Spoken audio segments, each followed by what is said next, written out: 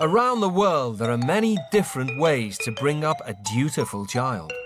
But can they work for British teenagers? I stand up for myself and I don't just bend over and take it whenever someone makes up a rule. I don't think that I would ever give my mum full respect. I think I've got a really easy life, but at the same time, it's the life I've become accustomed to. To find out, teens who've never met before will pair up and live under new parents and new rules on the other side of the world. I won't let you cheapen yourself in front of me. I'm going home. If my child talks to me and talks back, I don't take it lightly. This is a very big embarrassment to me. Nothing of this kind will happen tomorrow. It is ultimately one person who is the boss. Get upstairs. Get upstairs, Ross. Let them get me sexually active, let them drink, let them sow their wild oats. Hey, you've lost your cotton-picking mind. You have to have discipline starting from the home. Listen, if you continue like this, you'll be in bed for 7 o'clock. You're acting like a toddler. This family is pretty much nuts. Yeah, you'll do as I say. You don't do that, you're welcome to bugger off.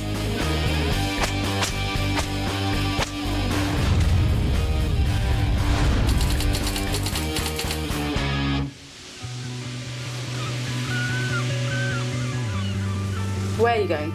To a pub. To a pub? Yeah. OK. You're allowed to drink in a pub? Bye. Sorry? Bye. That's rude. That's not. You won't talk to me? No. That's rude. OK. Very rude. OK. Are you allowed to drink in a pub near me? You're old enough. Obviously she knows I'm not old enough to drink in a pub, so why ask? It's a bit of an obvious question. Whatever. 16-year-old Naomi Fisher's blatant defiance of the rules has left her mum powerless to control her. I tried everything from shouting back to taking away privileges like money, telephones, anything I could think of. Nothing worked. Naomi had to sit her GCSEs a year late after being kicked out of school. She's been a law unto herself ever since her parents split up 3 years ago. She was just very angry, as I guess you'd expect. She wasn't happy about the situation at all. She wanted us to be a family. Like when they told us and stuff, like everyone cried, but I'm the kind of person just not to cry, to keep my emotions like bottled up. But that is basically when things just started going out of control after that. So what time are you going to be in tonight? I'm not too sure. Could you give me a time, please? 3, 4, 5. How about 2 o'clock? No. Yes, please. No, Mum. Most of the time, I'll just end up walking out because I can't really bother to argue with her anymore. And if you can't live with someone at all and it's just hell, of course you feel you failed. I hope that this trip helps her to communicate with me, communicate with her mother better than she's been able to up to now.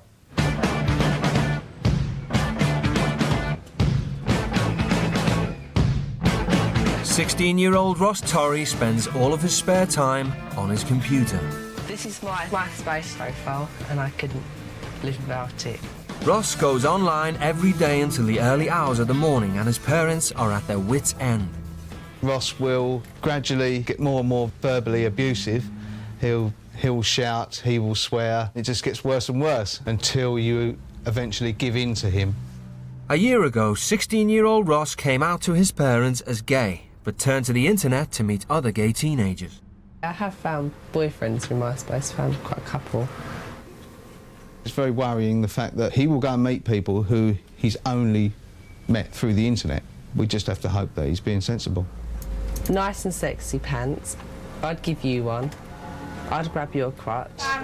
Despite his parents' full support, Ross has struggled to control his emotional outbursts. Who cares? Jessica is 10 years old. She's at school anyway. No, she doesn't. And why should she be subjected to continuous swearing? After he came out, it was as if all the anger came with it. All of a sudden, he had to live up to this image of being this nasty, sort of bitchy gay. I just changed myself, changed my appearance, changed everything. He'll say things like he would love nothing more than to sit there and watch us burn and die and be in pain. And then take a photo of it. Sixth former Ross refuses to lift a finger at home, but still expects his parents to support him financially. When I go to college, I expect then you to pay me £31 a month for a bus pass. It don't just a minute, shush, shut up, talking. Yes, we do pay. No, I'm talking. Bus fare for sixth form. I think he does need to find the real Ross again. I think he knows the real Ross. He knows that person because he was a happy, really loving child. Now things are about to change. Both teens' parents have agreed to send them to America to experience strict parenting firsthand. I've definitely made that life at home for me quite as easy as I actually think, and I will miss it a lot. I'm actually really excited about going to Alabama now, because like packing and stuff, it makes it official, I guess. I don't know, it's been great. For the next 8 days, Ross and Naomi will be away from their friends and family for the first time in their lives. Ooh. See you later, yeah? Don't, because you know you'll get me cry. You got your passport? Yes. Goodbye. Okay. Goodbye. Yes, Mum. I don't expect him all of a sudden to come home and start doing the washing and ironing and things like that. But it would be nice, but no, just a few, you know, the please, the thank yous and a bit of decency. Hope she comes back with knowing herself and what she's about. I didn't know where Alabama was till today. I was like, where is Alabama?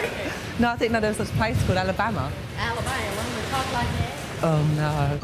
The teens are being sent to Alabama, 4,000 miles away, where they'll be staying with the Garnetts, a deeply religious, conservative family. Satan wants to devour our kids. He wants to pull them away. He wants to bring them into darkness. So it's my job to not let him do that. Mum Lynn is a part-time teacher, and Dad Mark works for a large pharmaceutical company. And they are the proud parents to 16-year-old Hunter, 14-year-old Mitchell, and 12-year-old Heather. And my parents just make sure everything is appropriate for a 12-year-old godly girl before I go and do anything. You put your thumb in your neck right here, and you put your hand down. If your shirt comes below that, then it's probably too short. This is the driving contract that my dad wrote up for me. It has 15 rules on there, what I should and should not do when I'm driving in the car.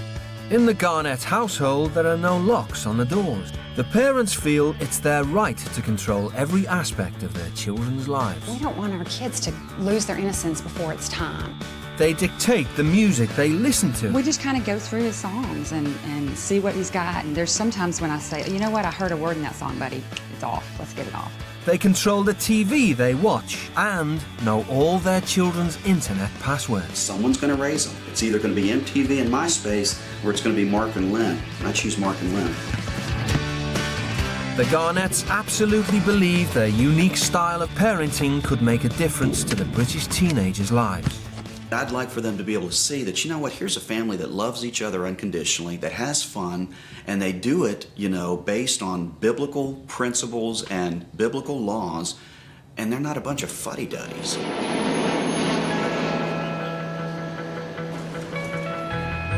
After a 9-hour flight, Naomi and Ross touched down in America. Alabama has some of the strictest state laws in America. Smoking is illegal for anyone under 19. One's heaviest. It's also a deeply religious state. In the UK, only 10% of people regularly attend church, but in Alabama, it's over 75%. Oh, look at us, Desperate Housewives. Really American, aren't they? And you're getting mad and hot. The American dream.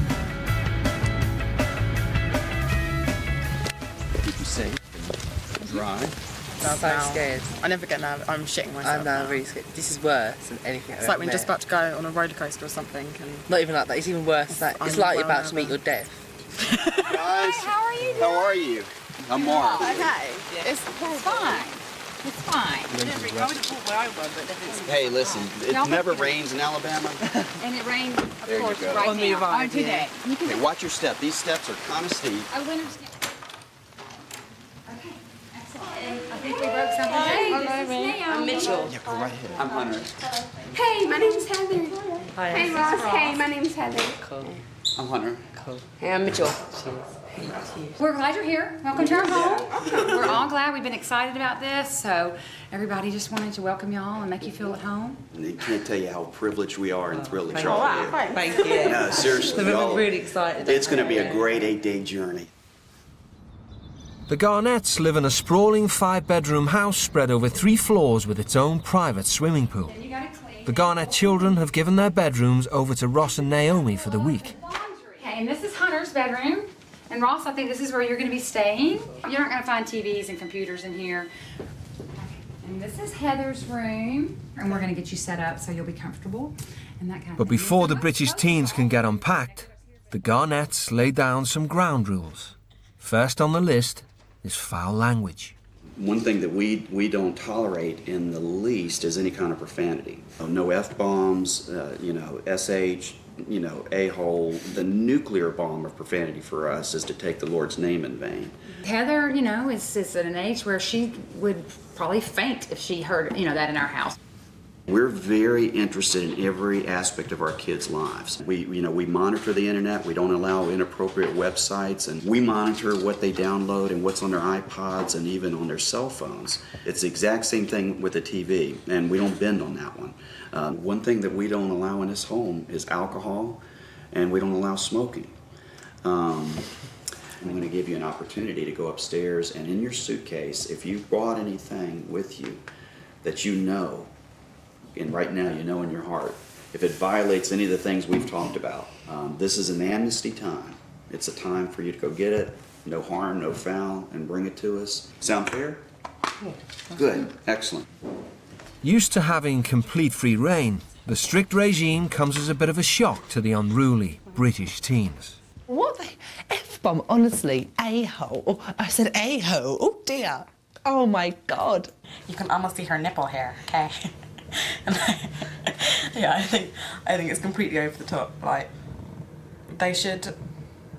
I don't know. It just doesn't seem human almost that you're not allowed to see the things that go on outside of these walls. There's no need to be continuously looking over this, looking at them, watching what they're doing, and stuff. I mean, come on.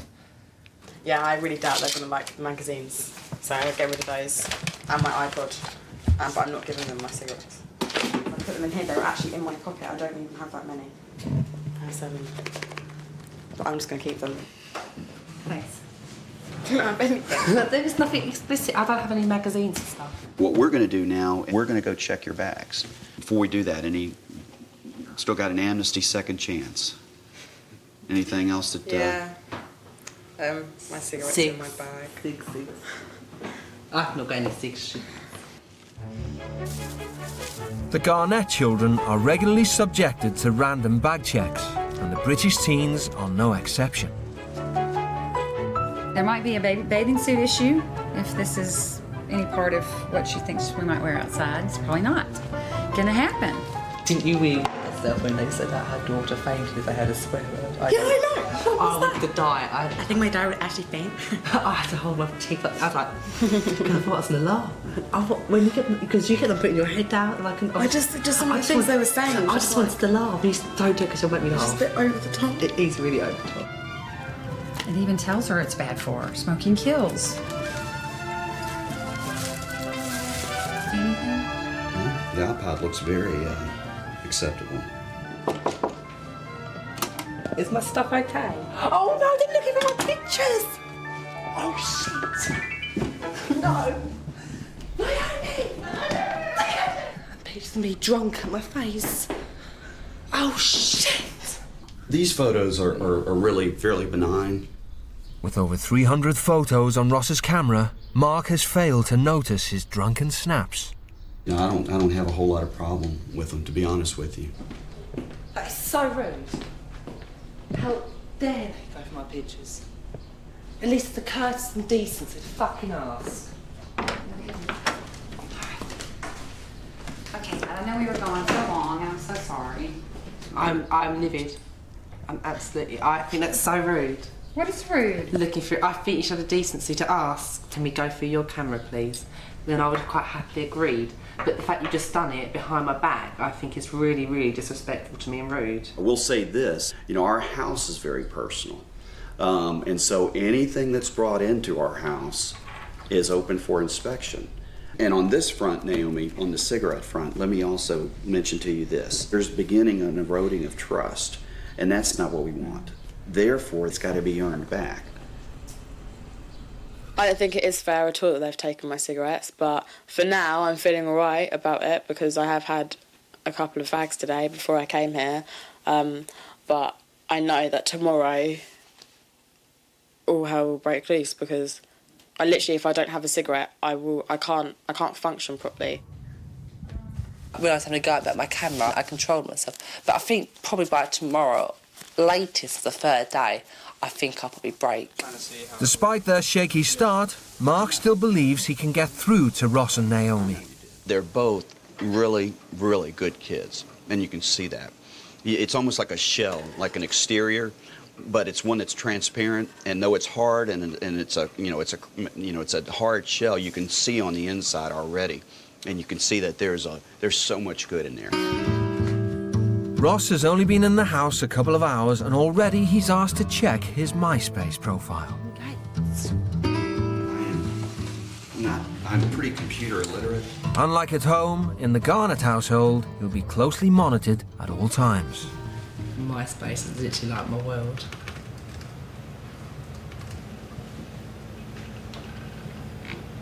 What is it that you're trying to accomplish by putting a photo like that? Because that's pretty provocative. I am very insecure. And by doing something like that, get so many good replies, it's what made me begin for some reason feel better. Mm-hmm. The people that reply, do you know them? Do you know most of them, or is it anonymous people? I know a lot of them, and some of them I don't know. And do people ever send you messages that you find offensive? Oh yeah, a lot of abuse messages on here, people telling me to go and kill myself. Are you serious? I can probably try and find one for you. I've had people telling me to go and shove my fingers down my scrapey little throat and make myself sick because I'm a fat person. It's horrible. Well, I gotta tell you, man, that breaks my heart. People are horrible. People are horrible in here. You get some evil people, I tell you. As much enjoyment as you may get out of this, I would argue that the damage you receive from it might counter a lot of that, if not all of it. So because I care about your safety and the well-being of you emotionally, that's why I'm going to ask you not to go on this particular account this week. How do you feel about that? I could probably give it a go and see how I last, yeah. I mean, I've actually never lived without my space. I've never gone a day without it, really. That just kind of broke my heart, to be honest with you, to know that he's getting his esteem and his value and his worth from people he's never met. I can't tell you how much I appreciate him being candid about it and very forthright. At the same time, the level of alarm is through the roof. They think they're hot. Honestly, it's like, what good does that help? Oh, well, we don't want any abuse being brought into the house, Ross. Shut up. That's not mine. It's not mine. Heather, is this yours? Yes, sir. Okay. Oh, I thought it was yours. Over dinner, Naomi takes the opportunity to tell the Garnetts what she thinks of their overprotective parenting. You said that you're trying to teach them for the outside world and stuff, but the outside world does have all the things that you're protecting your children from. Hey, they're aware of, the world and cussing and movie and sex and whatever the case may be. There's things we talk about. They're open to that, but it's not something that he fills his mind with on a daily basis. And we want our kids to become the best adults they can be, and we want for y'all, as you enter adulthood, to maybe question some of the decisions you've been making in the past and saying, you know what, these may not be the best choices I'm making when I'm entering into adulthood. Do you have a real thorough understanding what the expectations are? And why we do what we do? Doing it? Yeah. All right, well, let's clean up and we'll kind of wind down and get ready for bed here. It's only the end of day one, but already the teens are outraged by the level of parental control. They're all robots. The parents have literally robotised these kids. They're going to go into the world and not know jack shit. Their parents are going to think they do. I'm worried with the kids. Because when those kids go outside into the real world, they're not going to be able to cope.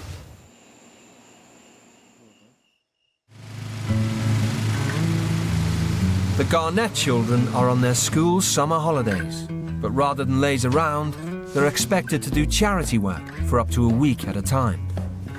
Do we get paid for this work today? You're helping the homeless people. It's like Okay, yeah, where's my tip? Teenagers can be selfish. We all can. But it's hard to be self-centered and selfish and caught up in yourself when you are looking at others that are less fortunate than you and realize, wow, I don't have it nearly as bad as I thought I did. Today, the British teens will be helping the Garnett's youngest son, Mitchell, who is volunteering at the Firehouse Shelter, a refuge for homeless men. The shelter is in downtown Birmingham, an area with high crime and unemployment. It's a world away from the Garnett's secluded suburbs, only 10 miles up the road. During their shift, Naomi and Ross will be answering to the shelter's manager, Melvin. Good morning, everybody. Well, they're here to volunteer. They're here to work and help out, and they want to assist in serving, and I told them that you all wouldn't mind. Far from resenting the hard work, Mitchell actually enjoys it. My dad is right about it being good for our family, just being able to help others that might not be as fortunate as us, help them before we help ourselves. Okay, so let's come on out here, you all. We're going to go out front and get ready to start lunch. Okay. The shelter provides hot meals every day for up to 200 homeless men and is run almost entirely by volunteers. Volunteers are our lifeline here at the shelter. Without our volunteers, we wouldn't make it.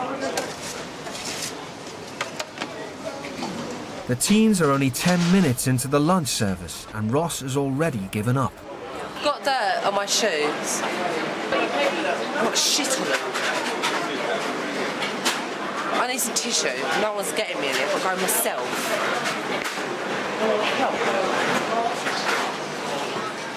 With the lunch queue beginning to build, Ross and Naomi are nowhere to be seen.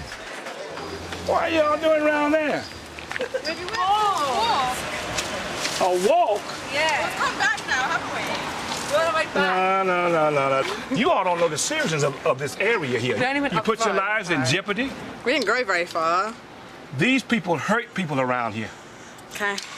They kill people, they cut people, they stab people. You have to think before you do things like that, Naomi. Put that bag over here and come on here. Whatever. Takes the piss! Is that gonna change it? Ross never helps out at home and is struggling to see the point in washing up for people in need. And quit using those words in here. It's a matter of respect. You may not respect nobody at home, but you're gonna respect us here at this facility. You understand that? Yeah.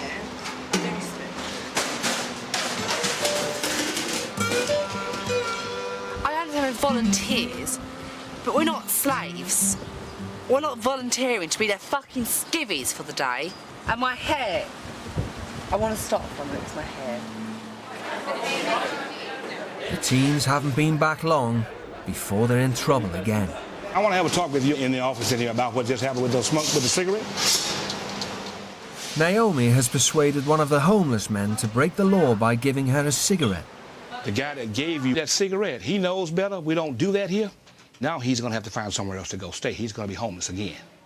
He's back out on the streets again because you asked for a cigarette. Just because he gave me a cigarette, he's going to be homeless? Yes. Yeah, but that's out of order because it was my fault. So Well, I should get a punishment for it, not him. You probably will. So we understood each other? Yeah. Hmm? Yes. Okay.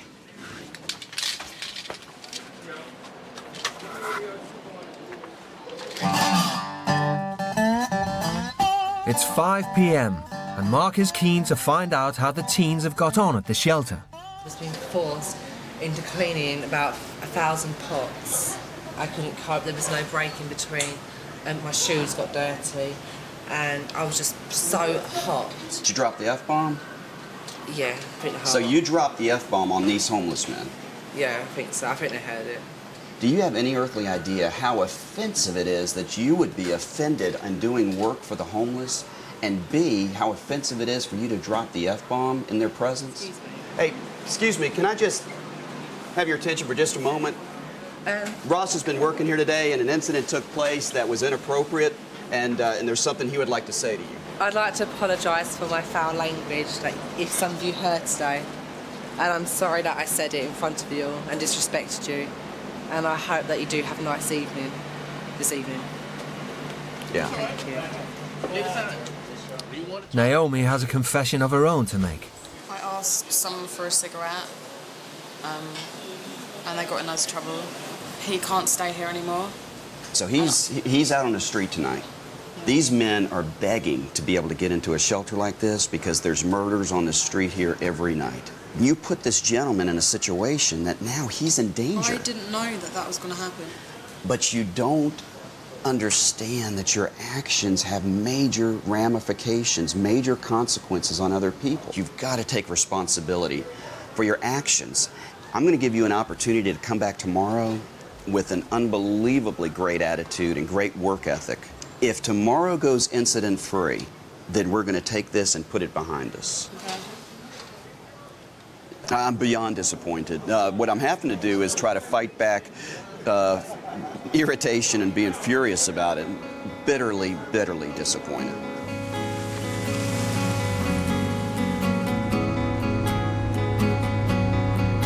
Now that man's homeless because I asked him for a cigarette. To be honest, that's completely over the top and that shouldn't have happened.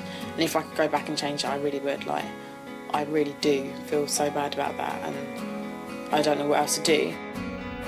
Over the past 2 days, Ross has found it difficult adjusting to the Garnett style of parenting.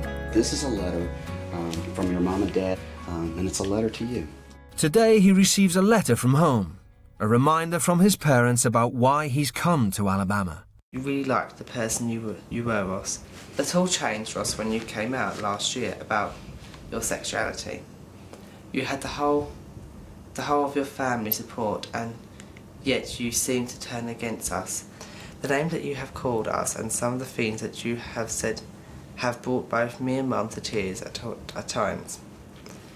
When you said that you would like to see us burn and take pictures while it happened, that hurt us more than you will ever know.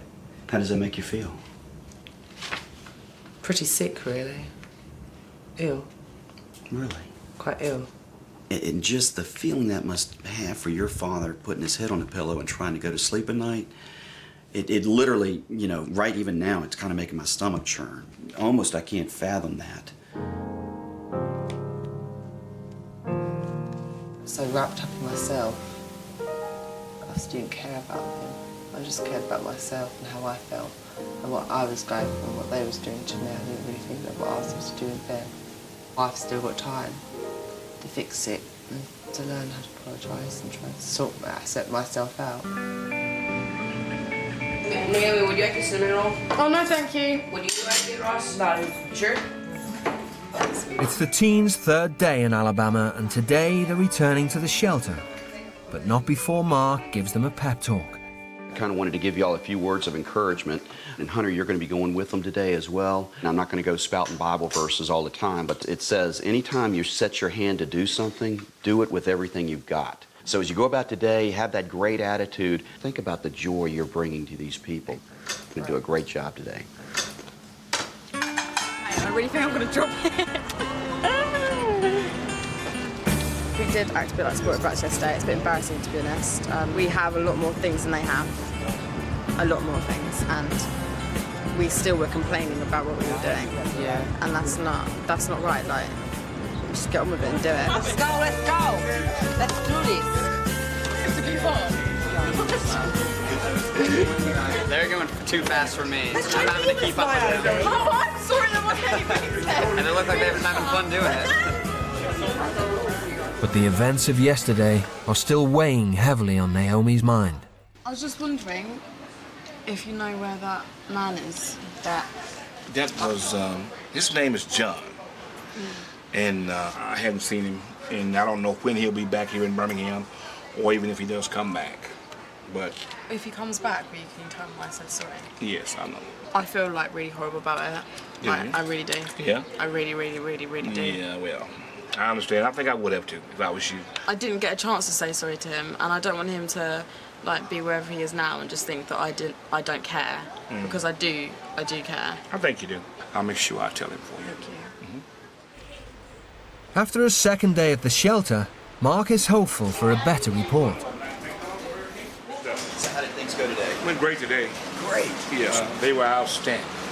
Excellent. I just love them both. I knew y'all were going to do great in terms of your work ethic and in terms of your attitude, so y'all have knocked it out. Congratulations, and thank you so much. I am so proud of you. I can't tell you how proud I am of you. That is outstanding. That is outstanding. You are awesome. Thank you. Thank you. Appreciate you. Thank y'all so much. Y'all have done a great service today. Oh, I'm so proud of you. Outstanding. Oh, wow. Well, let's go. Y'all ready to go? Yeah. Let's go home. We're going to have a great afternoon and a great evening. Here we go, right around the left. The way he chose his words and what he said, it kind of made me want to cry, like, not with being upset, but just with what he was saying. Like, he is so sincere and he really means everything that he says, and I don't know, like, after you've had a chat with him, you just want to, like, smile and jump around and be like, yay. Mark makes a point of telling his kids how proud he is of them every day. I didn't hear, "I'm proud of you, son," from my dad until the day before he passed away. And I remember I was actually putting his slippers on. And I just looked up at him, and that's when he said it. He said, "I just want to tell you how proud you've made me over the years, and how proud I am of the man you've become and the father you've become." And I'll never forget that. It was great. See you later. Good evening. Bye. As a reward for their hard work, Mark has given Ross and Naomi permission to go bowling with Hunter. All right, guys, here we go. Big night out on the town bowling. Hunter, you're driving. Oh, yes. Hey, Naomi and Ross, let me just have a real quick word with you. Yep. Hunter, if you will, just go ahead and get in the car. They'll be right there, buddy. Hey, obviously this is going to be a great night. You're going to have a wonderful time. You did a phenomenal job today. We're so proud of you. But as you go out and enjoy yourselves tonight, do not forget about your responsibilities and your commitments. Naomi, I'm not going to go with cigarettes. And you know what? You're going to do. I know you're going to do great tonight.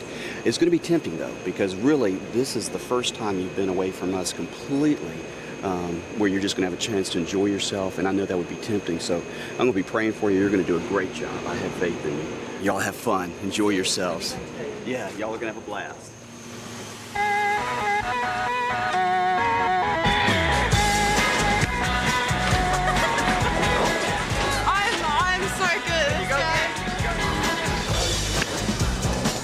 Unlike the UK teams, nights out for 16-year-old Hunter and his friends are a treat. They must be earned, carry huge responsibility, and come with a curfew of 9 p.m. It's the first chance for the teens to enjoy themselves, unsupervised.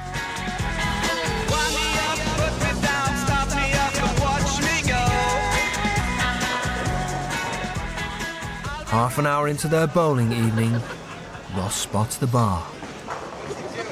Has anyone got a spare cigarette or anything? Has anyone got a spare cig? Ross knows it's illegal to smoke in Alabama under the age of 19. Flouting the rules is his speciality. But he's determined not to be the only one that gets into trouble.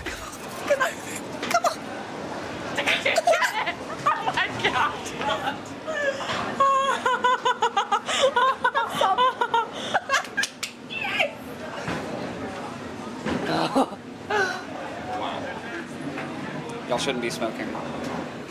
Shit. I'm thinking of your dad now, right now.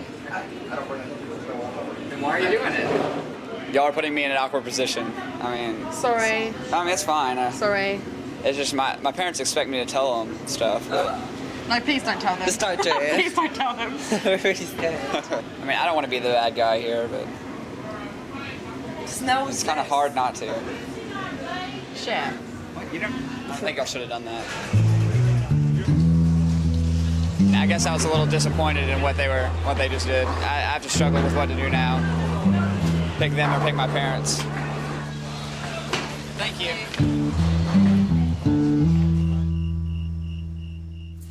Hey guys. Hello. How's it going? Good. Tell me about bowling. I mean, nobody got in trouble? Kind of? Yeah, a little. What happened? I don't know. Do y'all want to tell her, or do you want me to? I want to hear your side, and I want to hear their side. I'll say. Okay, Ross will say. She'll get wild? We had a cig. You had a cig? Both of you? We had we both shared one. Where'd you get it? This lady. So you just asked some stranger, can I have a cigarette? Yeah. Why? You don't even smoke, Ross. Hello there. Hello. How are you? How'd it go? I mean, they had fun, but I'm not so So sure. is everything okay? I think so, but they broke our rules. Really?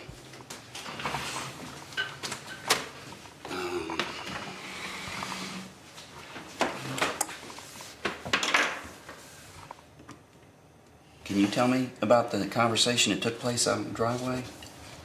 Because you looked me in the eyes, which I'd like for you to do right now, and you told me what? That I wasn't gonna smoke. I can't have you look me in the eye and tell me one thing, and then I guess, I don't know, an hour, 2 hours, however long later, just go ahead and just, drop your pants and put it in a toilet bowl. We didn't want to tell you, but Hunter obviously wanted to tell you because otherwise he'd get into trouble. So if Hunter hadn't have seen you, we would have never known.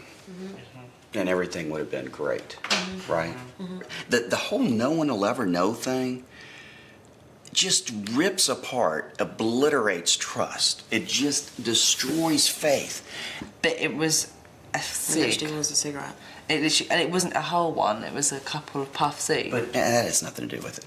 I couldn't give two flips about the cigarette, to be honest with you. You guys have lost complete sight of what's important. If we can't trust you, and we can't have any faith in you, there's just nothing here. There's just nothing here.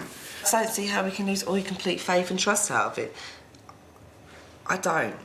Sorry, just don't. We're trying to do our best to show you what unconditional love looks like, and you continue to just piss it back in our faces.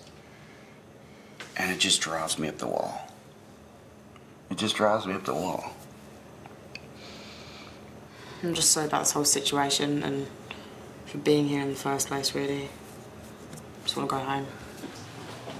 Your lives are, because again, it wraps around you. It's all about you. Oh, however it makes someone else feel, you don't care. And I'm sorry if that hurts your feelings. But, no. See, it doesn't even hurt your feelings because you don't give a rip, because it's not important to you. We do, because we know it's not true. You know what? I'm done here. You guys have a Coke and a smile, a great evening, and I get those plane tickets ready. Yes, ma'am. This is worthless. It really is. Guys. He's mad. Yeah, I think I've expressed enough. I do care. Get upstairs. Mark. I'm dead serious. Calm Get down. upstairs. Just go to bed. Okay? No, you go to bed. Get upstairs. That's what I'm saying. Get upstairs, Ross.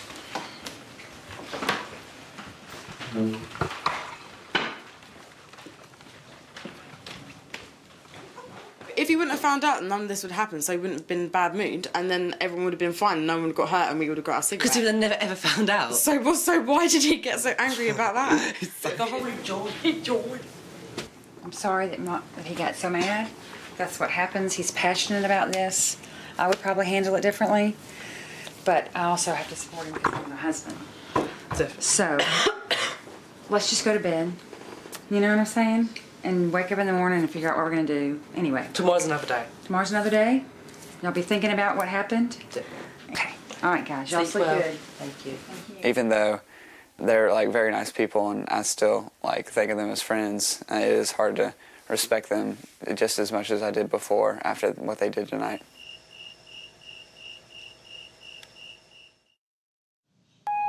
The teens are halfway through their week in Alabama.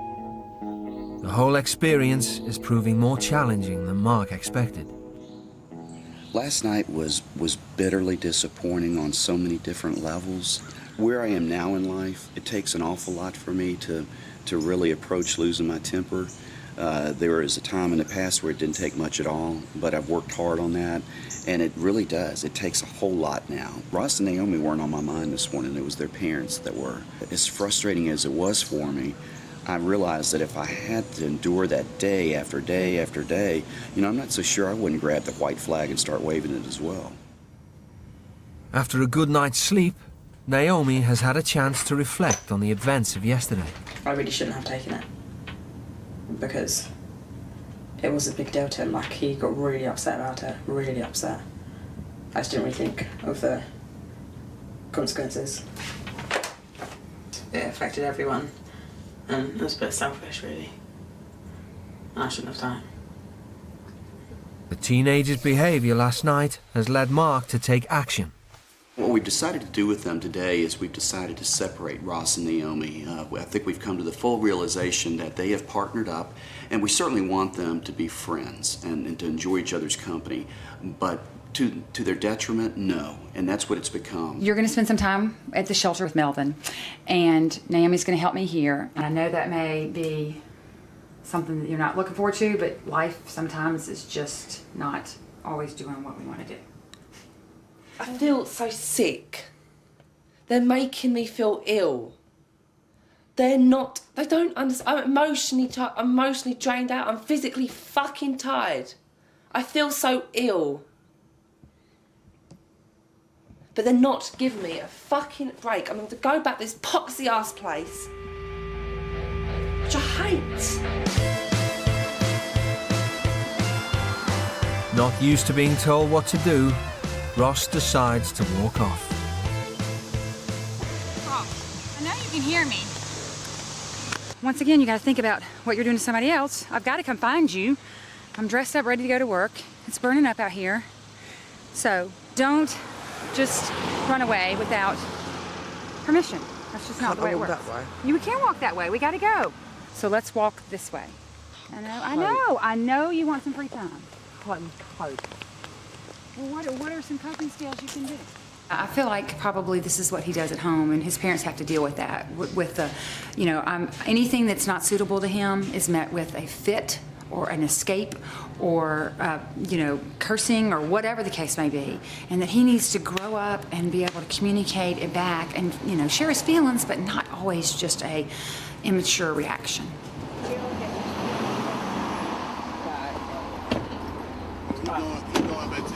I'm back. Okay. Back at the house, Naomi finally begins to open up to Mark. Well, I said sorry last night, but I didn't really... I did mean it, but I didn't really mean it, and now I'm saying sorry, and I sincerely mean it, I'm sorry. Obviously, I got very passionate last night, and I got passionate because I care. I hope I didn't come across as being passionate because I stopped caring. No. I appreciate you. I appreciate you too. Well, thank you. Can I give you a hug? Yeah. Is that okay? Yeah. You're so sweet.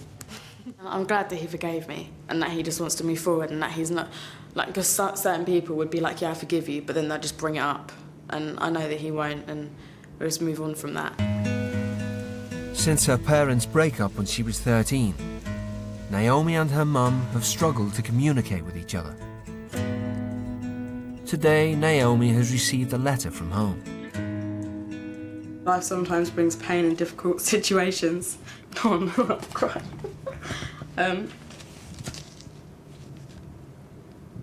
We as a family in a fair share of those.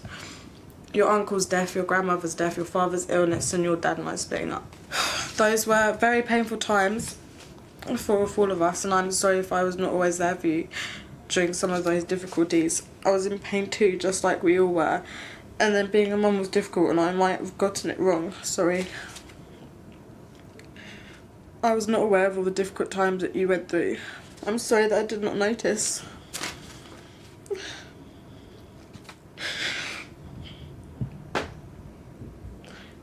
We never really, talk about the past and stuff, and I don't know, just because she kept on saying sorry, and I don't know.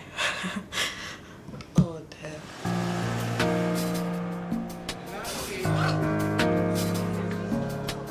At the homeless shelter, rather than throw a fit, Ross has knuckled down.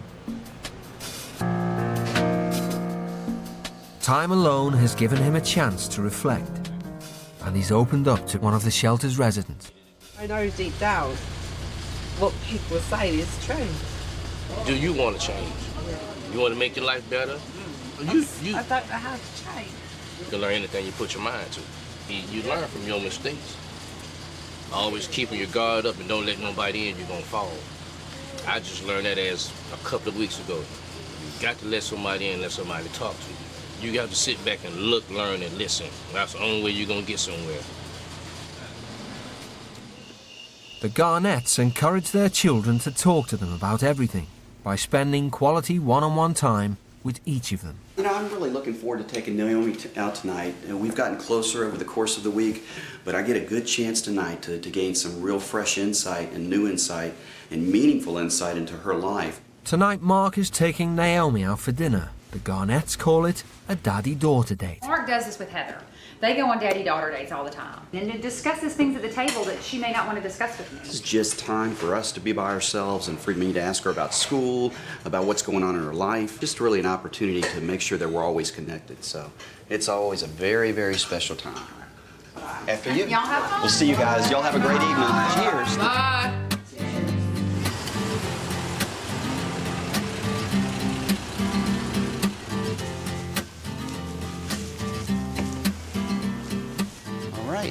And we've arrived. This is Leonardo's. You're gonna love this. You ready? Yep. You go right through here. I'll follow you. Well, have you always been kind of private, you know, and kind of quiet? I used to, like, say what I felt and act how I felt. Right. But I've just stopped doing that. I've changed a lot. Well, I'm not trying to get ultra personal, but what's taken place that makes you really kind of afraid to trust people and be vulnerable to people and share stuff like that to people? I mean, it sounds like you've really gotten burned. Yeah, no, there's just been a lot of drama in our family. Were y'all very close? But we were close as a family. We were. There was a lot of arguing and stuff, but I just thought they were like going through a rough patch kind of thing. Right. And yeah. And then they just broke up, and I was quite like, I was shocked. But I wasn't that, I don't know. I wasn't that upset. But I think it did break my trust for people because my parents hadn't told me anything about it, I guess. And then I was like, well, if I can't trust you, then who can I trust? Now that your mom has written you this letter, will that change anything? Yeah, it will, but it's more just its experience, really, that's going to change things. Have you really been who you are either are or are capable of being this week? I mean, are we seeing the real you? You're seeing what I would like to be. So it's what you can be. Yeah. Yeah. When Mark asked me, Naomi, I want to go on a date with you, I was like, okay. I was thinking, great, it's going to be cringe, but it wasn't at all like he somehow makes it comfortable. I just can't talk to my parents about stuff, right, like that. I just clam up. It's not like natural to me. Back at the house, Ross has been doing some soul searching and is finally coming to terms with his behaviour. So full of myself that I've just not cared about anyone else out there, not anyone else's feelings. And like they say, I'm being everything revolves around me. It's true, and I brag about myself. It's horrible. It makes me feel horrible.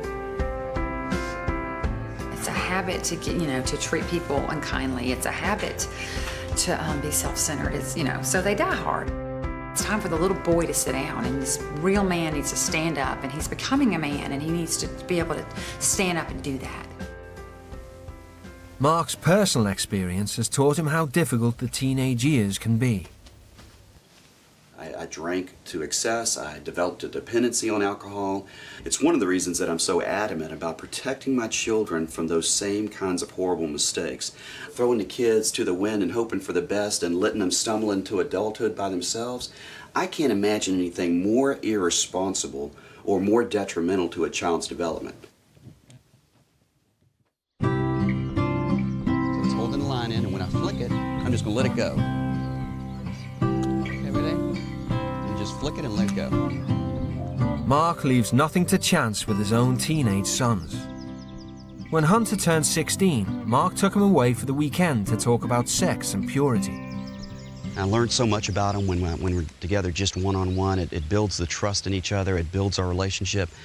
But it's also just a critical time for us to be together and get away without distraction in order to talk about really, really important subjects as they cross that bridge from adolescence into manhood. With only one day left before the teens return home, Mark has taken Ross away to have the same frank discussion. Nice. Hello, fish. Fish meet Ross. Ross meet fish. So there's your friend. Can I hold him? Yeah. Now, try to grab him like I did. So hold those fins so they don't come back and nip you. Ah! Ow! That's okay. We're going to put him right back in. There you go, buddy. Throughout his teenage years, Ross has struggled with his low self-esteem. I've never been in a relationship longer than about a month and 2 weeks. Have you met all of these guys on MySpace? Yep, but some of my friends knew. It's really rare that anybody makes a meaningful meeting and has a meaningful relationship through the internet. Obviously, being gay, it's not as easy as it being straight, because how often does a guy come up to you and go, oh, hi, what's your number? I'll just say yes to people because I'd feel wanted. Much like yourself, in my life, I was constantly seeking fulfillment and to raise my esteem and to boost my confidence through anything imaginable. I would chase anything, whether it was relationships, whether it was, something like alcohol. I made horrible decisions. And I was a good kid, but I made horrible decisions. You're a good kid. You're just not making great decisions. But just like me, you can make a choice and you can begin to change, and you're doing that this week. My hope and my prayer for you, Ross, is that you've got the strength to continue, and I believe you do.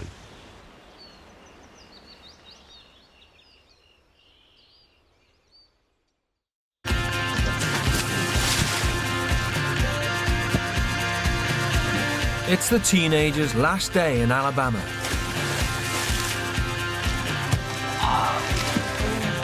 And Mark has one final request for Ross. I want to ask you to enable the privacy function. There's no reason why anonymous people should be able to come onto your page and leave abusive, negative, horrifyingly detrimental comments. All right, is that okay? Yep. Are you in agreement with that? Yep. I would like to be able to not use it as much. I know for myself I would never be able to get rid of it. I don't even want to get rid of it. That's not my aim. I think more of an aim is to try and maybe find something else to do other than MySpace when I'm not when I'm at home. The Garnetts have invited some friends round for a goodbye barbecue. I've collapsed on the floor, wetting myself. My friend's next to me, they're dying, literally. Steam's coming up their head. While the barbecue is in full swing, Mark has a few words of encouragement for the British teens. Think about the things we talked about this week. You know what's to do and what not to do. And, be respectful to your mom, as you will be. And know that they love you. And you have an opportunity to start fresh, with every bit of confidence and faith in you. Thank you. You've got what it takes. I believe in you. I really do. Don't worry about what's happened in the past. You can't do a thing about it. But you can take care of today. You're going to have a great life, my friend, and I hope we'll stay in touch. And I'll tell you one last thing. I would be proud to have you as my son. Yeah. And I thank you for letting me be your dad this week. Thank you so much. It's been a pleasure. Oh, man. It's been great. Thank you so much. I'm really going to miss them. And it has been such a pleasure to be here this week. It's been hard, but it's been worth it. Here we go.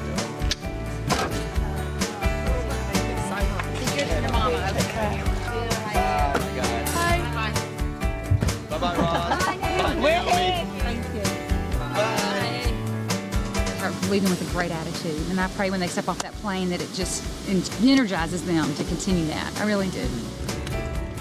Very much looking forward to now to becoming the Ross I was, the original me, the happy, smiley, jokey Ross. I think when I get to that stage again, I think a lot of things will change, a lot of things will be different. Never really sat down and talked with either of my parents about my feelings. Never really sat down and talked about what's happened and why everything's happened and the past and stuff and how we can just move forward and make it a positive thing.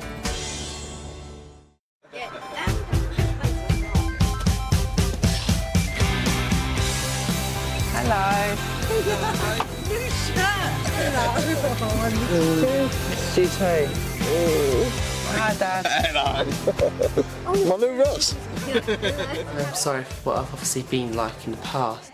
So it made me realise to say thank you more for stuff. Because the kids out there, well, it's just like, I think the only words I've ever heard him say is "Thank you, ma'am.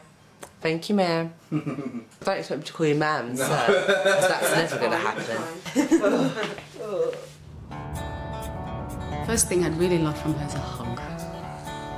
A hug and a cuddle, and I hope she had a good experience. I really hope she found another little piece of herself. Oh my gosh. Okay, careful. Oh, happy birthday, darling. Thank you. It's not my birthday. It was yesterday. I spent my birthday on a with plane. you. Oh no. There you are. What have I learned? To not be so selfish, to think of others before myself. The consequence of my actions. I'm just going to try and treat you nicer and like help you more around the house and stuff. I missed you. I missed you too. Did you? Hello, baby. I still have you back.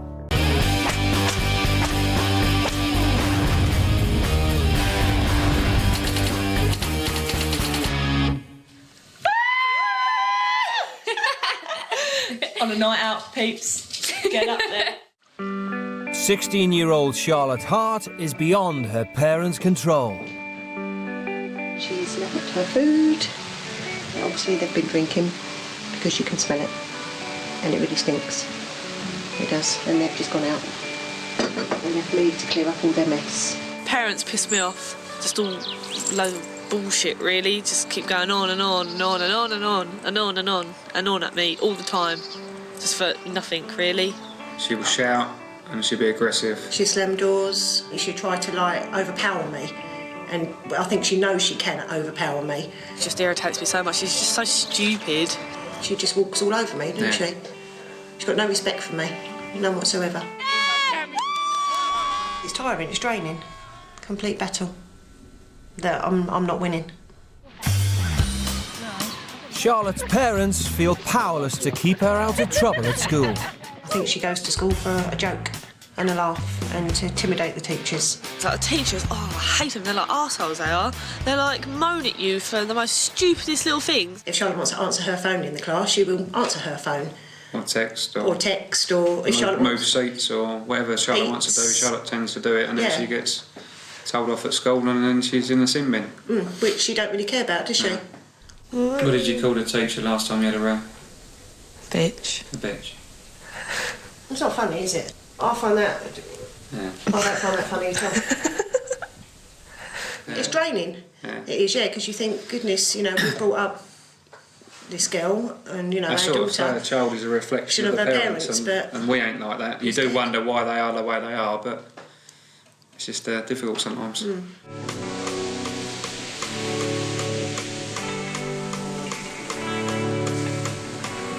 I'm the reason why everyone argues. I'm the reason why everything is bad since Dad buggered off. 17-year-old Sam Northage is an angry young man. I haven't called you a bastard. I haven't said that you are lazy. I do value you. I care a tremendous amount about you, and I am just trying to be a mother. I'm not saying I'm the worst person in the world, but I don't want to be here. I've never, ever, ever wanted to be with this place. I'm fed up with this. I just feel at the moment it's like a volcano inside Sam. He's a lot more aggressive to Mum. If Mum says no, he'll just do it anyway. I stand up for myself and I don't just bend over and take it whenever someone makes up a rule. Sam is from a devout Christian family, but since his parents split up a year ago and his father went to live abroad, he's lost his faith and his mother is struggling to control him. I have been a strict parent, but in the last year since his dad left, he's been pushing the boundaries. If I've got the choice, I will stay out pretty much every single night and, just don't really go back there unless I need the toilet or need food. Despite his mother's difficulties running the home alone, Sam has all but turned his back on his family. Chad, give me a lighter. My mates, I would consider to be my real family because they're the ones who are with me all the time. They're the ones who are always there for me. So these guys really are my real family and not the people who I just live with. I've spoken, that's the end of it. I'm not having it. I don't fucking care. He's just pushed and pushed at the boundaries. He won't take no for an answer, really. that. I don't need that top. Now, in a unique experiment, both families have agreed to try something different. Look at that hideous mugshot. Oh, scary. That's not a good picture, man. They have decided to send their teens abroad to live with new parents. She'll be all right for a while, and then when she don't like something, she'll go mad, have a little tantrum.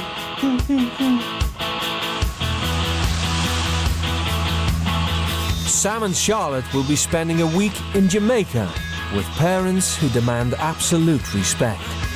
Mum, will you get my bag? I'm going to Jamaica. All right. Right.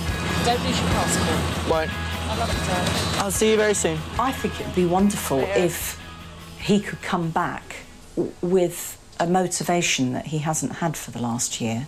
I want him to realise within himself that he's actually spoiling the family makeup by his aggressive behaviour. Have a really good time, okay? Don't let me down, okay? Okay. Love you. Love you. I do hope this could be, you know, the start for Charlotte to sort herself out and realise there is more to life than arguing and getting the ump and stuff, you know, and go and do something with herself. I'm Sam. Whatever. The teens' destination is nearly 5,000 miles away. Maypen, central Jamaica, where they'll be staying with the Rose family. Come on, David, out of bed, out of bed! The Roses believe a relentlessly strict household is the only way to bring up children. Which way are you going? Come this way! There are rules of the house. They have to respect the rules. They have to obey the rules. When they break the rules, there are consequences. Basically, right that's true. That's true. That's true. Yes. Dad Dave is a government driver. His wife Sharon is a full-time mother to their two daughters, 14-year-old Davia and 7-year-old Devine. So you didn't clean the shoes last night, David? But it's Sharon who's in charge. I don't even have to flog them because they know the signs. I'll give them the look. One look. One look. Or and if I that have is to enough. say, One look. Davia, she knows that. The Roses believe in physical punishment for children, absolute obedience to parents, and that everyone in the family should earn their keep. Discipline is a key in everything that you do. Without discipline and the Father above, you will not make it. Because you have to have discipline starting from the home. They think their old-fashioned parenting could teach the British teens a thing or two. Is a wild horse, it can be tamed. Can be tamed, yes. It can be tamed.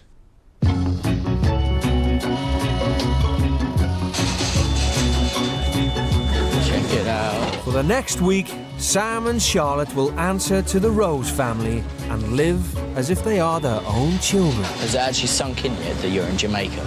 Yeah, it's not a holiday, is it? I know it's not a holiday, but it's Jamaica. Maypen is a 2-hour drive from the airport into the island's interior. Jamaica is famed for its beaches and party atmosphere, but where the teens are headed, there is neither. Well, well, well. Come on, guys. Come on, guys. We have been waiting. How is everything? Hi, Sam. Hi, Charlotte. Hi, Charlotte. Hello. Okay. Here's your mommy. The Roses live in a modest bungalow. This is your house. Charlotte is bunking with Davia and Devine, while Sam has a room to himself. This is your room, Charlotte. And those are your sister. The family, they seem very, very nice. And it's excellent. I was a little bit nervous about meeting them because I didn't really know what they were going to be like, but they seem excellent, so it's going to be good. Okay. I do have one thing. I do smoke tobacco, and I have done for quite a few years. I'm completely fine if I can't smoke in here, but if I'm out and about, is that all right if I have a cigarette? No, will not do. Smoking is a no-no. No. We don't smoke. We don't smoke, we don't drink. We'll talk about it in the morning. Well, that might be a bit of a problem. And I mean, to be entirely honest, I'm willing to take any punishment they want to give me for smoking. I can say I'm not going to be able to go the whole 10 days without smoking. The teens have only been in the house a few minutes. but already Sharon thinks she's got their number. Charlotte, she looked fragile, but she's frightened. You know, new environment. I mean, Sam, he doesn't look like a normal child. He needs to be fixed because there's no way I could have Sam under this roof looking like that because he doesn't look like a normal child.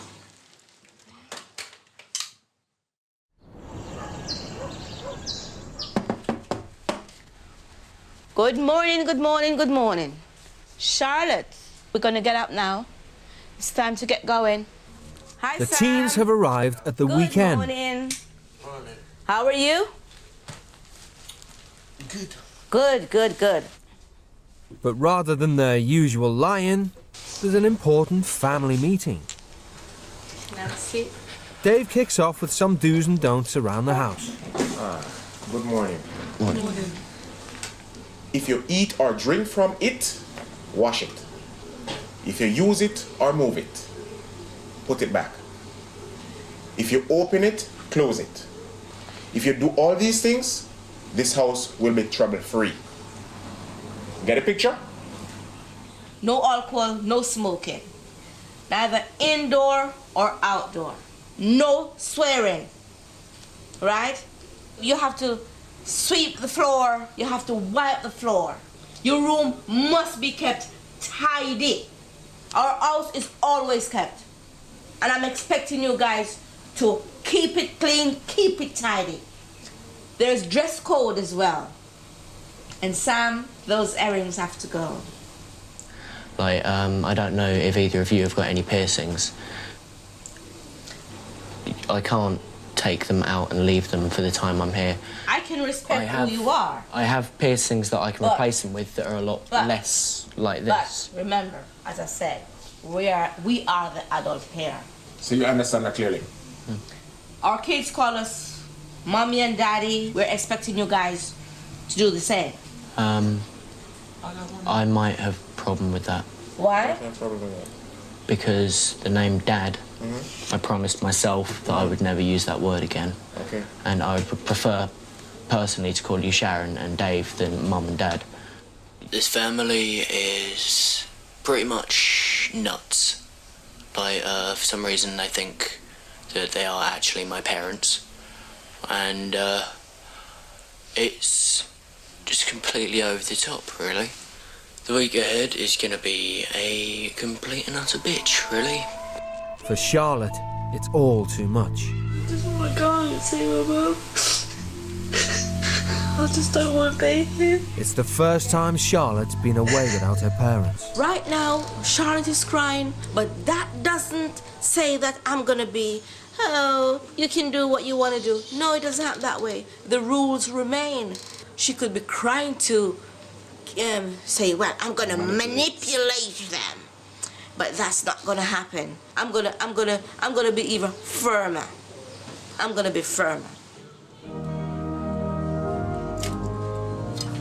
Nearly 70% of Jamaicans are devout Christians, and in the Rose household, everyone attends St. Gabriel's Anglican Church on Sunday.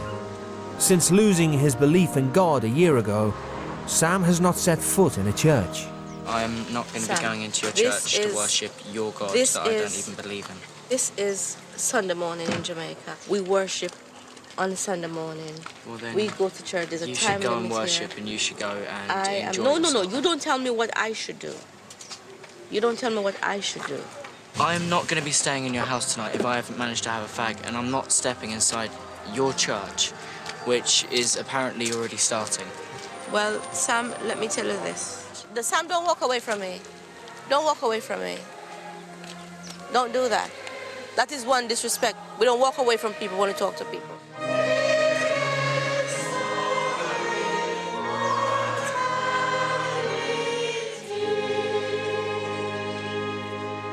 Father, Son, and Holy Spirit. Hallelujah. Hallelujah. And blessed be his kingdom, now and forever. Amen. I am not taking shit from this family. I am not being told that I'm not allowed to have my basic human bloody rights when I'm out in Jamaica because it's not in their house rules.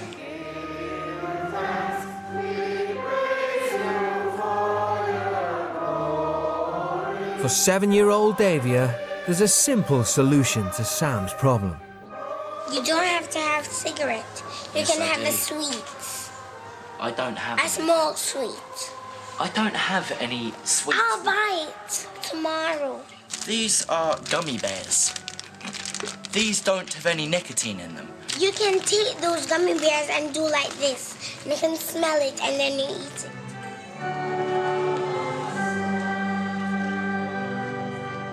I did not come out here to visit the world of Sharon Rose.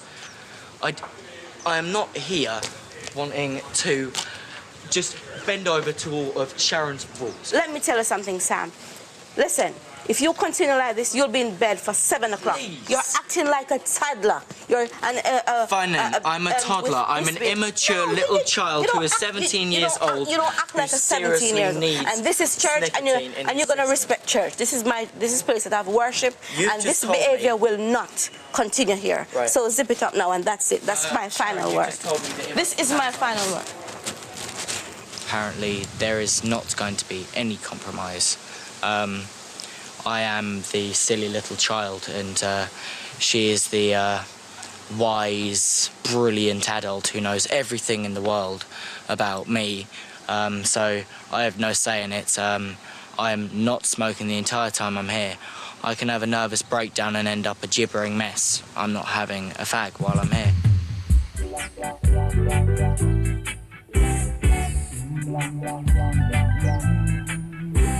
Back home, after an argument, Sam would normally storm out of the house. Instead, he's sent to bed early. Sharon's had more than enough of his behaviour for one day. Maybe the British government need to send these kids to live in Jamaica. Not come in to see the discipline in Jamaica, but come and live here, period. These kids need discipline. It's not about them. It's about parents. It's too much. Too privileged too.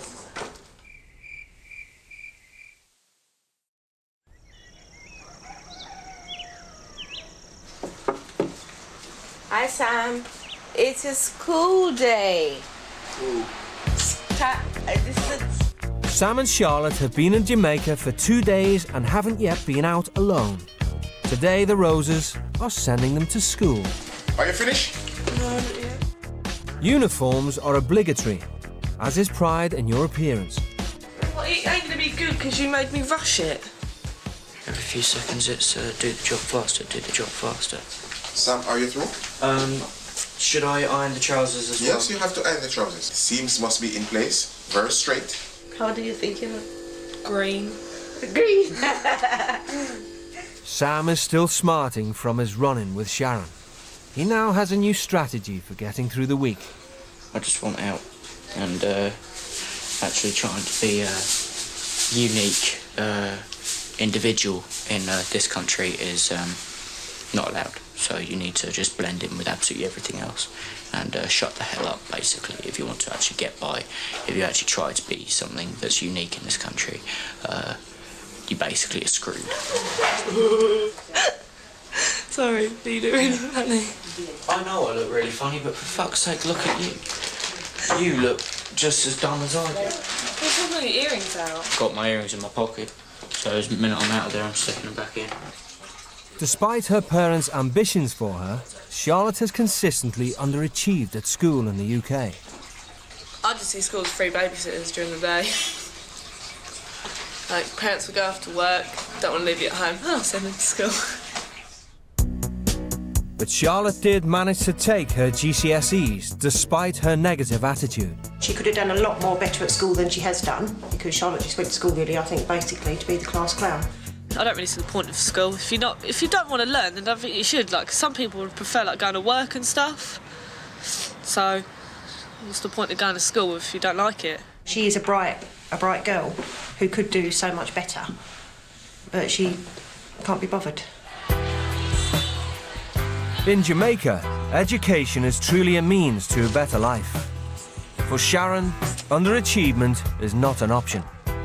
In Jamaica, you go to school to get an education, to be a professional person, have a job.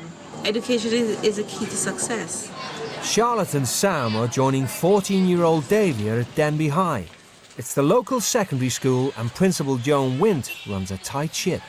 This school has a reputation for being a strict school and a disciplined school and also a successful school.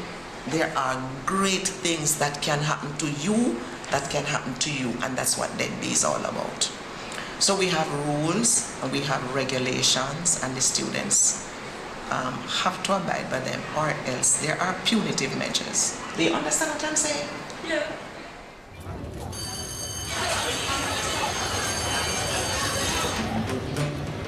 The teens' first task is to write a poem and an essay beginning with the line, Jamaica is... The essay is to test their level of articulacy, expression and concentration.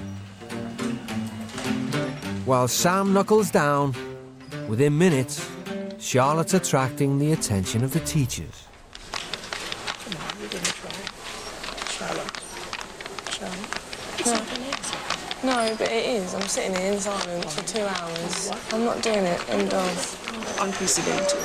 We've never had a child who's so open with a defiant. It's not just the way it is done here. If it's an examination, you have to sit and write and do some work, and if you're not doing it, then you have to go to the principal's office. Well, let's go then. I need to get my bag.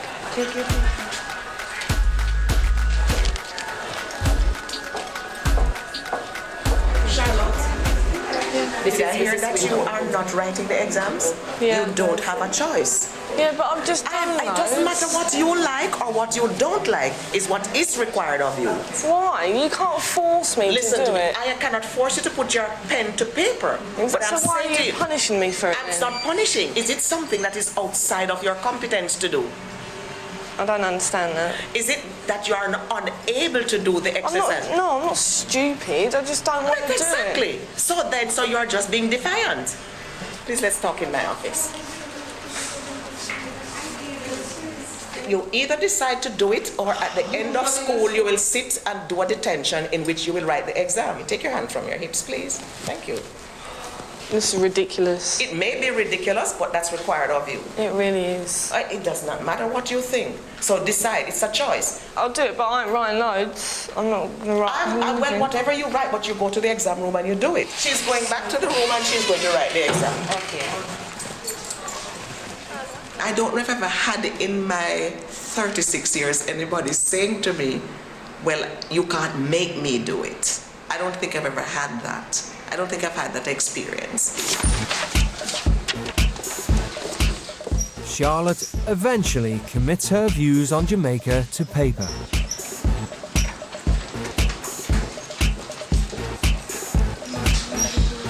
And finds that once she starts, she can't stop. I wrote well loads, actually. I didn't write what was meant to write, I just wrote about how I felt, and I feel better now for writing it all down.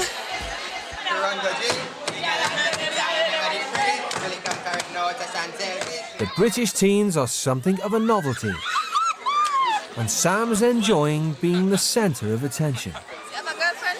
Yeah, I do. She's 15. And you're old, are you? I'm 17. It's all right. I'm getting on with the people here. I'm the only white guy in this school, so I've had a lot of people sort of like looking at me. Because I'm wearing this hat, everyone thinks I'm a Rasta. I mean, when I'm back in England, I'm hardly the most popular person in the world. I mean, I've got plenty of mates and I've got all my own mates, but if I started a new school back in England, I wouldn't have all these people crowding around me asking me all sorts of different things. The teens have only been at the school a few hours and there's a problem. Sharon has been called back in by the principal. The essay that Charlotte wrote earlier is a direct challenge to everything Principal Mrs. Wint stands for. Her language. She doesn't know why children are respectful. Yeah, respectful my ass. The people back home don't take no shit, so I don't see why the children should. Today Sam looks like a total dick. And again, she's pissed off and she's not taking no shit. This whole thing to my mind is disrespectful. The fact that what she wrote was unacceptable And you know the school does not put up with it. Could you ask Charlotte to come in? Thank you. Have a seat, Charlotte. How do you express annoyance? Do you think that annoyance should be expressed in appropriate ways? Like in appropriate ways? In appropriate ways. Was your annoyance expressed in an appropriate way? No, miss. Why did you choose to use inappropriate language? Because I was annoyed, really. People who use inappropriate language, expletives, filthy words, what does that tell about that person? That they're not a very nice person, really. Who does it reflect on worse? Your home or yourself? Myself. Yourself. Do you hate yourself? No. No. So why do you want to do yourself something that is negative? You shouldn't, eh? No. It's about choosing. You know what's right, you know what's wrong. And in your annoyance, you thought of hurting somebody else, but in the end, it was your reputation that got hurt. You see? So I want you to think and be more responsible as you make your choices. I think you deserve to apologize to Mrs. Wilkes. Sorry. No. Come on, a good apology. You addressed her. I'm sorry for what I did, it was wrong. You addressed her, Mrs. Wilkes. Mrs. Wills, I'm sorry for what I did. It was wrong, and I shouldn't have done it. And it was unfair to the other pupils around me who could hear me. And I shouldn't have done it. You should learn something about yourself, that when you become fearful, you become easily angry. Yeah. So you know that's something that you have to work on. You know? At my school, if you've done something wrong, they'll just say, like, oh, we're detention. No one would really talk to you about it. It'll probably happen again, but he'll, like, talk to you and make you realise what you've done.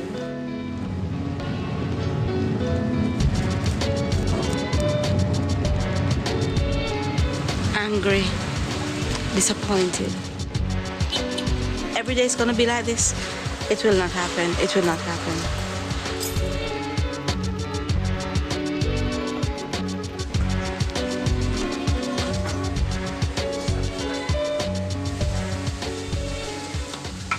This is how you do it. Your hand don't have to go squeaky. Unbeknown to Sharon, the day's events appear to be having an impact on Charlotte's negative attitude. I'm sorry about today, Sharon. Are you? Yeah. Really, really sorry? Yeah. How do you think I feel today getting that phone call after we've been through all of this? Disappointed. Very disappointed. Because, you know, I knew you were nervous, but I said my Charlotte is going to go out there and represent me. And are you going to let me proud tomorrow? Yeah. Proud? Yeah. Your mother proud? Yeah.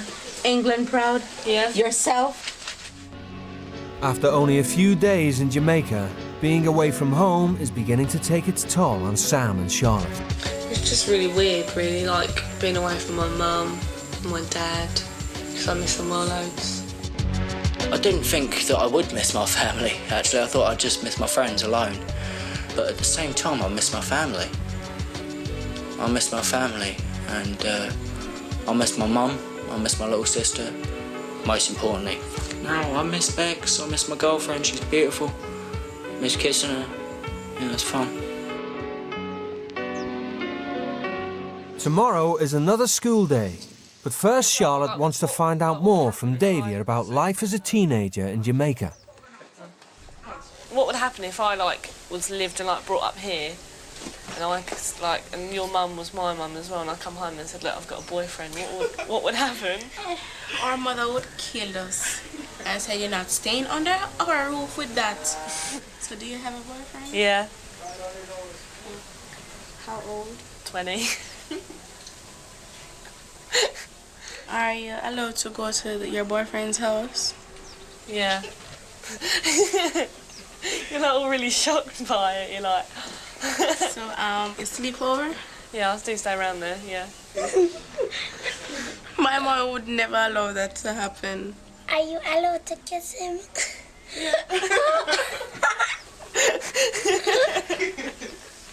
But like, my parents were all right with it, really. You love him? Don't know, really. That look like a no. Are you sexually active? Yeah. Yeah. Devin want to know if you use a condom. You use one? Yeah. Well, you got it. Otherwise, you like get something or get pregnant. So if I was your boyfriend, I never ever do those things.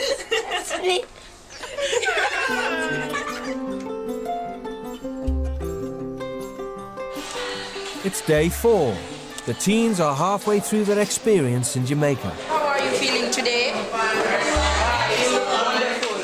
Today at Denby High, the students are being drilled in the school's strict moral code. Now, we're going to have a very interactive session this afternoon, and I know it's something that is on everybody's lips. So can you tell me what that is? Sex. Unlike in Britain, where teens are tutored in the art of safe sex, here the message is more simple. The only safe sex is no sex.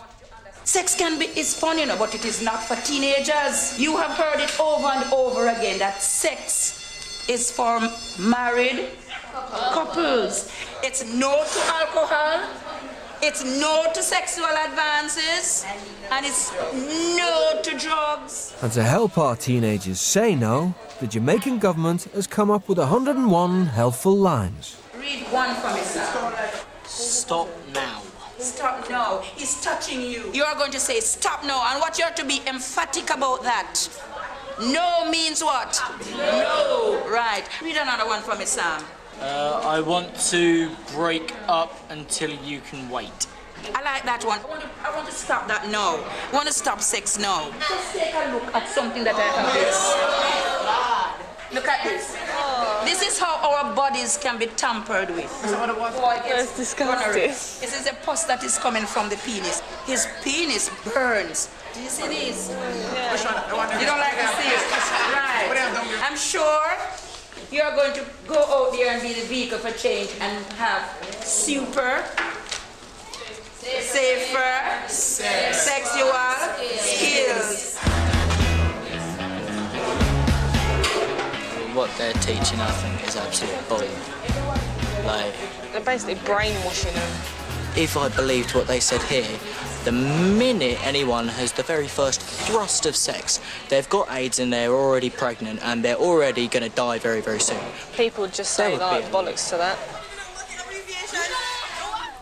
Sam has a reputation for coasting at school, but at Denby they've noticed his talent. The poem he wrote yesterday about fatherhood has been singled out for praise. I want to share with you a poem. When I have a child, I will set him free. His choices are made by him, not me. I'll guide him well, as best as I can. But he must walk his own path and follow his plan. My love for my family shall never run out. I'll stand on the rooftop and give out a shout. My beautiful family, my beautiful wife, my beautiful children. This is a beautiful poem, yes. The fact that I use it, Sam, means I think it's a good piece. Well done on the exam conditions. The staff feel that Sam has a low opinion of his own abilities. Before he leaves, they have some parting advice. Each time somebody says to you, Sam, you're doing well. You say, no, I don't think I'm doing well because. Say yes, accept. I'm not an A-grade student. I've never been. I think so, and I don't hope that you will say that again. For the little that I have seen of you and how quickly you were able to write that poem, I think you have tremendous ability, tremendous possibilities. Don't ever think that you are not capable of the A. I think you are capable of the A. But it's a little bit hard to believe when the only people who have actually ever said that to me all live in Jamaica. No one back in England has ever said anything like that to me. Not once has anyone ever said that I'd actually be able to get an A. No one's... Do you think that's why you doubt yourself? Because nobody has that kind of confidence in you? don't actually have the ability to do certain things. Don't say that. Children who are smart are able to get A's. No, it's not people who are smart get A's. It's people who believe in themselves and work towards it. I'll try my hardest, but I can say right now I will never be able to get an A. I wish you didn't say that. Despite being predicted higher grades, Sam got mostly C's and 1 E in his GCSEs. The comments have struck a nerve. I do fail because I'm not the smartest person out there. I don't need some teacher who's met me for 2 days telling me she knows me. So I don't bloody need being told how brilliant and amazing I am, because whenever you do that, why on earth aren't I brilliant and amazing then? Why aren't I getting as good grades as the smart geek with the ridiculous glasses?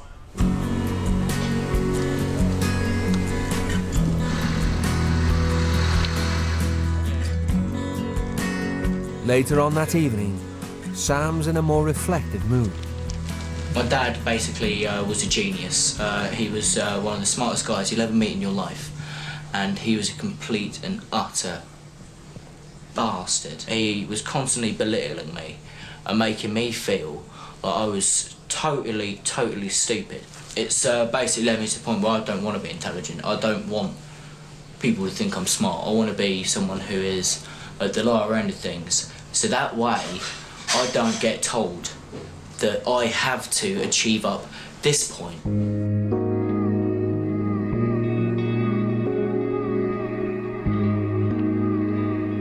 For the Rose family, succeeding at school is not an option, but a must. Education is a means of escaping the surrounding rural hardship. Dad Dave is keen that the teens experience this firsthand. Kids in England, America and Canada live in a life of paradise. They need to come to Jamaica. This Jamaica can be a hellhole at times, and this is the best place for them to come. Jamaica can be a life of paradise, but they need to know the hardship of life. Things put down on a silver platter for them, and it's not to be like that. The Roses may have a comfortable life by Jamaican standards, but their extended families still rely on the land to survive. Today, the teens are being sent to the farm where Sharon grew up. This is where I've worked, my family worked. This is how we gain money to put food on our table. And since Charlotte and Sam is a part of my family, there have to be work on the farm to see what the farm life is about, how we can do things as a family.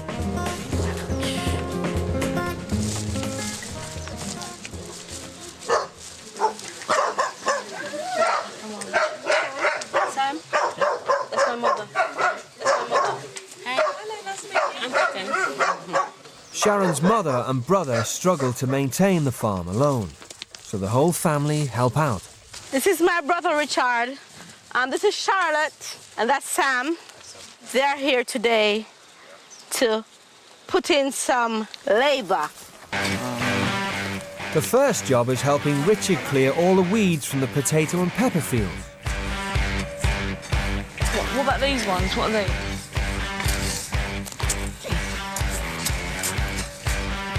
Your hands are soft, Sam, and a boy hand's supposed to be hard, rough.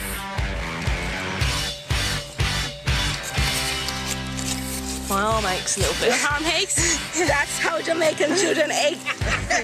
It's back-breaking work, but by the end of the morning, the teens have made some progress, albeit reluctantly.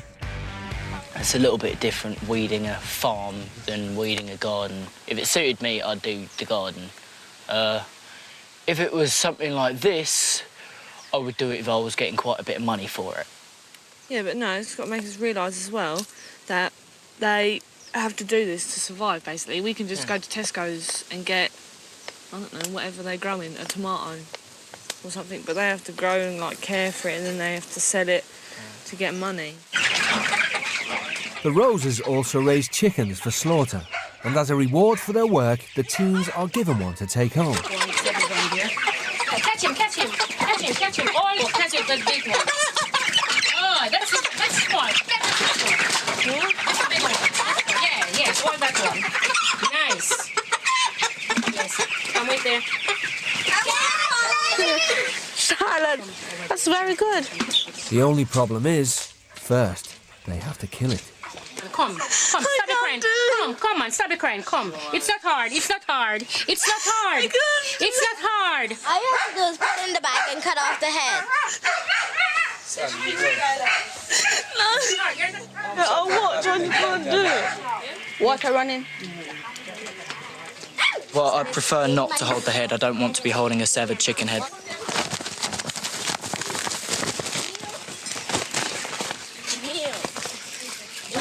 Thank you. Right, where am I going with this then? It's horrible. I'm not gonna eat chicken anymore. I'll say that, I probably will. Probably go over and have KFC or something. Thanks. All right. By the end of the day, Sam's attitude is starting to change. Seriously, this ain't easy. This ain't no holiday whatsoever. No one at all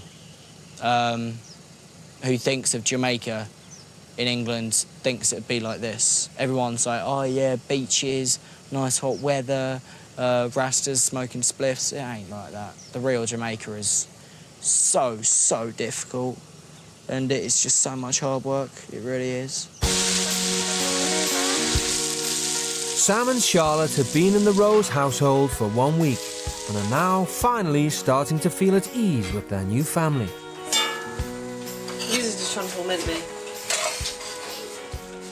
I must say thank you. Thank you very much, You've guys. made this dinner possible, and you know, you guys, you did a marvelous job today. Thank you. And I must say thank you. Here you go, Sam. Wow, thank you. You're welcome. Thank you very much. Read it. How much is on it? It's 500 Jamaican dollars. 500 Jamaican dollars is equivalent to just under £4. It's good chicken. Their thoughts about Sharon are starting to change too. I think she's alright. You just like talk to her and tell her how you feel and stuff, and then she understands. She's not a bad woman. She just don't take no shit, basically. And I do take back things that I said about her. She's a good woman, and yeah, she's cool. I like her.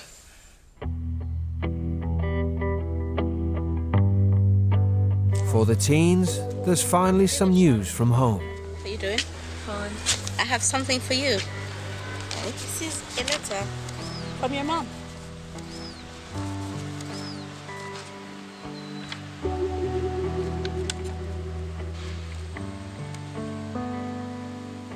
Me and Dad think the world of you and are so proud of you for what you have done and love you more than anything in the world.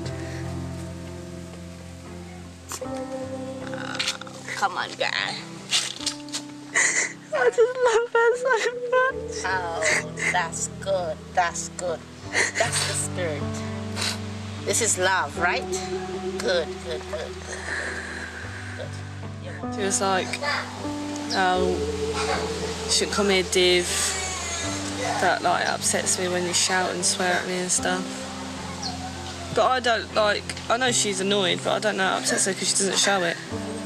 In Charlotte's family, they're not able to have family discussion because Charlotte would just walk away. She needs to stand up, face it, say, this is what I'm feeling. She realizes that, you know, her hunger and whatever, it put her nowhere. Come on, baby. I'm so proud of you. Are you proud of yourself? Yeah.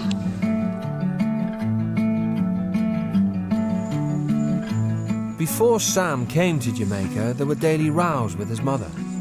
Now she's written him a letter. It's very peaceful at this end. And that has been very healing as our family. We are in great need of peace and healing.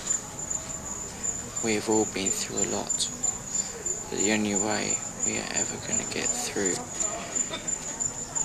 is if we get the peace that we deserve.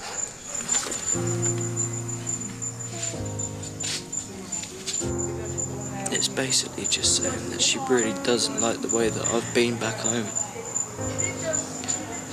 And that she really doesn't like who I'm becoming.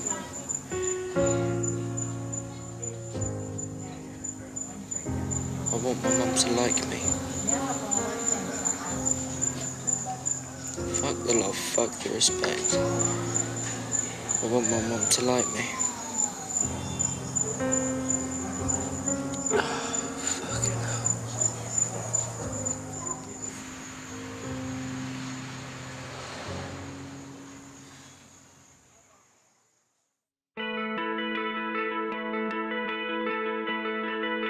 Come on. With 2 days left to go, Sharon and Dave have a friend living on the other side of the island who they want Sam to meet. His father also walked out on him, and they think Sam could learn from his example.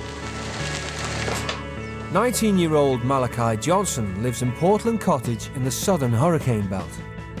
By contrast to Sam, he's shouldered responsibility for his whole family, despite facing extraordinary adversity. The Roses hope the meeting will be a wake-up call for Sam. Okay, Sam. Meet my friend here. And he's a very good person. He's only 2 years older than you.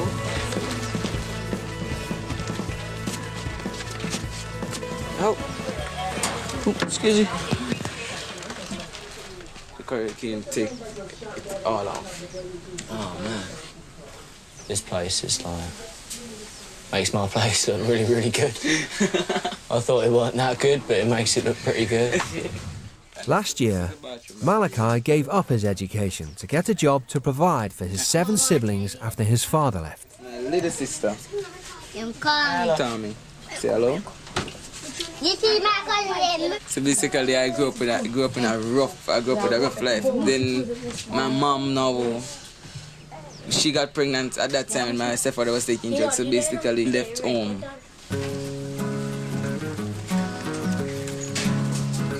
Amazing, it's so different. What motivates me the most is my family. That's what motivates me the most to get a job. That's what motivates me the most. Sometimes I feel like sorry, but sometimes I said, God knows the reason why I put me in this position. I used to be a Catholic, but I lost my faith. I used to believe in God and all that, but I just lost it. I just couldn't believe in anything anymore. I didn't baptize at one point and become a Christian at one point. Like I would give up a long time ago. It's just like everything that I've thought was bad, everything I thought was shit, basically. It's absolutely nothing. Like, I'm sure, like, you'd rather live my life than live out here. Sometimes I wonder to myself, why did I born in this family? But I think that God put me here for a special reason.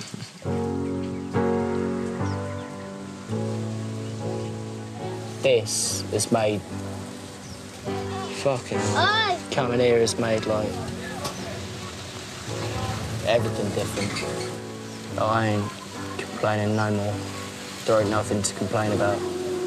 I'm gonna basically just not be such a little whining twat. I really have been, I think. Don't know what on earth to say, man. He's basically just shut me the fuck up.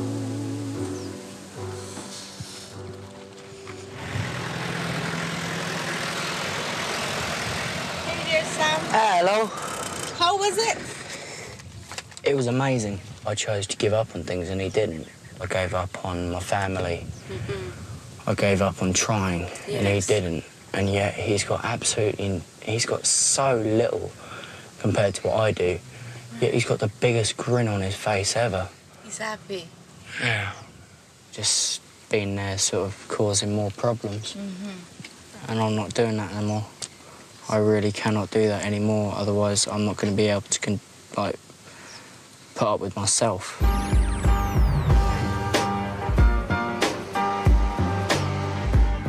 It's the teens' final day in Jamaica. Tomorrow they'll be back home with their own families. Let us pray. Thank God for this food. Amen. Amen. Amen. I pray and I hope that all will be well when you guys get home. You can have breakfast like this with your family. And I must say a big thank you. You guys have done well this morning. Breakfast, the beds were perfect, the house clean. I must say a very thank you to you guys. Good. Let's have breakfast. Sam and Charlotte being with me, we had highs and low moments. We had laughter, we had fun, we have tears. Oh, scream, shouting. But yet, I stood my grounds and they knew what I'm all about, what I stand for. Discipline, discipline, discipline. Respect, respect, respect. And I give them a lot of love. Love, unconditional love. It's just been such hard work being here, and I've learned so much, and I'm really eager to get back. It's sort of end of something and start something new. For me, it really is to start something new. It's the start of a new way of being with my family, which is cool. I don't think my mum will argue. And I think because I've been away from her, like, for this amount of time, it's just like, oh, maybe I do really miss her and appreciate the things she does, and I should listen to her more and stuff like that, really. Woohoo, I'm back!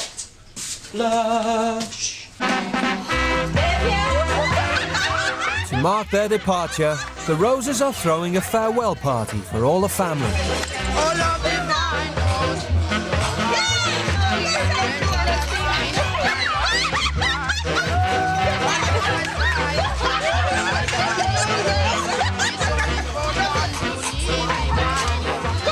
Can I have a dance, please?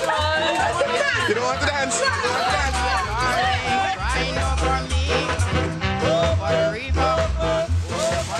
Oh, don't cry.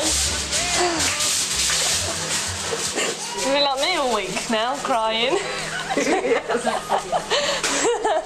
Well, you enjoy your party, and thank you so much. Yes, my brother. Yes, my brother.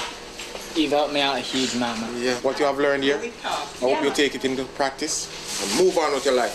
Things will work for you, my brother. I know that things will work for you, okay? Man. Yes, my brother. Thank you so much. Thank you. Thank you, Sharon. I will remember this. Always, always, always. Take care, girl. All right. But I love them. And they're taking a part of me with them.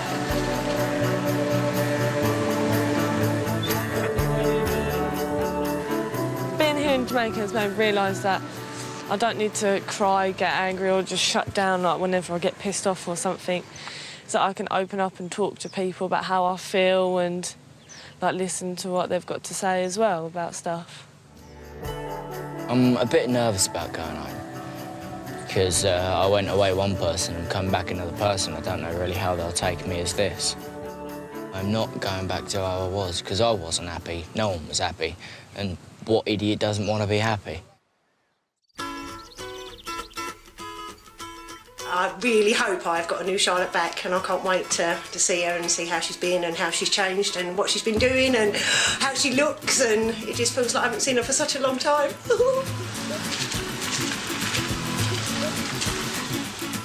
Hello. Beautifully. Missed you. Hello. Oh, and there's your... Oh, thank you. Oh. Oh, sorry. Thank you. It's the ashtray. Someone who loves me very much went to Jamaica and got me this ashtray. Oh, I think it's just... What do you see differently now you're back? I should listen to you more and take on board what you say. And can you see why we do it? Yeah, help me out and stuff.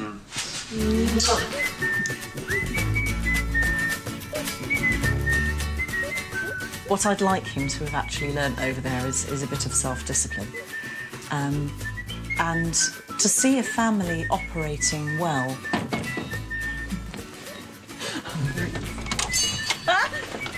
Hello. Hello. Oh, how are you? Ow. Oh, sorry, have I hurt you? Yeah, bites all over. Oh, Are you? I don't care. Ow. I love you. Oh, you look fantastic. It made me realise I'm so genuinely sorry. about the way that I've made things over the last year, and I'm not doing that no more. That's lovely. I love you back. I love you too. He was always edgy. There was an edge about him, and he seems quite laid back actually, which is lovely. I think it was just the right time for him to have an experience like that. He was just getting more and more wound up, and I think it just came at the right time. Amazing, really.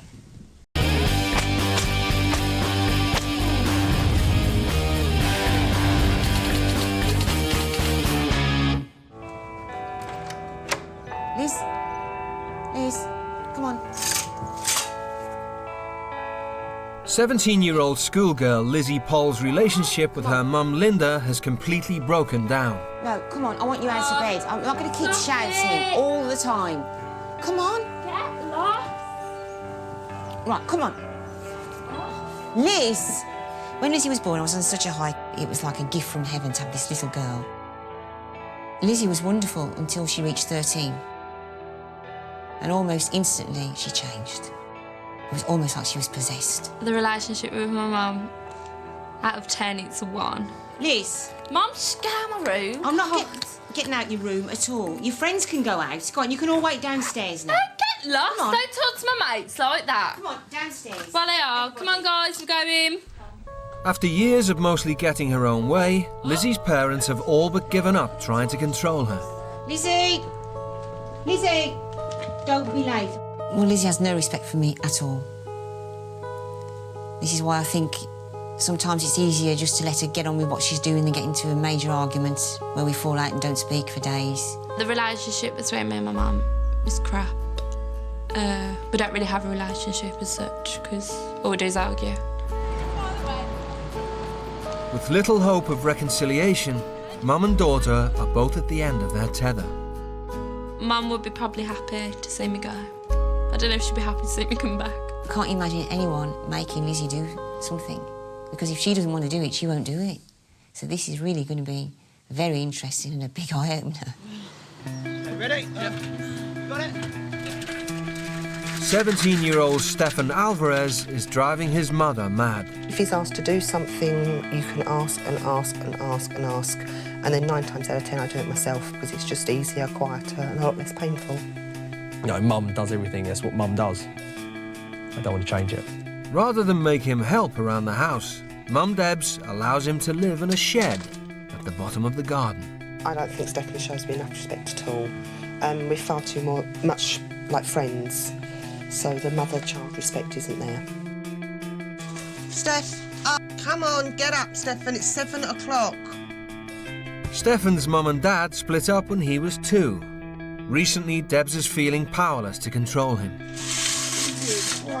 I want your washing, come on. Give me a break, it was my day off yesterday, I did everything. You said you were going to do the washing up, you didn't. Get up! Get up! He drives me up the wall and I'm not quite sure, short of locking him up, what to do to sort out where he is. My mum's hoping that I'm just going to come back here and be a lot more helpful around the house, a lot more respectful of her and stuff. I'm hoping to prove her wrong. Things are about to change. Both families have agreed to send their kids to live with new parents. I'd like you to come back with slightly less of an attitude. I'm just a bit stunned, if you get me. What's gonna happen? Stefan and Lizzie will fly to Ghana and live for a week as African teenagers under the control of parents who wield absolute authority. Very, very nervous. Something else, this is. It suddenly hit that I'm sending my little baby off for a week with complete strangers and I'm going to cry. The UK parents have struggled to discipline their children. So what will a fresh approach yield? That was horrible. I'm going to miss him.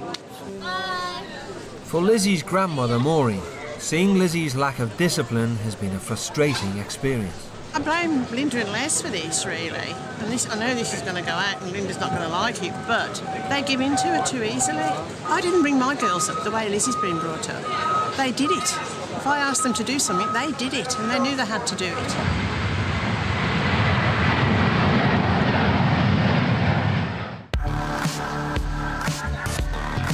3,000 miles away in Ghana, West Africa, lives the Eroding family. Go inside, go and get it. Go and get it. Go inside and get it. You know I don't like eating in the room. Now, if my child talks to me and talks back, I don't take it lightly. And I'll come down strongly on you. The Erodings are a typical middle-class Ghanaian family. Head of the house is Richard, a part-time pastor.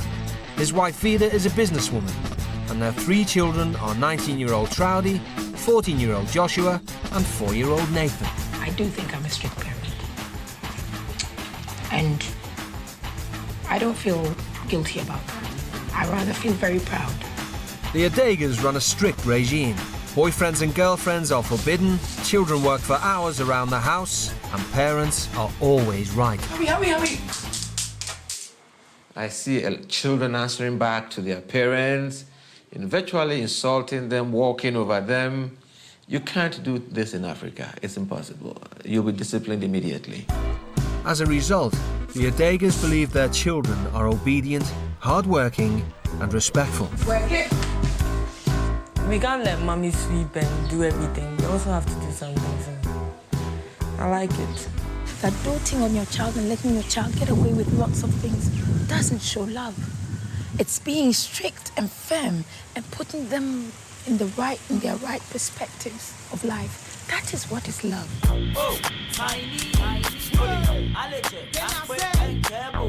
After a 6.5-hour flight, Stefan and Lizzie touched down in their new home, Accra, the capital of Ghana. The majority of Ghanaians are devout Christians. Here, Western teenage behaviour such as drinking, smoking, and premarital sex is forbidden. Saturday night, go clubbing. We've got to try and go clubbing on Saturday night. We're going to sweeten them up and then say, look, we're going clubbing no matter what, I reckon. We need to go clubbing on a Saturday night.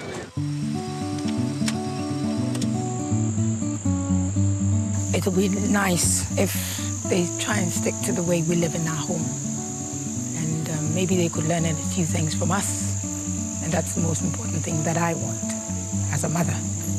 So if there's no breaking of rules and everything goes nice, I think we'll have a nice time.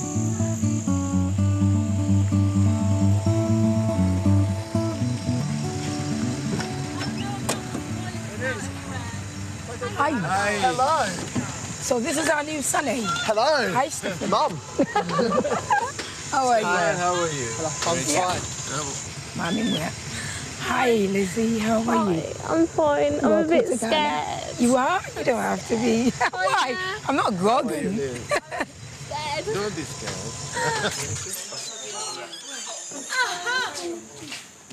Now let's put this down.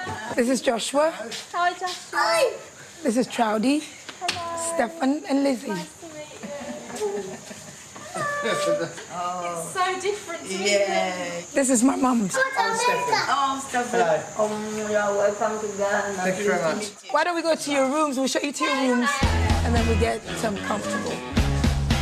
The Erodings live in a 3-bedroom house, so the teens must share rooms with Vida's children. Lizzie's only been in the house 5 minutes, and her choice of clothes is already attracting Vida's disapproval. Top was very revealing, a lot of bust revealing all over. Even before she could get out of the car, the bus, her whole, bosom was out already, and I don't like that. In this house, there are a couple of things that I don't encourage. No short dresses, skirts, or revealing clothes. And the men, and the boys, especially those ones that the trousers come up to here. The only thing I've got is like lips, tops. Yeah, but I don't. Yeah, they're okay. But I don't like the ones that everything shows even before you're out. They do all the time. And you do? They're just because they're so in your face. Yeah. No lazing around. Of course, it's school. We wake up very early because I come banging on the doors and I wouldn't want anyone making me shout my head off. No use of mobile phones, no insults or swearing, no answering back or any form of disrespect. You can explain yourself, but don't explain, I talk, you answer, I talk, you answer. No. Then it means we're getting into a fight then. No drinking and smoking. Drinking as in alcohol? We don't drink alcohol. No one? Nope. No one? Nope. We never drink alcohol. Feel free, okay? This is home. Don't act. Be yourselves. It's so scary. It's so different. I had no idea what to expect. And even without anything to expect, I didn't expect all this. I was so mad. The Adegas are early risers, so by 9 o'clock, everyone's in bed. Tomorrow, the teens' experience begins in earnest. I think they're being good because it's the first night, and I think it will get to a point that the tiredness will start setting in. You know, the real thing will start showing up. For the rest of the week, Stefan and Lizzie will live, work, and go to school exactly as Vida's children do. It's now 5:10, and it's their first day of going to school, so I'm going to wake them up and then let them get ready for school the Ghana way. Time to wake up. Where are you? Up again. Joshua, up. Stefan, your duty is you sweep your room. Joshua, yeah, go sweep where you have to sweep and then come and lay your bed. Very, very tired. Very tired. It's good to be punctual because teaching them punctuality, it helps them. When they go anywhere, they excel. On a typical day, Vida's children will do at least 1 hour's housework before school. By the end of their stay, Vida wants the routine to be second nature to Lizzie and Stefan. You know, and this is how we do it here. We're up and everyone's getting ready.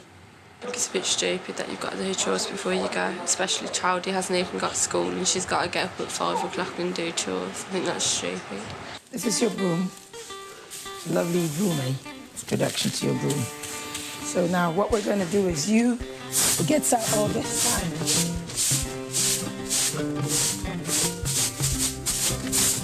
And I do out here, all out here by myself. Today, you and Joshua are doing it by yourselves. I can't believe this. This is mad. It's like some ungodly time in the morning. I'm in the back garden with a bunch of twigs, sweeping a driveway. This is unbelievable. I should still be asleep. Some people start with their arms first. Either way, you get it done. Joshua, go and wear your clothes.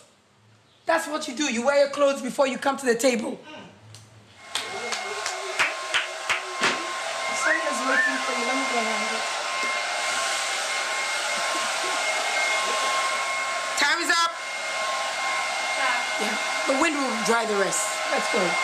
Else you'll be late. You ready for it? Let's have a look what I look like. A hunter. Come on then. With the teens in school uniform, they're finally dressed to Vida's satisfaction. They do look like children now with the school uniforms here. Difference now with Lizzie. She normally looks older, the way she dresses and looks. And now with the school uniform, it sort of brought her down to her, you know, to the saint that she is. Good luck.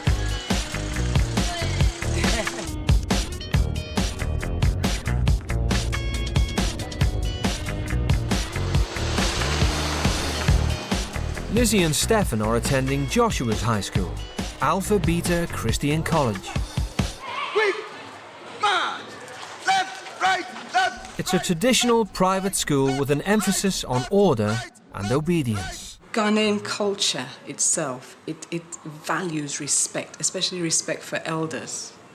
Whether it's your teacher, whether it's your mom, whether it's your dad. There are certain things you're not allowed to say or do. Even if you think that you are right and the adult is wrong, you still have to show the adult that respect. If the teacher's going to treat me with respect, they'll get respect back. It's when they start talking to me like I'm a little child or something like that. So I start getting stroppy. The teachers don't like me because they talk a lot and I can't concentrate on the work and I tend to get like a bit excited and go on a little bit of a rant about anything in class. Pupils are expected to be polite, hard-working, honest and loyal. We ask you to do your homework, you do it. If you fail to do your homework, we do what? We punish you. If you ask you to do your homework and you fail to do it, you become what? Stupid. I did not write it. Hallelujah. Amen. It seems like it's going to be a very strict day.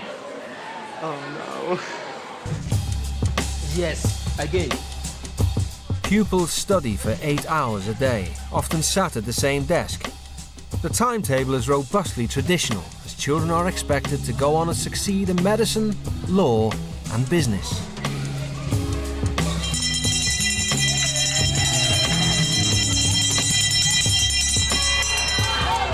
By contrast, after 7 years in private education, Lizzie wants to work in the beauty industry.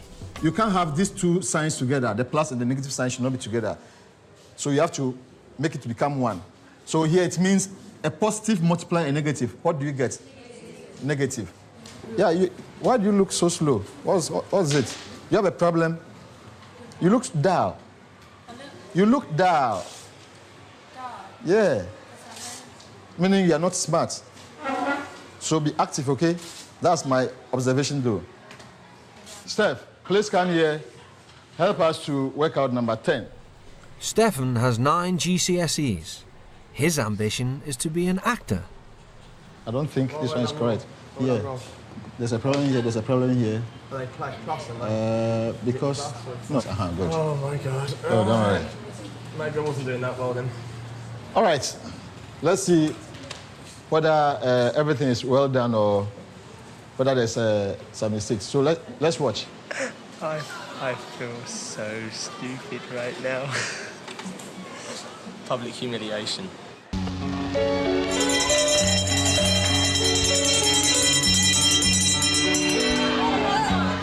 Loads of homework, every single lesson. I can do the maths, that's okay. The English is okay. We're doing it together. The science, I'm just so confused about it, it's unbelievable. Yeah, we're doing it together. With the exhausting first day of school over, at least the experience is bringing Lizzie and Stefan closer.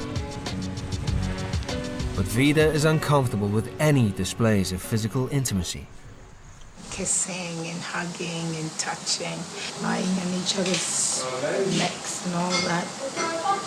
That's what I think is excessive, because I wouldn't allow Troudy to get on like that with her male friends, out of coming and say, hey.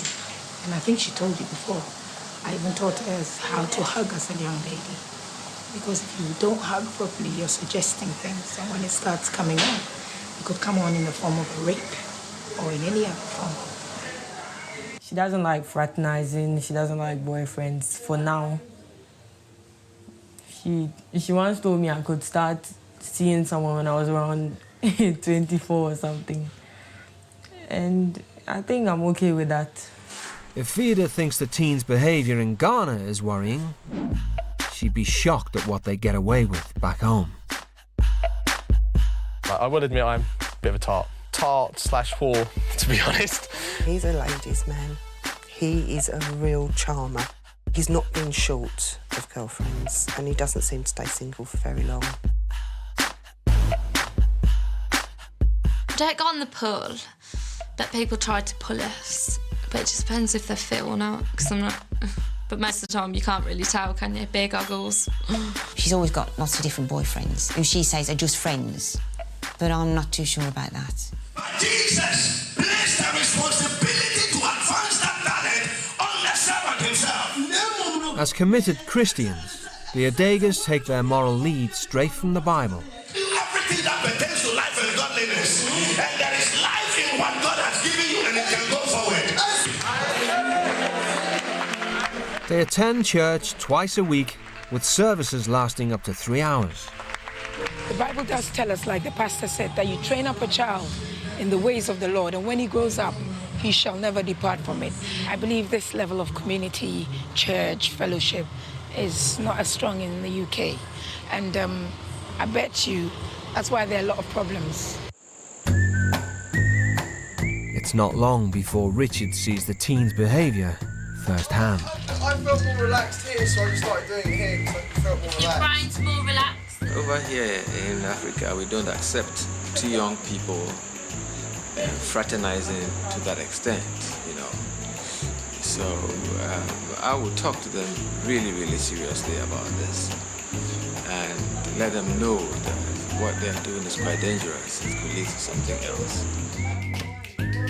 Armed with a copy of the Bible, Richard decides to tackle the problem head on.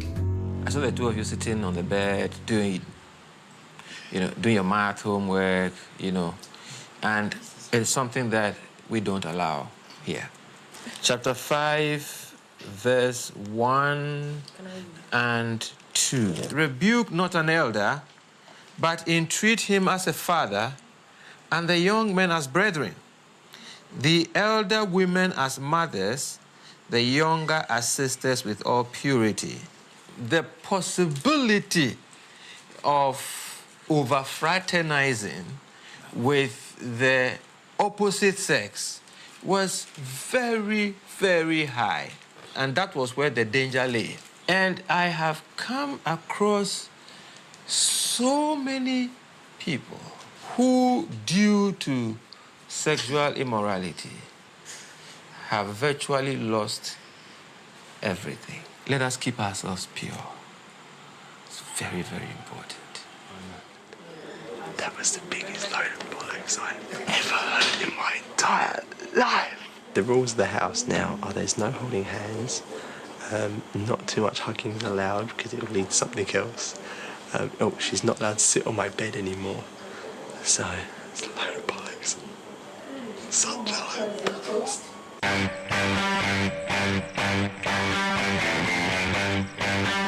It's Stefan and Lizzie's second day in Ghana, and there's no respite from Vida's regime. As a working mother, Vida can't afford to let anything slip.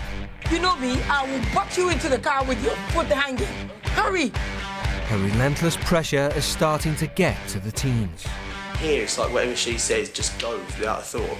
And I'm finding it really hard to adapt to the fact that we've got to just drop everything to do exactly what she wants like this. Hurry! Ryder is probably the strictest parent that I've ever met in my whole life because her kids don't have freedom. Her kids have to do everything for her. If you're not out of here in 1 second, the car will leave you. Okay. Have a good day. Today at Alpha Beta, it's compulsory PE. Not a subject Lizzie normally excels in. That won't fit me, by the way. It will. No, it won't, honest. Yeah, not that fat. No, it won't fit me. Yes, it will. It won't? Yes, it will. No, she won't fit me.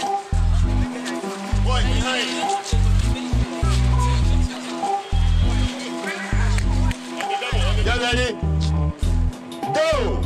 1, 2, 3. Let's go down, baby. Come on, let's go.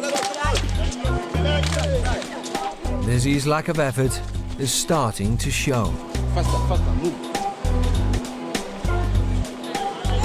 The week has barely begun, and she's falling behind in academic subjects as well.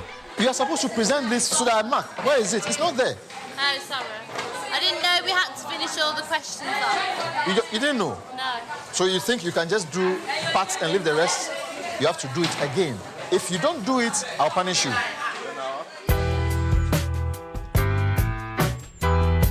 Back at the house, Vida has made a worrying discovery. Well, this afternoon I found this letter, and it was from Stefan to Lizzie.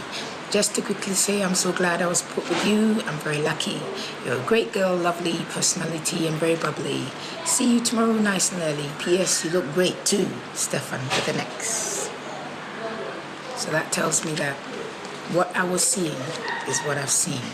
And it's quite a suggestive letter. It could end up in any way. And I don't want to think of the worst, ending up where the two of them will get intimate in the house. No. So what I'm going to do is I'm going to talk to Stefan and get him to realize that, no, not in this house. Oh my God, it's hot. Yesterday, when I saw you and Lizzie, I realized that you were getting a bit close. And then I picked up this letter. Oh, yeah. Yeah, okay. It sounds suggestive because you said, P.S. You look I know, because it's just she'd been saying she looked ugly all day, so I was just trying to make her cheer up a little bit. If you wanted to have a relationship with Lizzie, I don't think you should start anything No, now. nothing would happen anyway, don't worry. That's why most of the relationships these days are breaking up. Yeah, because it's not cool. carefully started. It's like, Yeah. right, a guy's drunk or a guy fancies you a bit. He goes out and the girls are so easy. You're a man. You're a young man. Yeah. You know what? The girls are so easy. So at the end of the day, if you get a girl and she's easy, would you want to go and ask her hand in marriage? It's like you've gotten everything already. Yeah. You know, but Yeah. you need to have that something to make you want to marry this girl, want this girl. Yeah. See, so I don't deny the fact that you could like her, you could get along. Oh, no, it's nothing like that, honestly. It is just... So when I saw lovely. this, I said, no. Yeah, that's okay. I was worried about it because I don't That's fair enough. You guys always... That was funny. Oops. I still don't actually properly believe it because I think it's absolutely ridiculous. We haven't done anything at all to say we're going too close, apart from talk. The wind up just because she's far too much in control of all of her kids. It's unbelievable. It's like her oldest daughter's 19, and that's the reaction that we got from a note. So like the reaction that they'd get if she had a night out or something like that would be unbelievable. So she's run this place like a dictator in like a Nazi camp. We're not flirting, we're just gonna like over-exaggerate the fact that we're overly friendly. The first opportunity they have to wind Vida up is on a family outing to the beach. God, sorry.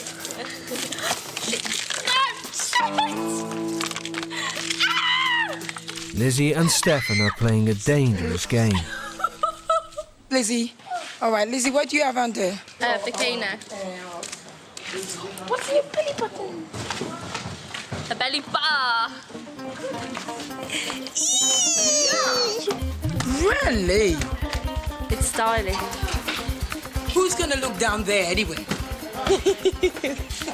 Stylish for me to touch. Vida has asked Lizzie to remain modestly dressed. What she's wearing now is all right. Because normally, I'm sure Lizzie would have worn just her bikini and her top. But because she knows I'd like her to cover up, that's why she wore that sarong-like, dress. And I appreciate that. If Mum told me to dress like this on the beach, I'd tell her to get lost. But as soon as Lizzie is out of Vida's reach, it's off with her trousers. Lizzie's beach wear is great. There's not very much of it, really, is it? It's so wonderful. Finally, Vida has had enough. Lizzie, I think you've started being a little insolent to me, and I don't like it. I know the two of you are alone, but don't get funny ideas. We're friends. You're not. He's the only person that I can talk to on the trip. To me. Yeah, but as a person that I've met... No. Because I've even got a boyfriend at home. Yes, so. but that's you, but I don't like that. And it's wrong for you to do that. To do but you what? don't know. You're only 17, for goodness sake. Charlie is 20. She's not got a boyfriend. She has friends. Like, you can play with boys, you can dance with boys. But I'm allowed a boyfriend Yes, at home. because it's wrong. That's your character. Are you trying to tell me having a boyfriend at home that I've been with for 10 months 10 is months? wrong? Right, because you're going to marry him, all right? No. But then if you don't marry that guy, you know who's had you cheap that guy has? Do you think your mum would let you do that? What? To have a boyfriend, Well, yeah? if she's allowing it, it's because you're so saucy. Because you're doing it to me right now. I won't let you cheapen yourself in front of me. I'm going home. Seriously, I'm going home. I don't care what you sign up. I can get it out of my face, seriously.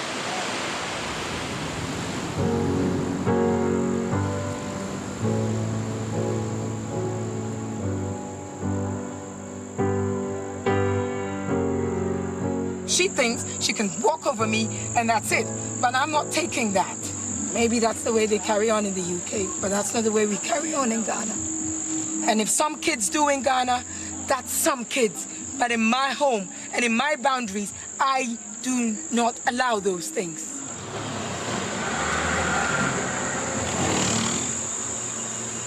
It's meant to be really religious. and the fact that she's just spoken to, like, just 17-year-old girl, like, absolute crap. She didn't give a shit about how I felt, what my culture's like or what I feel like. She just, like, fucking gave it at me like a fucking teenager. Vida's hugely overreacted. I mean, God, she's had me in tears for the last half hour, so it's fucking ridiculous. I don't cry for shit. It's just, she's too power hungry. She doesn't want her kids to have a life.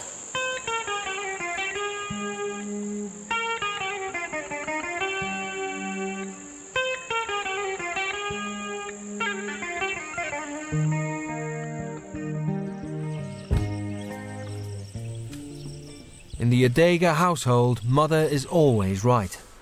But despite their argument, Vida's decided she doesn't want to give up on the UK teens just yet. I'm not sorry for it blowing out, no. But I owe it to these children to help. I owe it to their parents who have left them all these miles to reach the children for their sakes. Me and Liz have done a lot of talking over this, and we've decided that it's got to be tried to be moved on, and we've just got to try and get behind it, put it all behind us, and try and move on. So we've got 6 days left. Yeah. We've just got to make it livable.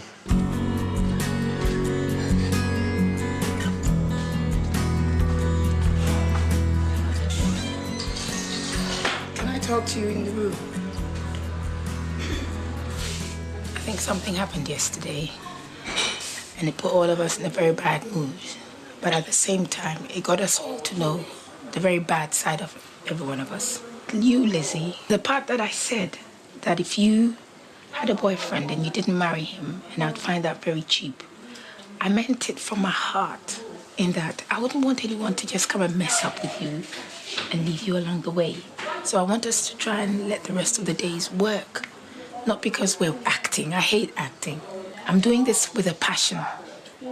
Because I want to impart something into you that you can always once say, hey, I remember Auntie Vida in Ghana. Could you remember she said this to me? My mama's never said this to me, but she did. She had the guts to. And she had the guts to, but it's made an impact. That's what I want. With everyone making an effort, tension in the house slowly begins to subside. Now, where are you? Clean and stack before you go and pack them. Clean, and if you break a plate,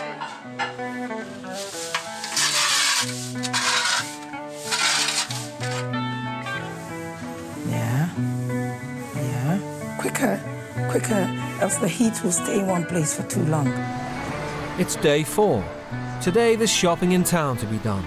For Troudy and her friends, it's also a chance to find out about Stefan's life back home. I've slept with 3 people in my life. It's just made you all look at me even worse. At what age did you have sex? I was 16. Hey! Wow. Stop looking at me like that. All right. How different was the first one from the second one? And how different was the second one from the third one? I don't know how to explain it now. Are you ready to be a father, sir? I'm not ready to be a father, no. Yeah. I know. So you shouldn't have a girlfriend in the first place. We've grown up to this age and we've not had sex before. Are we dead? We're not dead. We are still alive. we are still kicking. You've gone out with so many different girls. Are you saying you were in love with all of them? I can say I've loved 2 of them. One of them was a regret that I shouldn't have slept with, and I know that. Do you wish that you were in our shoes? I do sort of wish that I could have been able to like save myself for the special person I've married. And it's kind of like hit home that maybe I don't treat girlfriends I've had quite as good as I could have done.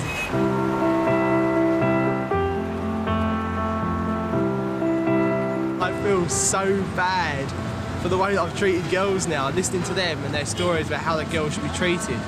And I think to myself, my God, I've not treated any girl as good as I thought I had been, or as way she should have been treated. So I was like, I'm going to go and try and find every one of my exes and say sorry to them now. I just feel like such an arsehole. I think Stefan is changing, growing and changing. I'm really happy he opened up, told, even though he didn't know my 2 friends, he told them everything. And I really like that. The Adega family are starting to have an effect on Lizzie and Stefan, and the British teens are beginning to feel more at home. Lizzie came to Africa because her relationship with her mum was at breaking point. Troudy wants to know how things got so bad at home. I do loads of chores compared to now. I don't do any. Who does all the work in the house? My mum. Yeah. The right thing to do to appreciate your parents, you can't buy them a house, you can't buy them a car, you can't pay them back for taking care of you. The only thing I think you can do is just help them with the housework, take some load off them so they feel appreciated. How do you show appreciation? Seriously, I do wash up every now and then, and I do put stuff in the dishwasher, but it's the way my mum taught us to make it really, really, it's really rude. I also never used to get along with my mum, but then one time we sat down and we talked, and after that we became best friends. I think she should sit and talk with her mum. Tell her everything she doesn't like.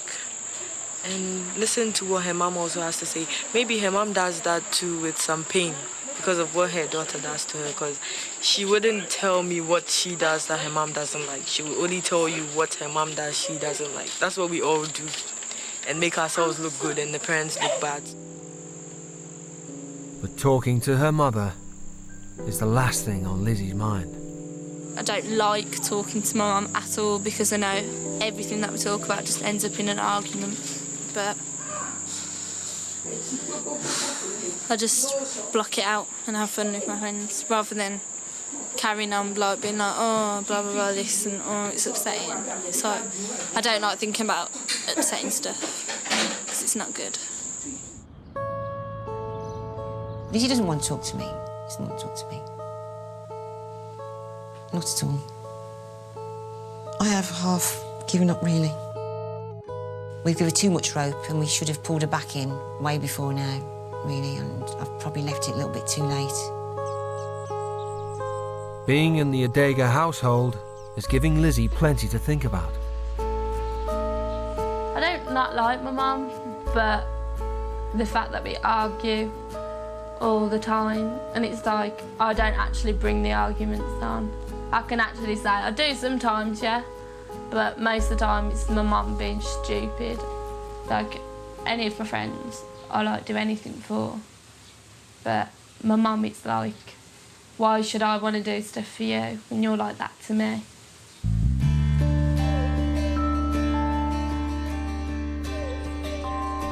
It's day 5 in Ghana. The British teens and the Adega family are gradually drawing closer together. Slowly but surely, the boy who never lifts a finger at home is turning into a productive member of the Adega household. Please yourself. They look quite snazzy, don't they? I've done well. Let's check your dishes. Okay. Yeah, squeaky clean. Actually squeaky clean. I didn't think actual squeaky clean existed. Wow. I have realised over this I'm actually quite lazy around the house. Children here do a lot more work here than I'd even dream about doing at home. So I just sort of feeling a little bad that maybe I'm not doing what I should be around the house. Which is the one thing I said, I'm not going to come out here and feel bad for being lazy at home. And it's actually happened. It's quite strange. How are you finding your experience? Great, Ghana's actually really cool. I was a bit worried about how much of a shock the culture would be to the system, right? But I'm starting to really like it. And also, how do you feel about back home? Seeing how much the children respect you, it's made me realise that I don't really respect my mum as much as I should be. It's going to be weird going back now. Why? It's like going back to all this new knowledge of what I've been like and what it should be like. It's going to be really weird. There's something that has really snapped in you, changed, you know? So go wash your hands. Okay. Great, so you're running, you're in a hurry. Vida was basically just asked me how I'd found about Ghana, how I'd found back home, the differences and all that. And it actually got me really emotional because it really did hit home just how different over here is to home and how much different people treat their mothers and fathers over here to how I do back home. It just made me feel quite bad actually about how I do treat mum at home.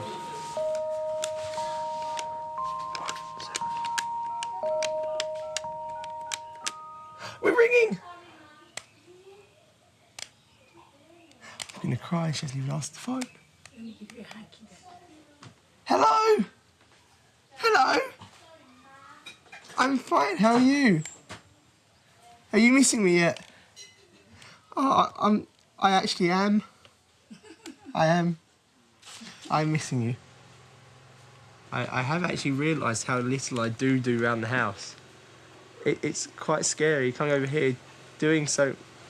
No, shut up. It's all this that I'm doing around here. And it's like, my God, I do nothing at home. I've finally realised that actually you don't sit and do nothing all day. It was a bit of a shock to work that one out. Yes, I'm a lazy git. Yes. Right, well, I have to make a move. I will. You have fun doing whatever you're doing at home. Bye. Oh, I'm horrible.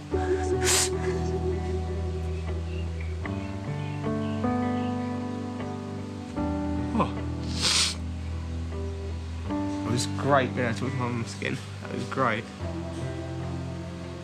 It made me realise just how much I missed her as well.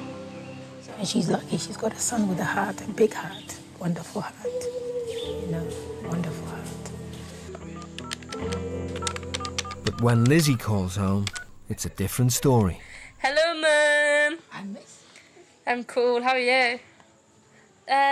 It's okay. We have to go really early though. Oh my God, Mum, my bed is just like a piece of wool. My looks are deteriorating day by day. I look hideous. Mother and daughter can't get beyond the small talk. Ugh. Alright, I've got to go anyway because they're attacking me. Bye. Bye. Ew, the phone's sweat in my ear. How did you feel? Good, yeah. How was your mum's response? Fine. Does she sound like she's missed you? I don't know. Lizzie's phone call to her mum told me that there's not much of a relationship, but I know it can build. It can build because she just needs to hear a few home truths. I was an only child, and I came from a broken home, and it was really frustrating. And sometimes I couldn't talk about it to anybody. And so what I did was I built walls around myself. I'm telling you a secret of mine. And I'm telling you that secret because I know perhaps you share the same sort of emotional imbalance in you. Sometimes our mums are at fault, you know? Sometimes our mums are really at fault. She doesn't really talk to me at all. It's like, and if she does talk to me, it's all about her and how she's had this and this has happened to her. And it's like, she never talks about anyone else. I've kind of built a barrier up against it all. It's not all lost. You can still work it out. Lizzie and her mum have to let go of all the hurts inside both of them and start again. It's a new start. It can work. It can really work.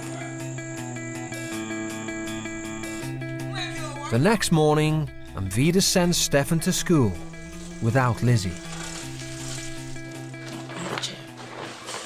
Now these are some stuff I want you to take them along to the orphanage. Ah, cool. I'm sure the kids will love them. Through her church, Vida regularly helps with Christian charities. It's something she also encourages her own children to do. Today she wants Lizzie to drop off donations for the local orphanage. Soul experience hasn't really reached Lizzie yet. You know, the experience about her home with her parents, her mum and dad. But I do hope when she goes to the orphanage, it might jolt her to realization that she's much, you know, she's much blessed and lucky, the word is, for what she has, and appreciate it a little bit more. Welcome. Hi. I want to give you a hug. This is Peace and Love Orphanage and Academy. It's an orphanage. So you are welcome. Thank you. I'm Grace Omabo. I'm Lisa. I have all sorts of children here. Some are abandoned, you know, like if there's a young woman who who by mistake has a baby, they will just deliver the baby. Some of them put them in a polythene bag and deposit the child on the rubbish dump. There are some also whose maybe the father or the mother is dead from HIV. This little baby over here was abandoned about a week ago. It's sad, isn't it? Gorgeous. Oh, he's so cute. Yeah. For the rich ones, some of them go and stay with the rich. They must be really desperate to leave something this gorgeous. Across town, and Stefan is saying a last goodbye to his classmates. We would like to invite Stefan Alvarez to come and speak to us. I'd like to thank you all for making me feel really welcome in your school. That's both the teachers and the students. The atmosphere here, the atmosphere is amazing at Alpha Beta School. It's so different to anything that I'm used to back in England. It's not just this school, it's the whole of Ghana. Everyone in Ghana seems to be really friendly. I feel great that I have been able to be part of something so good and so friendly and kind. Well done. Thank you. Proud of you. Thank you very much. I feel like I'm really part of the school and now I'm leaving. I'm a bit like, I don't want to go. Hello! Welcome. Youngest baby.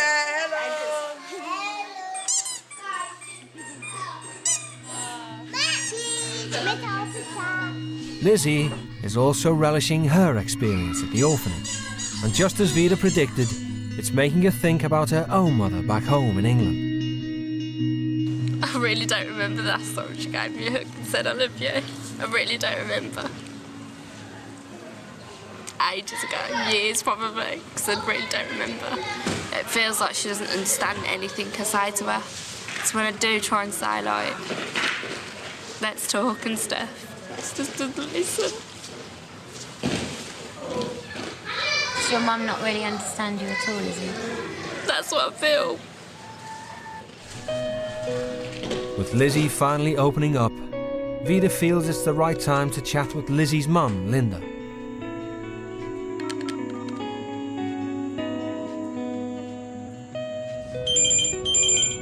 Hello? Hello, how are you? In the beginning, I did have a bit of a tiff with Lizzie. Yeah. You know, she wasn't ready to let me in, and I think you experienced a lot of that as well. I did. Yeah, she always builds up barriers around her. Well, that's right. There's like a big tough shell there, isn't there? Yes. That, you know, you would never be able to get through to straight away. That's right. Yeah, take some chipping away. Above everything else, Lizzie does have a very big heart. She has got a big heart, yeah. She does have a very big heart. It's just that her emotions have gone in the wrong direction. And it's a bit to do about the fact that she doesn't have much of a relationship with you. She's run away from everything else with the word that you don't love her. And she doesn't have any relationship with you. You can start by forgetting all that she's done to you that's hurt you so much. Yeah. You know, in the past. Lynn, you understand? Oh, of course I understand, yeah. And yeah, I know you're a wonderful mum, Lynn. I know, because you have brought up a wonderful daughter. Yeah, God bless you. Bye-bye. Bye. Well, sounds like she's missed me after all. I hope she'll be here soon, because I can't wait any longer. Why are you getting upset? Because I'm getting upset because Lizzie really believes that I don't love her. And I don't know why. I feel that way about her. Well, I think we're going to have to start over again. We're going to open a new book and start from scratch. It's the teens' final day in Africa, and to mark her guest's departure, Vida is throwing a farewell party for all the family. This week has been quite a week. It's been full of lots of events, emotional events at play,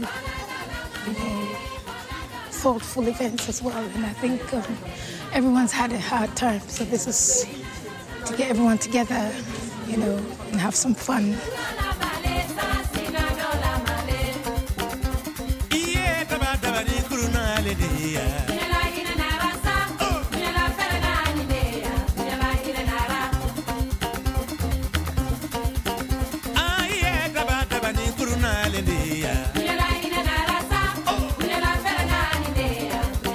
I could bring all my family and like the friends I know, if I could bring them all to here and live this life, I probably would actually, because of just how wonderful the experience is over here in Ghana and how wonderful Ghana is itself. I've learned so much from everyone, from every single person and every single thing. I've learned so much.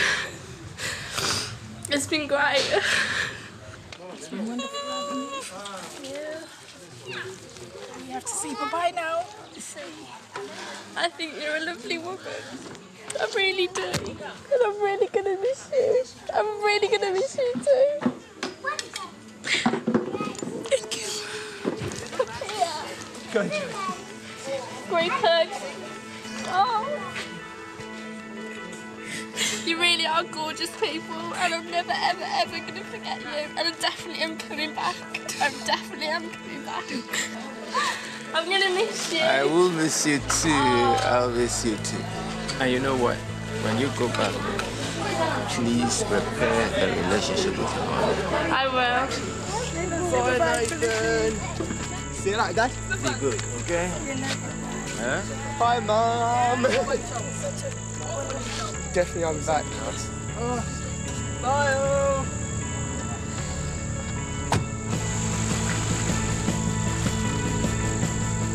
It's like your own children leaving you now. There's been so much bonding. There's been so much you've taught them as a mother, you know, even though they weren't your own children. And that now they've gone, there's this little vacuum. You feel a part of you, or, yeah, a part of you has gone out from you. There's one thing left to do. Vida puts in a call to Stefan's mum. Hello. Hello, good morning, Debs. Hello, good morning. How are you? Fine, thank you. Good. You too. How's been your week? Oh, it's been so peaceful. Yeah, it's been extremely quiet. You do have a very wonderful son, Debs. Oh, thank you. And I think this past week he's learnt a lot. Oh, he's learnt fantastic. a lot of beauty. He's learnt a lot. Actually, he was crying and he told me that he's realised after being here how much of an advantage he's taken of you. Yeah, because I do give in for the easy life. So I've let him get away with far too much. And I only want you to encourage him with what he's learnt. Well, that's it. I know it's there. It was just getting it out, yes. And I know it's going to work because, Stefan, well, you'll see it yourself. I know it's going to work.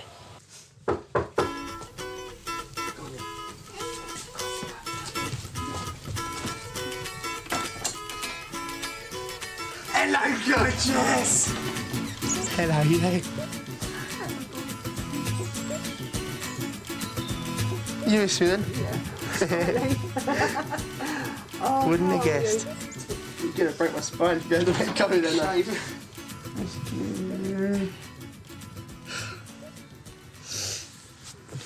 I hope I've got a changed man. He was... I am, I'm a man. I'm no longer a little boy anymore. He was fantastic before he went away, don't get me wrong. He was brilliant and he was wonderful, but he was a lazy little sod.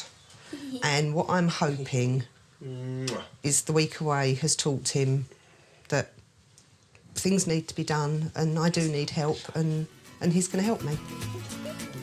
And a bit more respect. I've learned more respect for myself, more responsibilities for myself. The way I helped around the house helped me out a lot with my responsibilities, knowing that I do have some and I should have some. Oh, I've been missing her with all my heart, really. She's always been my little girl. Yeah, I've missed her terribly. Despite all she's been through, Lizzie is less upbeat on her return home. Give us a kiss then. What kind of hug as well? Yeah, Mum, can you get me through the door there? Oh, God. At least mother and daughter are optimistic about the future. We've got a lot to rebuild, obviously. You know, our relationship now is going back to square one. I think we both need to change a little bit and show that we do genuinely love and care for each other. I'm kind of glad to be home because it was hard work in Africa. I hope things are different. I hope we don't argue as much. She's one of these that doesn't show a lot of emotion, but I'm sure in her heart she's missed me. Although she wouldn't really want to say.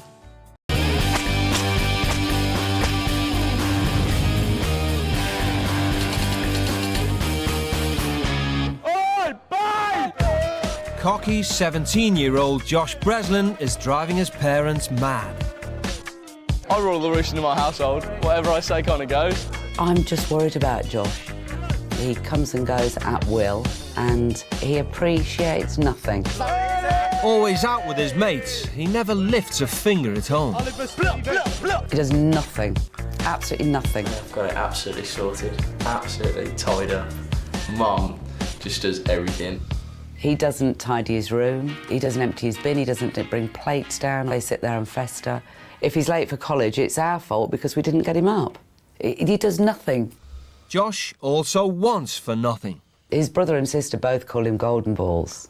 I mean, they are well aware of how spoilt he is. There's my laptop there, my TV, my Xbox and my iPod and my camera. Mum and Dad bought everything, apart from the TV, which my nan bought. Never had a job. My dad funds everything, you know, going out the weekends, all my school trips. He's even got a car and he hasn't passed his test yet. Yeah, I'm not too happy about it. My mum and dad both drive Mercedes. I just can't hide the shame. So we've obviously made mistakes as he's growing up because he appreciates nothing. Yeah, I think I've got a really easy life, but at the same time, it's the life I've become accustomed to. I'm a responsibility that they took on, and it's their duty, really, to give me the best they can. Fed up with his attitude, Josh's mum and dad are desperate for things to change. He needs to acknowledge what he's got. He needs to understand how lucky he is, what a great life he's got, and it's there for the taking. I don't want to look in here. I don't know why we came here. 16-year-old school dropout Charlotte Abrahams is at loggerheads with her mum. Ow! Don't hit my hand. I really don't like spending time with my mum. I really don't. I just don't know what to do with a child like Charlotte. I just feel I've lost total control over her. Well, what are you going to get then? I don't know. Can you stop acting up, for fuck's sake? It's pathetic, Mum. It really is. Their relationship has hit rock bottom. I wear smart trousers and a top or whatever. I don't care, but I'm not wearing a fucking dress. So. I didn't ask you to wear Well, you obviously are because we're all in the bloody dress shop. They've got trousers as well, if you would stop. Oh, no, Mum. OK, well... Generally, I'm a psycho bitch. If I'm cross with her about something, the reason is because I'm just a psycho bitch. Charlotte, it's driving me mad. I don't think me and my mum have a particularly good relationship. Like, she's done the basics. She's ticked all the boxes. Teach a child right from wrong, feed and water them, blah, blah, blah. But you can't just turn on respect now. Like, I don't think that I would ever give my mum, like, full respect. Charlotte's parents divorced 10 years ago, something she's never got over. Charlotte always wanted my ex-wife and I to get back together. When we didn't, I think that caused her quite a bit of upset. She now lives with her mum, but rejects any efforts to maintain a family life. I think she blames me for her father leaving, and always has done. But I think sort of 10 years on, she should have moved on a bit and realised lots of families are split families and we can do things together. But she just doesn't seem to want to. She just says, oh, it's always horrible. Charlotte's parents are at their wits' end and things have got so bad that Charlotte is moving out in 3 months. When you get to a certain age where you can start making decisions for yourself, they should respect your decisions. You think you know everything? No, I don't think I know everything at all. I'm not saying that. I'm just saying you don't. Compared to me, you know nothing. Christ. I hope that Charlotte might realise that I'm not a complete ogre wanting to spoil her life, but I just want the best for her. But it's all about to change for Charlotte and Josh. Both parents have agreed to send their children to India to experience strict parenting for themselves. So I'll get your luggage this bit. There you go, son. It's all yours now. Get something at the airport for you. There you go. Cheers. Make sure you look after yourself. I'm feeling quite nervous, but more excited now. Now we're kind of just here, just about to go, just about to get kind of on with the mission. Right, and then you have a lovely time. See you in 10 days. I don't really get homesick much, so it should be a problem. I just nearly cried a little bit. See you later, Charlie. Bye. Have a great time. Lots of love.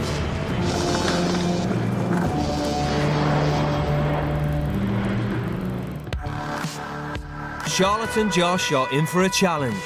For the next 8 days, they will be living with a strict family in Jaipur, India. Meet the Sharmas. They won't tolerate disrespect, laziness, or teenage tantrums. Discipline is the way of life for us. How much time have you studied today?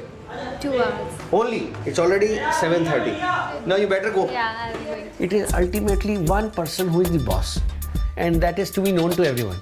And you should know what is your place.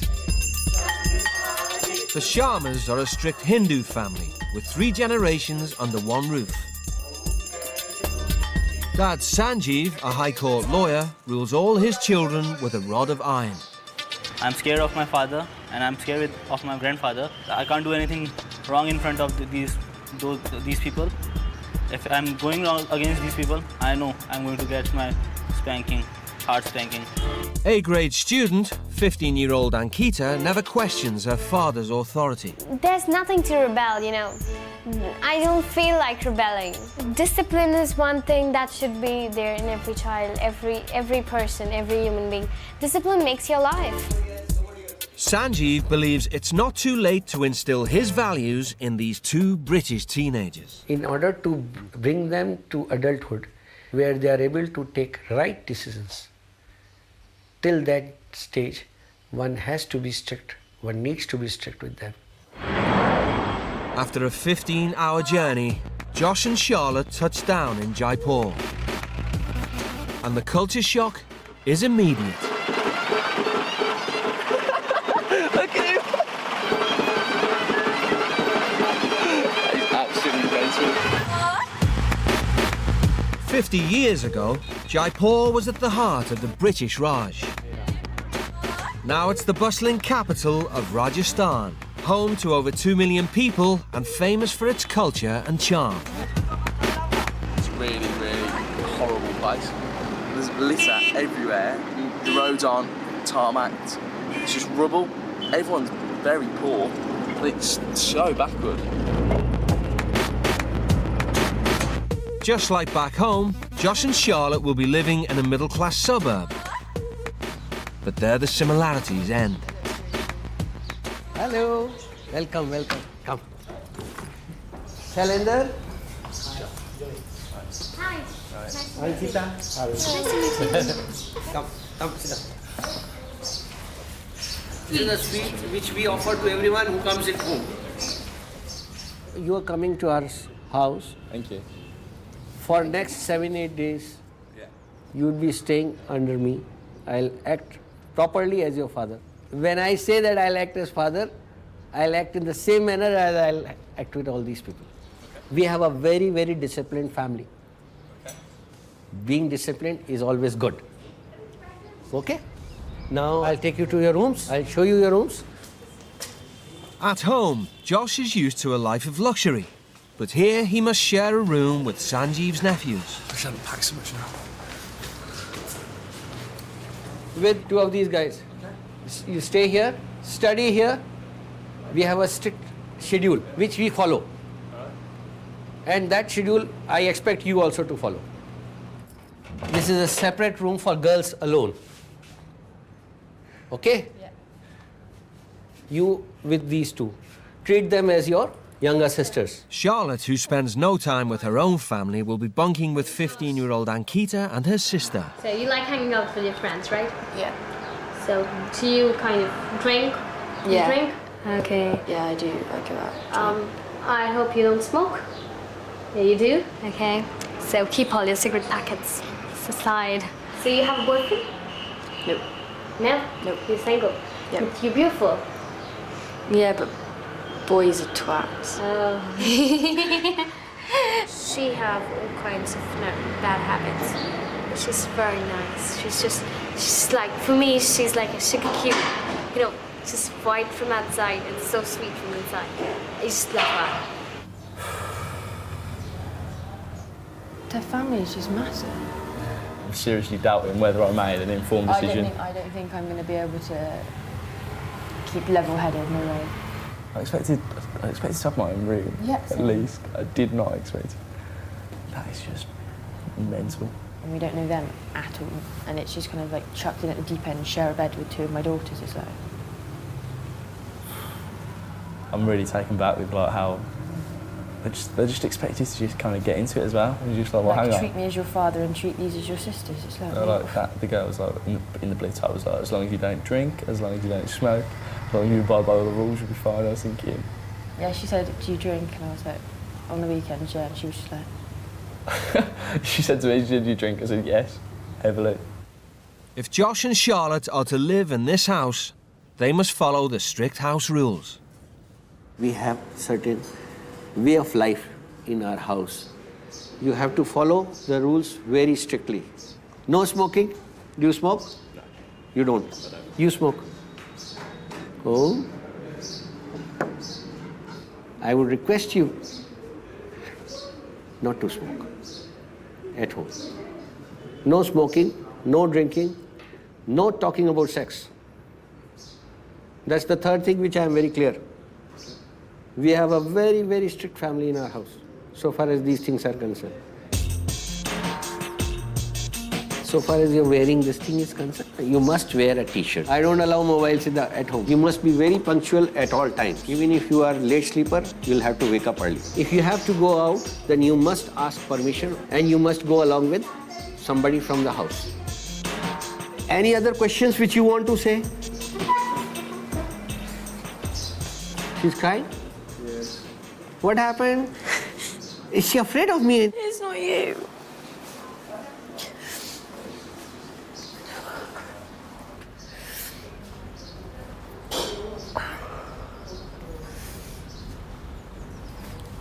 What happened? Huh? Don't cry. Why should you cry? Huh? Huh? Nothing. Nothing? Why should you be? You were remembering your parents or something? Remembering them all? Yeah. Huh? Don't. You will find yourself at home. All right? Such a delicate girl. I just feel a bit overwhelmed because I've just looked so far out of my comfort zone. I've just been chucked into a family and then being told to appreciate their religion and live by their ways, and it just...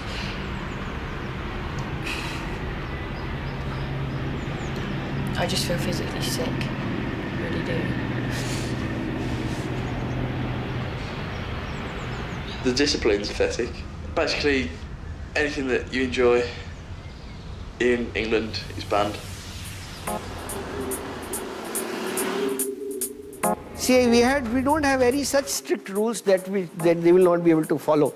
But they will find it very difficult. For them, it is very difficult. Let us see. It's the first day. By tomorrow, I expect better result from them. Day after tomorrow, it will be much better. Before lights out, Sanjeev gives the teens a letter each from home. Oh, it's from my mum. It's to remind them of why they're here. I've got some pictures. One's of my bed, one's of my TV and PlayStation, and one's of my city. My mum knows that they're the kind of three main things that I'll be missing. Yeah, there's not much I wouldn't do to be there at the moment. Just in bed with my PlayStation and my TV. It's kind of like a life guidance thing.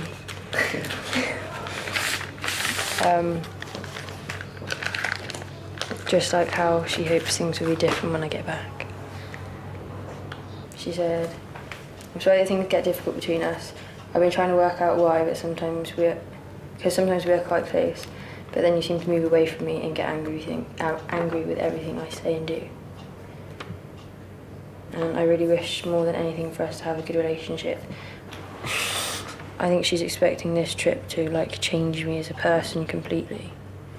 And I've said to her that it's probably not going to happen. 11 o'clock, lights out.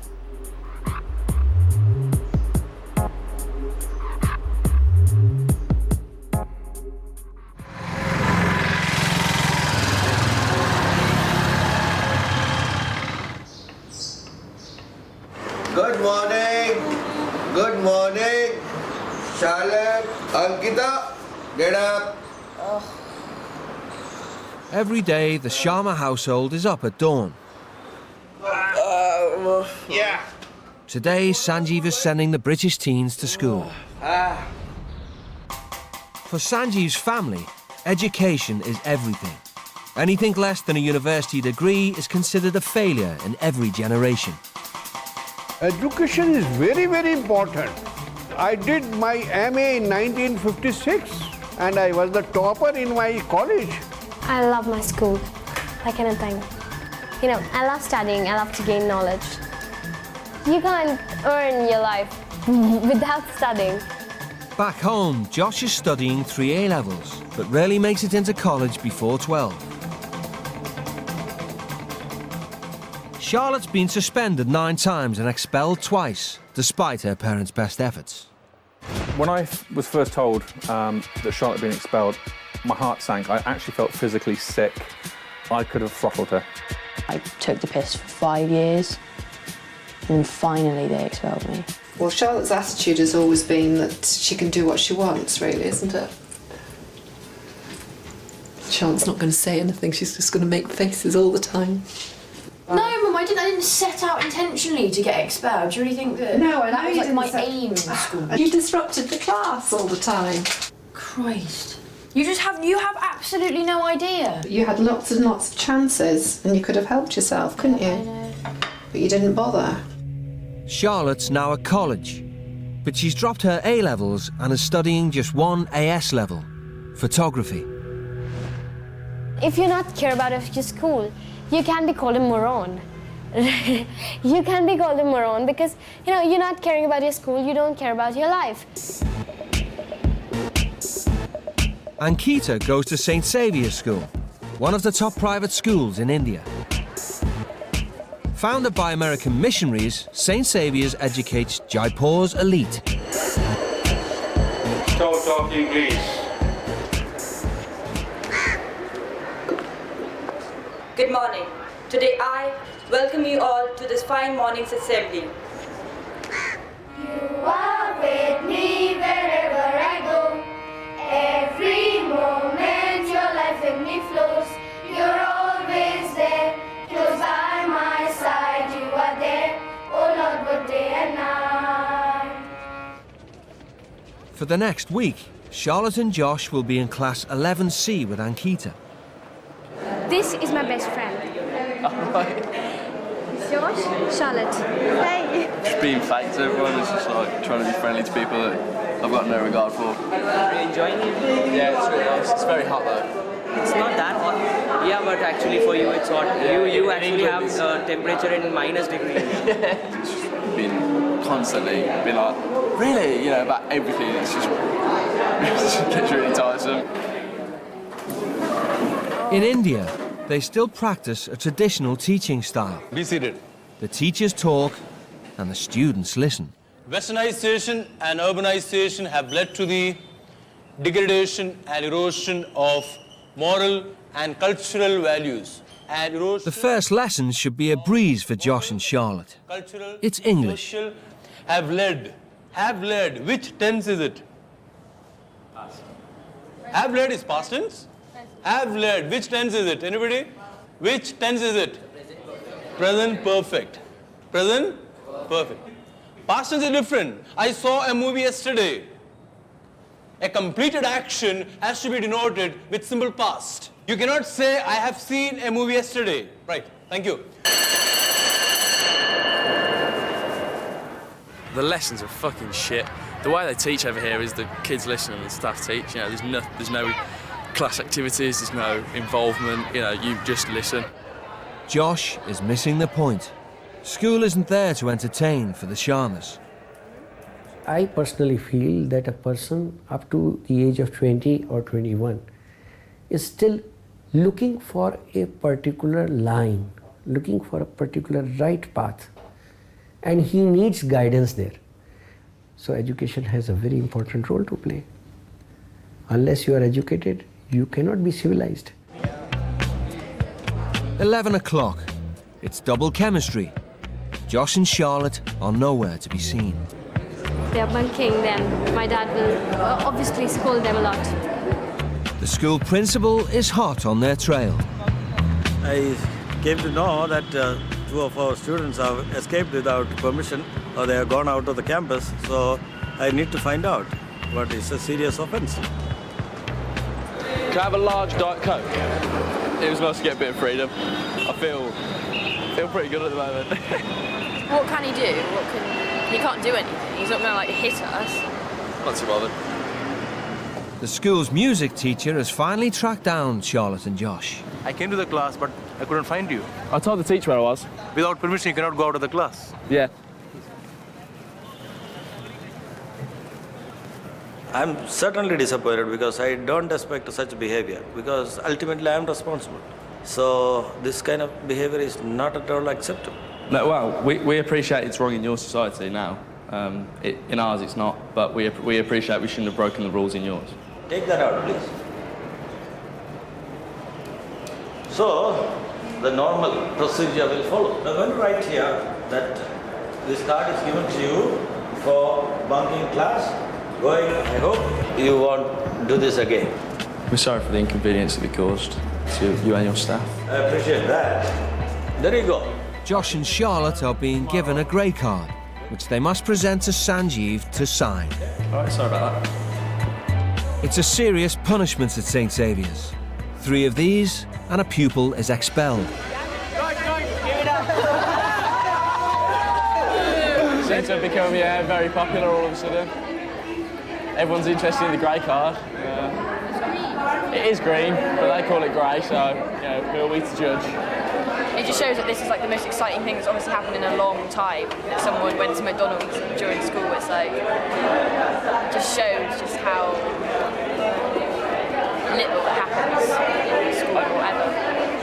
The grey card proved good for you. Yeah, well, kind of. We've yet to speak to your dad. Yeah. But, all the best for that. None of Sanjeev's children have ever received a grey card. Bunking is pure, simple indiscipline, nothing else. The school people take it very seriously. Why should I not take it? In the Sharma household, bad behaviour brings shame on everybody. First to feel Sanjeev's wrath is Ankita. We decided this thing, that they will go to your class. Then you have some responsibility towards them. I seriously didn't know where they were going. And they never told me. When they were going out, you should have accompanied them.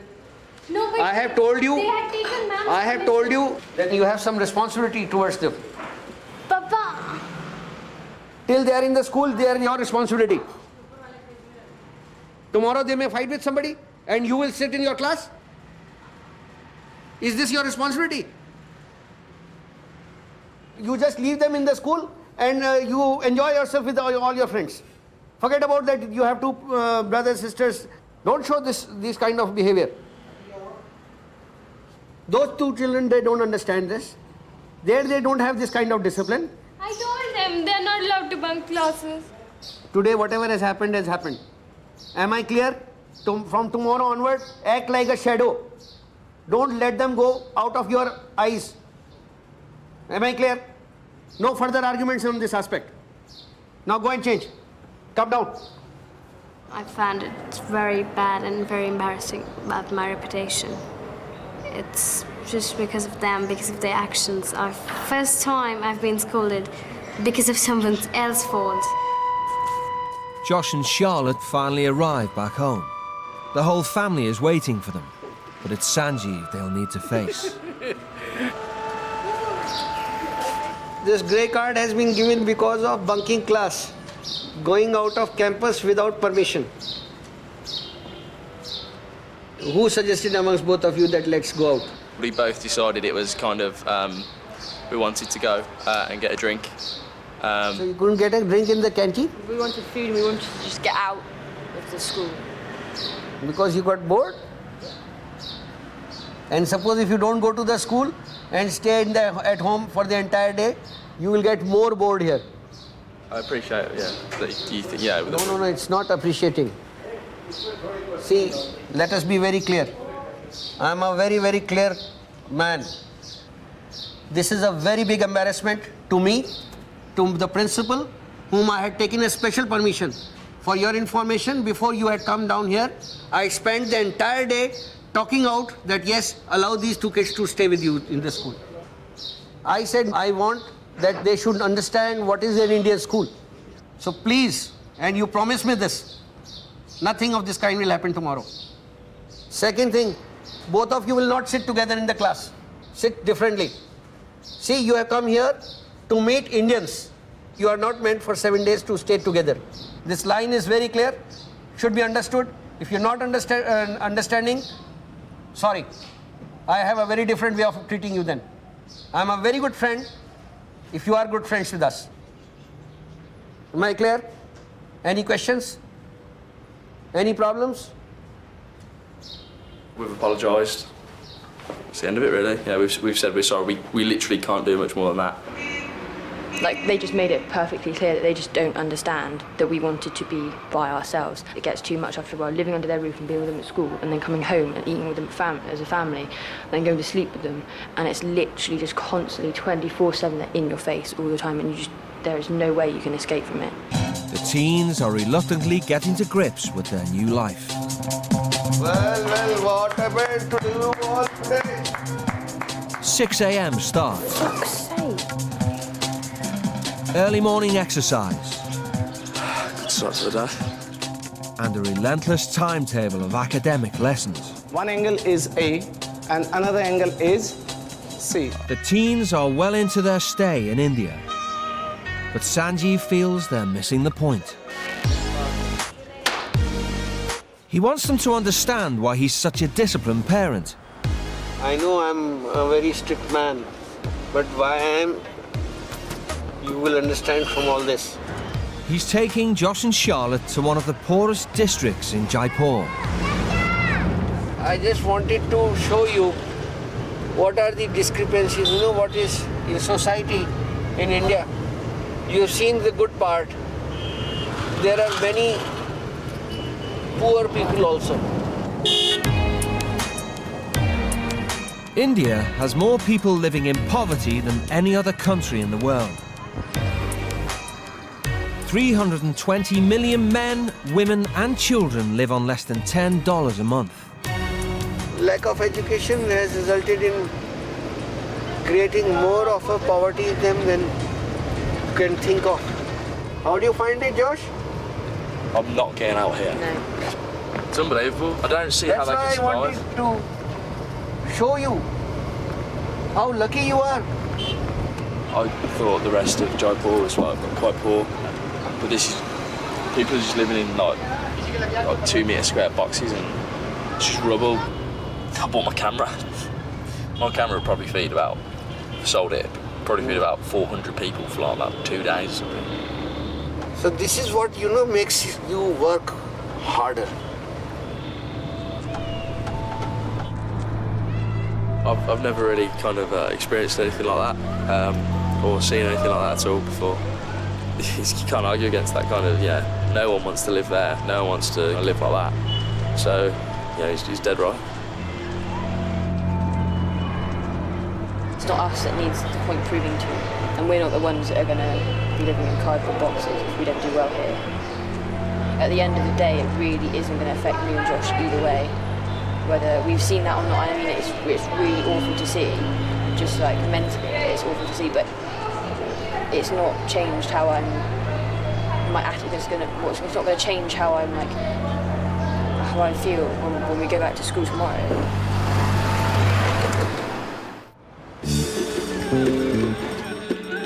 It's 6 a.m. and halfway through Josh and Charlotte's stay in India.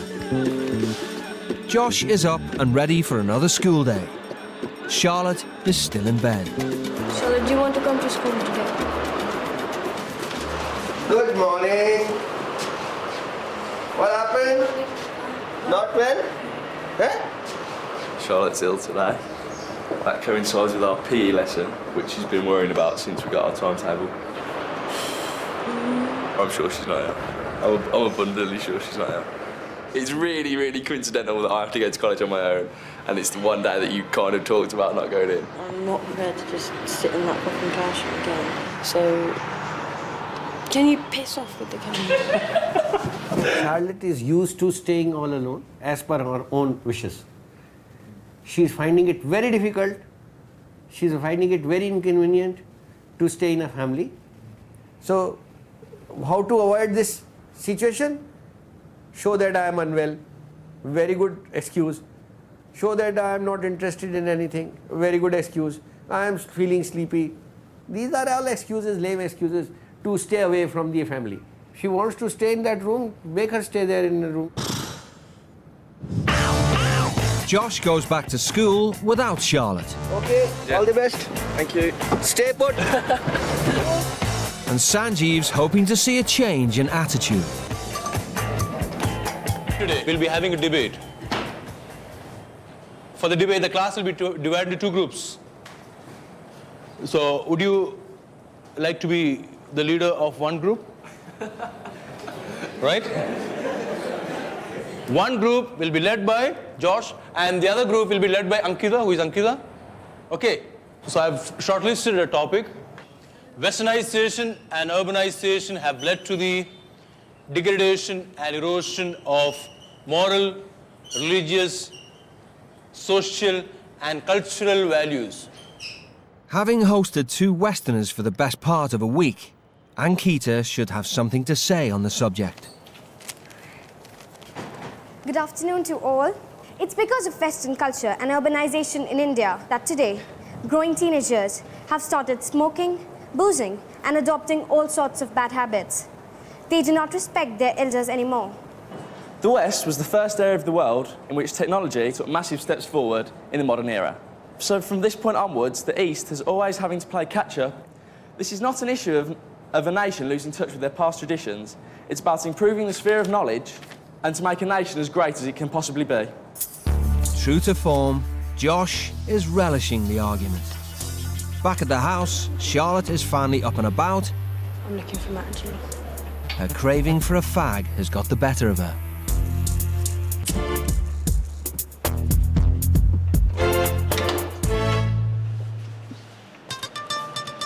You can't just expect someone just to stop just because it's suddenly just become a house rule. I have tried my best to be polite in every way possible and abide to all the rules, and I don't think that there's any rules I've actually broken, apart from rules which were made which were completely ridiculous. Yes, success. The country doesn't have to lose their culture, but if their culture and religion can be adapted to fit in with a new world that is influenced by the West, it would be a good compromise. I am not saying you don't adopt their good things, but why are you forgetting your culture? Why are you adapting kinds of smoking and drinking and all those things? If the Indian population felt so strongly against the West, they would have discarded American schools because they would not want to be part of the West. You would not be here if you didn't approve of the Westernisation, because this is an American school. Then the culture won. Thank you very much. I invite, what's your name? Whom do you think was the best speaker? How many support Ankita? Okay, so how many say George? Okay, so I declare George as the winner today. Great. Josh, congratulations. Thank you. Congrats, you're speaking very nice, eh? Thank you. Yeah, I feel quite good. And it's nice that they voted for me, and I really like the heat of the battle. Like, it's really enjoyable to be there. Win or lose, or if you believe in the point or not, I was lucky that I won and I believed in the point. After his success in the big debate, Josh is finally getting into the swing of things. At school, things are definitely improving beyond what I could have imagined. I didn't think I'd ever get to a point where things are this comfortable, things are this kind of enjoyable.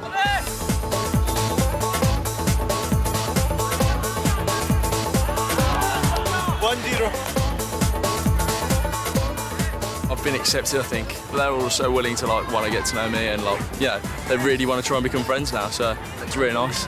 My friend.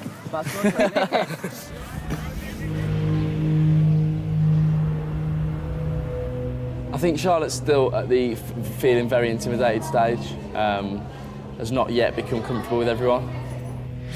It's a shame that you come to India for a week and she spent a day in bed. It's a shame for her, and unfortunately because she hasn't been able to turn the corner yet.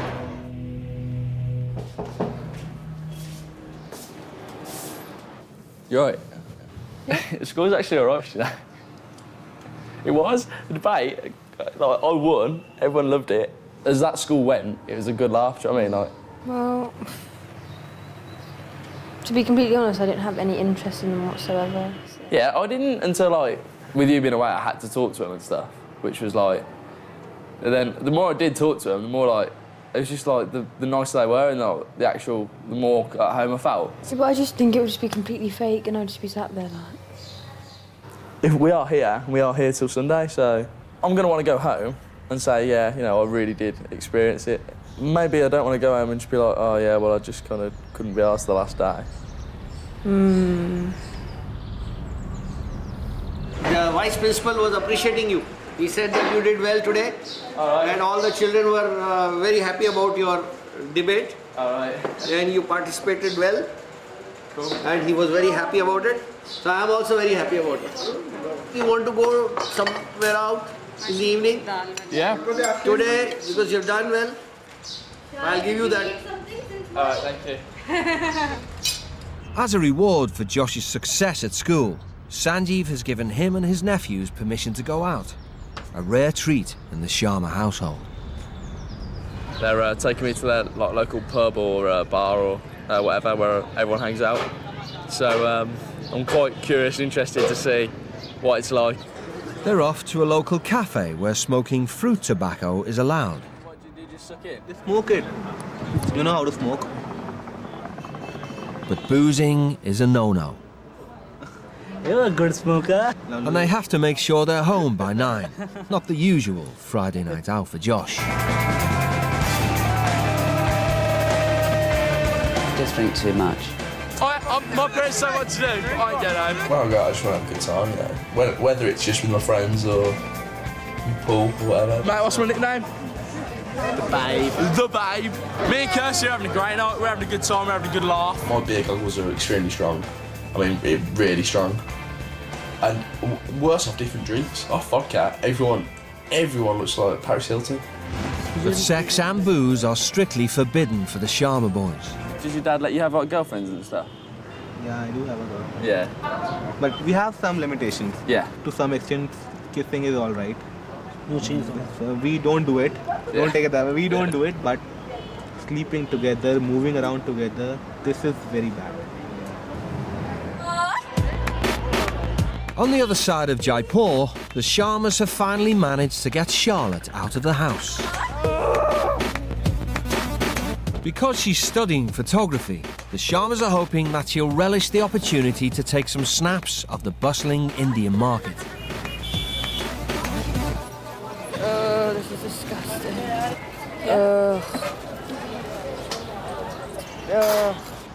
It's just really like busy and hot and don't like it at all.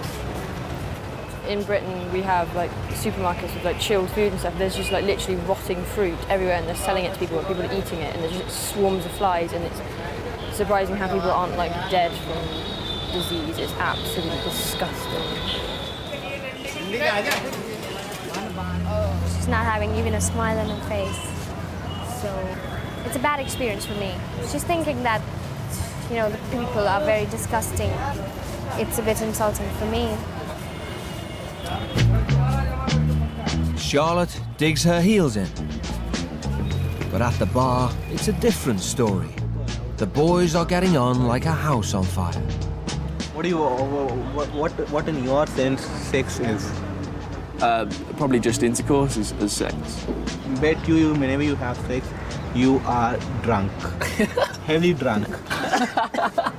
What's there you feel go for sex? What's just physical attraction, really. Boobs. Boobs, legs, bums, yeah, that kind of yeah. But it doesn't have to be about love. You know? I feel quite embarrassed that now talking to you guys that I've had so much sex and stuff because I feel a bit kind of dirty. But when I'm in England and I'm drunk in 2 weeks' time, I forget all these things. And no, I will not forget. But my desire will overcome my social awareness. I think you should say for 2 months more. Stay for 2 months more. You'll stop doing these all things, and you'll like us. Yeah. The trip round the market is almost over, but Charlotte still hasn't even got her camera out. These are the old buildings. Shepherd. Take pictures of this thing. This is actually the thing to take pictures of. I never saw her taking one picture. So, I don't know if she really liked photography or not. Because if she liked photography, I like photography, and whenever I go anywhere, I just keep on clicking pictures of everybody. She's not doing anything like that. So you don't want to take any pictures? No, it's not a nice thing to take a picture of. It's just rotting fruit. It's horrible. I would have thought for a photographer this is heaven with all the bustle and colour and... Yeah, but my photography's in black and white, so it doesn't make any difference.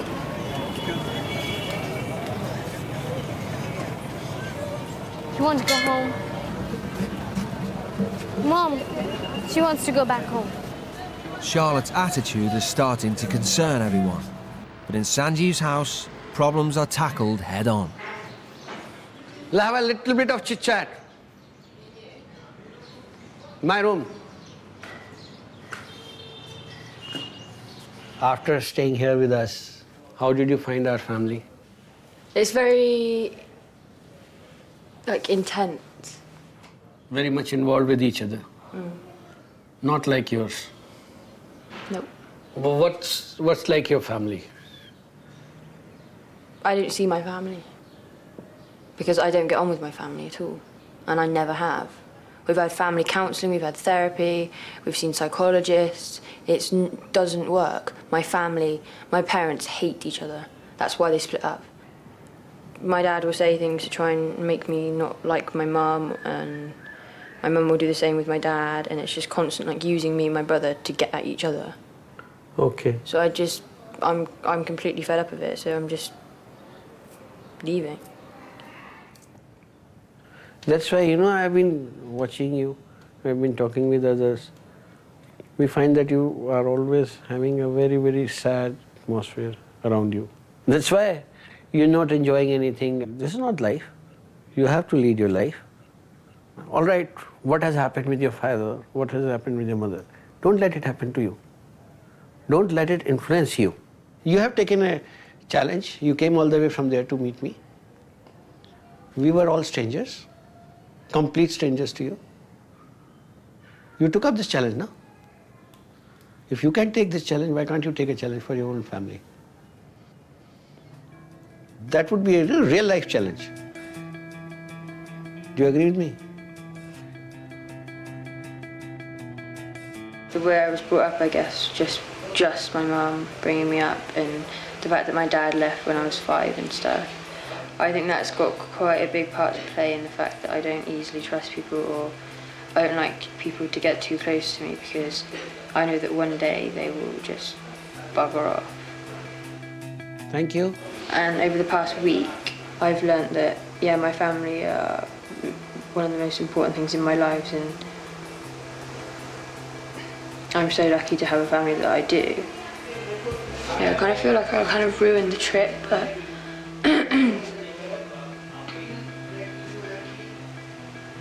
I don't know.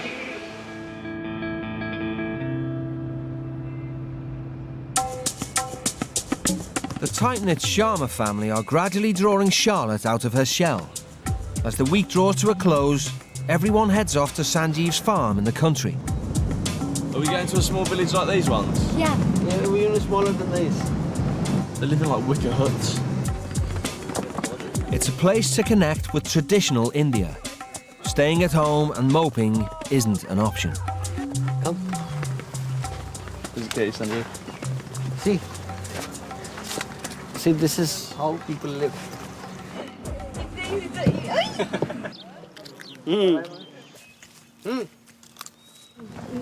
this heat, you get inside the pond and you'll be tanned. Oh, is that the pond? Yeah. Josh is basically naked, and I have to wear a full outfit. Oh, I've got bites all over my.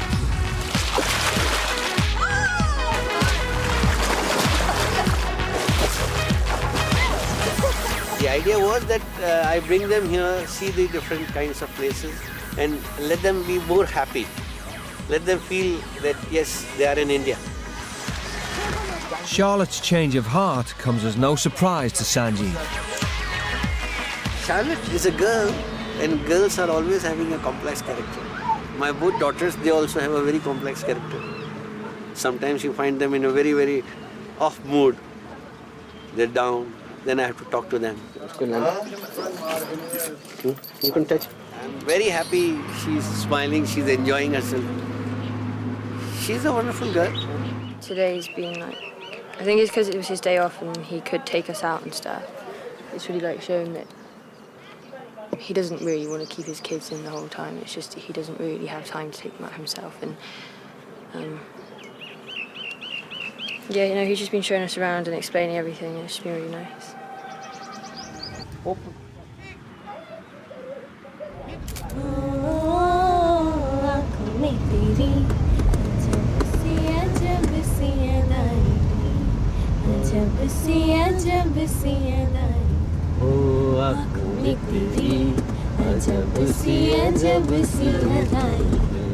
Hey Charlotte, this is for you. Give me a smile I can keep all the while in my heart, all the way. For Charlotte, there's just one thing left to do. An apology for the sister she rejected. Yeah, when I first came here, I just felt like I was being kind of rude. I was just in tears and not really talking much. I just feel like your efforts weren't appreciated, and they completely were. It's just, I just like to take my time. Do you know what I mean? You work through that all the time. I just wanted to let you know. We perfectly understand what you were feeling. It would have been the same with me. So I don't think you were rude at all. Okay. So now are you okay? Yeah. Yeah? It's all cool now. Okay. It's the end of the teens' stay in India. And the experience has given everyone plenty to think about. You stay in India. Good boy, very good boy. I think I have definitely learnt while I've been here that the more you put in, the more you get out. And that's shown in how much I've enjoyed the time I've spent here since. I tried a lot harder in school, and things kind of snowballed from there. At home in Birmingham, Josh gets everything handed to him on a plate. With the Sharma's help, he's starting to realise how much he takes his parents for granted. I'm not going to be stacking the dishwasher and, asking my dad if I can cut the lawn and things like that. You know, that's not how I see things changing. But I think I'll be able to appreciate the work that goes on in the home a lot more, and appreciate that my parents are kind of building a base from which I can hopefully springboard. Since her parents' divorce, Charlotte has spent the last 10 years rebelling against her mum and school. I think my upbringing would have definitely benefited if there was a lot more discipline and an actual structure to it. Charlotte's mum was desperate for this experience to help patch up their fragile relationship. I don't think it's too late to change how things are between me and my parents, because I mean I would like to get on with them. To be honest, quite a lot of the time I just refuse the support that they offer, and I think that if I could, or I did accept the support that they were giving to me, things would probably be a lot easier and we'd probably get on more. It's just I think I'm stubborn like that, and I just don't really appreciate quite a lot of the things that are handed to me. But it's not too late. Before Josh and Charlotte leave for the airport, the Sharmas have one last cultural treat in store. Charlotte was telling me that you people get drunk and then dance. Yeah. Nobody gets drunk here and then dance. We just dance carefree. Okay.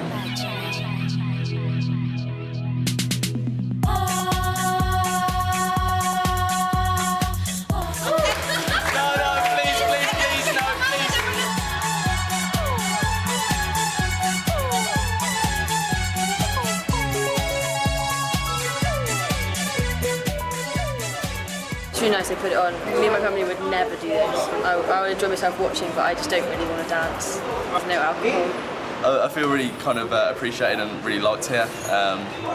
After getting married, would you live with your parents or would you like to live separately, independently? I think for the purpose of the question, I'd like to live with the family, yeah. For the purpose of the question, it's going to have to be that answer, I'm afraid, yeah, definitely with the family. Cheers. Cheers. Cheers. Best of luck.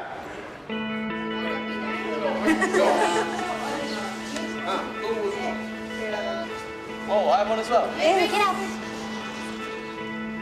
Most thing which I found that they have taken experience from our families with regard to how to enjoy not only with your friends but in your family also. How to live good life in a family. Thank you for hospitality. Thank you all. Thank you all for looking after us. Disciplined family, happiness comes to it naturally.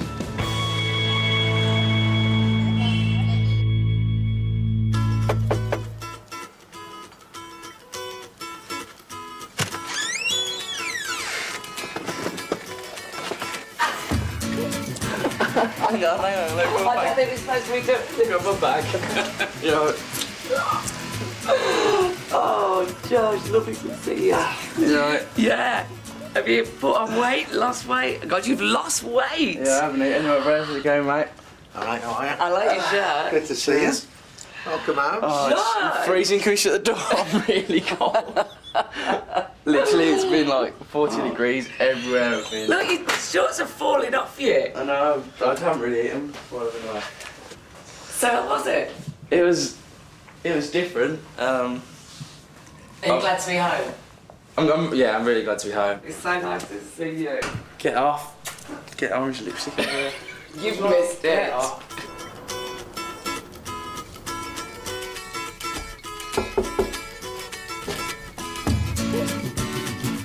Hi, sweetheart. How are you? I'm alright. Thank you. Have you? Yeah. You had a good time? Yeah. Yeah.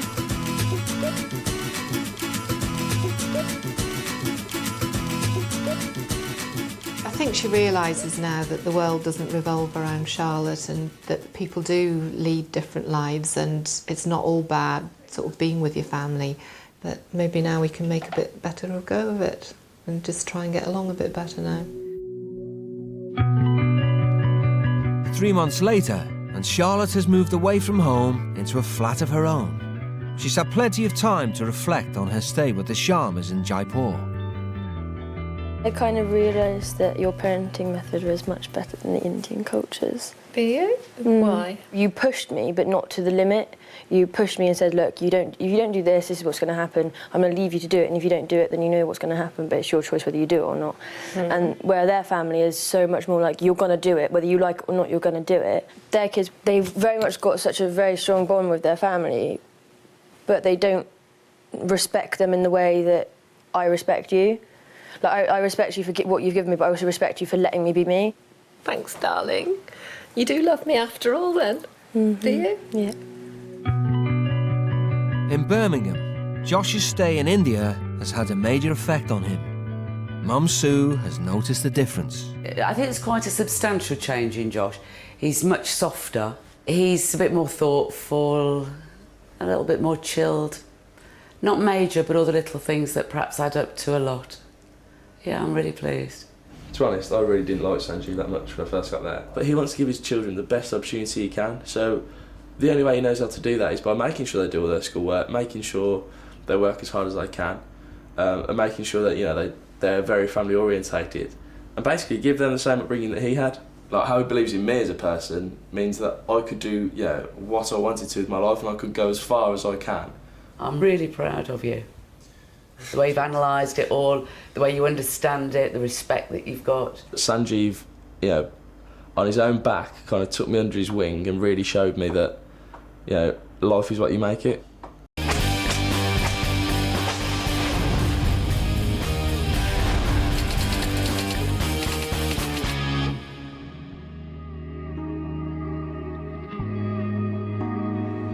Come on, love.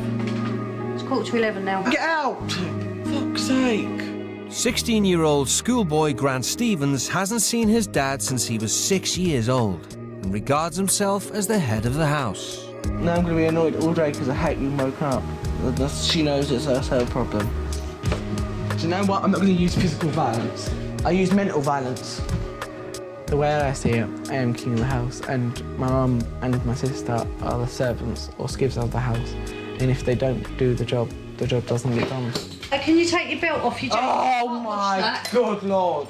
When Grant's not lying in bed, he's on the computer. No, what are you doing now? You me? Yeah. Fuck all. Grant's relationship with Mum Karen has completely broken down. Because he's the man of the house and there isn't another father figure in this house for Grant, Grant just thinks that he doesn't have to do anything. There's washing up that's been in the kitchen since last night. Shove it up your ass. Grant's relationship with his 15-year-old sister Kathy has also hit rock bottom. Slag. Catherine. Oh, stop. When Grant was younger, he used to look after his sister, and now they just can't be in the same room as each other. Yeah, like jump out the window. No, I'm okay. That means I'll end my life, you knobhead. To add to her problems, 2 years ago, Karen was diagnosed with lupus, an incurable form of arthritis. I do want Grant to help me around more. He knows sometimes I can't do certain things like lifting heavy saucepans and peeling potatoes, and it's like he's just not interested. I wish sometimes that the 11-year-old Grant was back, when he used to be nice, when he never used to shout and swear at me, and when he used to do things.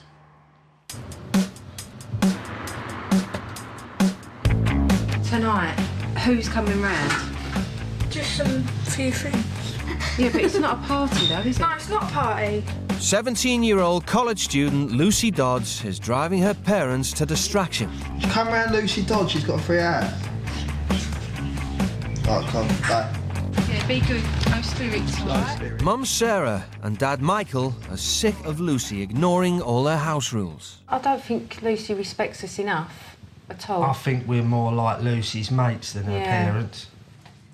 Because I'm turning 18 and everything, 18's like classed as an adult and everything. I don't feel like an adult because I feel like they're not letting me grow up, sort of thing. Like, not letting me do exactly what I want. And all Lucy wants to do is have a good time drinking with her friends. No! I needed that. Who's got a straw? My mum did say don't drink spirits because she knows we all get fuck-a-lucked. So, we drank the spirits and we're really out of it. Right, who's smoking the weed? Have you seen the state of it in there? Oh, do you know what I mean? Come here. Come here. What's this? Yeah, that's for fags. What, king-size fags with Yeah. bits ripped off of it? She just tries my patience so much. It's so frustrating. You wouldn't accept that behaviour from anyone else, would you? Tidy up after yourself, do you know what I mean? Dad, I didn't Well, know that you was... weren't tidy, was it? I didn't know you was coming home, did I? So Lucy's thoughtless behaviour is putting a huge strain on her parents.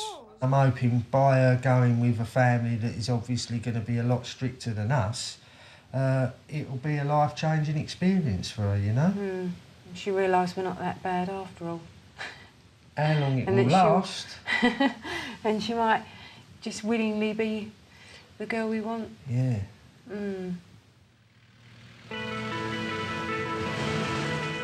In a bid to get their home lives back on track, both families have agreed to send their children to live with new parents on the other side of the world. Do as you're told. I'll try to. It's the first time Grant and Lucy will have been away from their parents for so long. Love you. Be good. Hopefully she'll come back more grown up from it, I think. Yeah, Going on her own like this, you know, Yeah, I and think it without will. me and you to help all the time. Yeah. For the next 10 days, the two teenagers' new home will be here. A farm in Craddock, deep in the South African wilderness, home to the Moorman family. Discipline is important, because if you don't have discipline, you're not a human being, you're an animal. Dad Hannes oversees the family's 7,000-acre farm. Mum Alma looks after the house, and they are the proud parents of 17-year-old JJ and 15-year-old Lieber. For what we are about to receive, O Lord, make us truly thankful. Amen. Hannes is an old-fashioned disciplinarian who believes sparing the rod only spoils the child. Put in the wheelbarrow and take it home, please, man. Okay. Thank you. Don't listen. What else should I do? I would give them a hiding. But a good hiding. I'll take my belt and give them a hiding on their backsides. My parents are very, very, very, very strict. You've got to do it their way, by their rules, otherwise it's not going to work. Everyone is expected to pull their weight on the farm, and the Mulmans are proud of their Afrikaans heritage. We were all brought up in quite strict houses. You were expected to do certain things, and if you didn't, you got caned. Traditionally, the women work inside and the men work outside. Especially on a farm, it works like that. The Mulmans believe a life centred around hard work, self-discipline and respect for your elders will have real benefits for the British teenagers. If I can contribute just one thing, and they can say, I got it from that man. He taught me not to do this, but do that. Then I'm satisfied. After an 11-hour flight, Lucy and Grant touch down in South Africa. Nerves are beginning to kick in. If they're really poor or something, no offence, but like they might not have like enough water for like baths and stuff, so they might have to have cold water and shit like that. The Mulmans' farm is a 3-hour drive into the wilderness, an area known as the Karoo. This is so scary. I'm getting concerned now. I really am. We're going very far out, and I haven't seen a house in a very long time.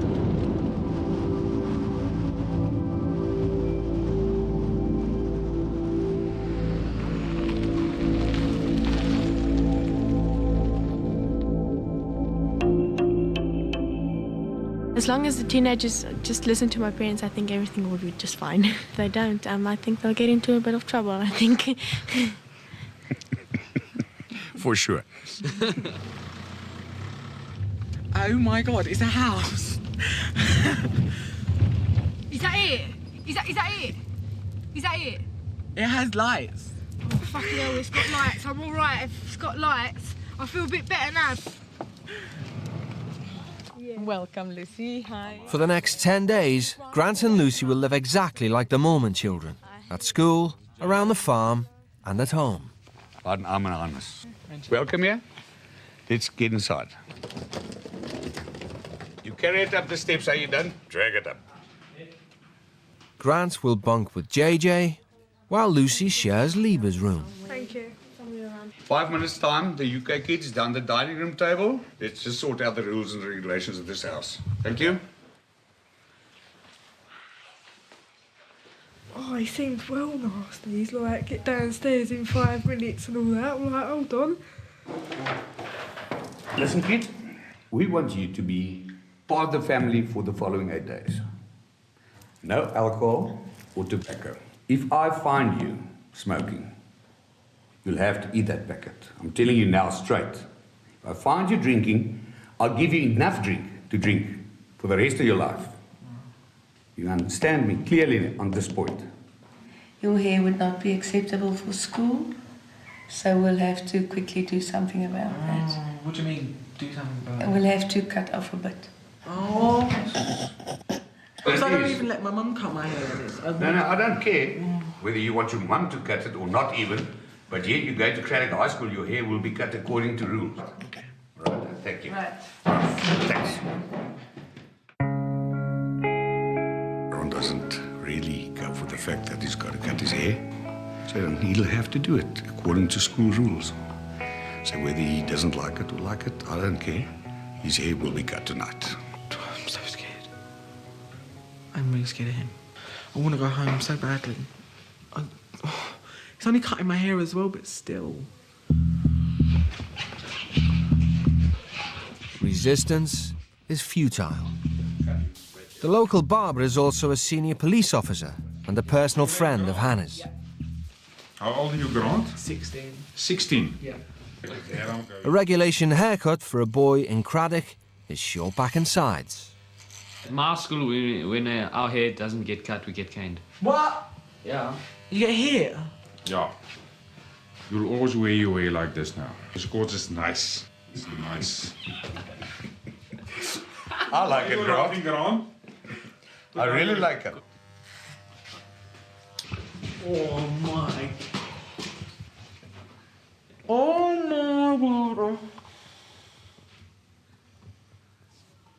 Why does my hair have to be a certain length to go to school? My hair is disgusting. I hate it. Really? Look at Grant, how beautifully he's without hair. The Mormons are sticklers for presentation, and it's not just Grant's appearance causing concern. Lucy, you will have to get rid of your makeup, otherwise they would not accept you in the school. Is that a problem for you? Yeah. I can't not go without makeup. No, tomorrow morning you will not go with makeup. That's just one of the rules, my dear. Lucy's been allowed to wear makeup since the age of 12. She never leaves her room without it. I think they're too strict. Yeah, because now I'm going to have a row with them. Because there's no way I'm going. I won't go to school then, that's how it is. Grant actually, after a haircut, fitted in quite easily at table. But Lucy's not happy at this stage, I can see that. So I think day 2 perhaps, day 3, fireworks.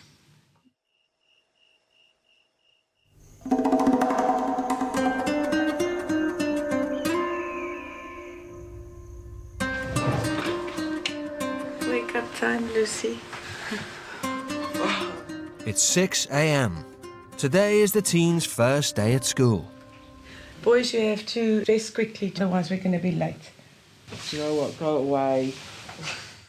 Just have to pack your bag. For now, Lucy has reluctantly complied with the no makeup policy. Just got to get on with it. I can't be bothered to argue this time in the morning. The Mormon children go to separate schools. For the duration of their stay, the UK teens will be attending Lieber's school. Now, I think it's important for the kids to go to school to see how South African schools work, the disciplined schools. And I think it's important that they meet other kids in South Africa, not only my 2 kids. Nationale Saletspiel! Craddock High is a state school 10 miles away in the nearest town. Its motto is, nothing without hard work. And the strict code of conduct is enforced by the head teacher, Mr. Bonzaya. To a person who's not used to this type of discipline, it might look army-like.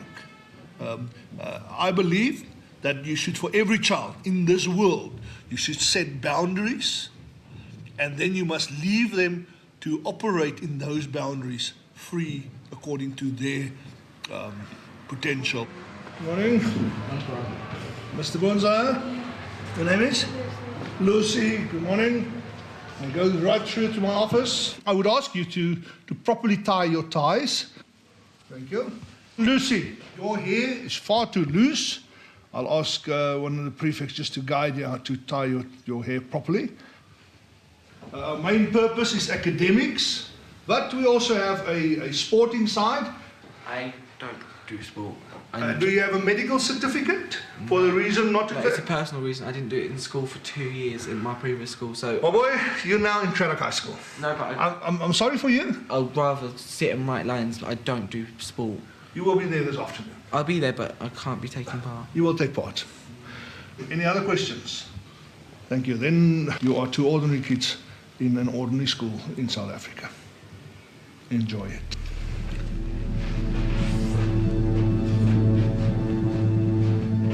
Honestly, this school is not a school. It feels like an army. It's like he's like the sergeant, and they're like all these little people. It's like everyone's gone back in time.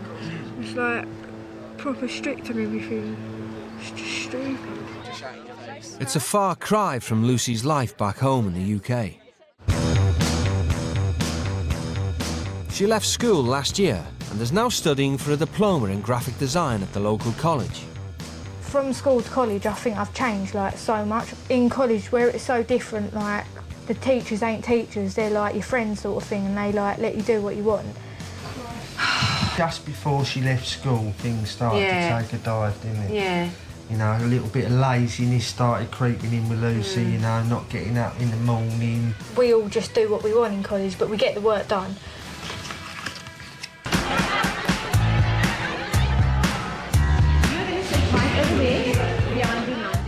At Craddock High, The teachers command total respect from their students.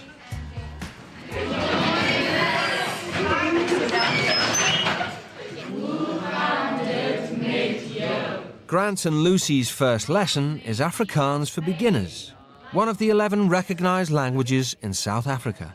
Good morning. Goeiemorgen. Goeiemorgen. Well done. Good afternoon. Grant? Goedemiddag. Goedemiddag. Well done.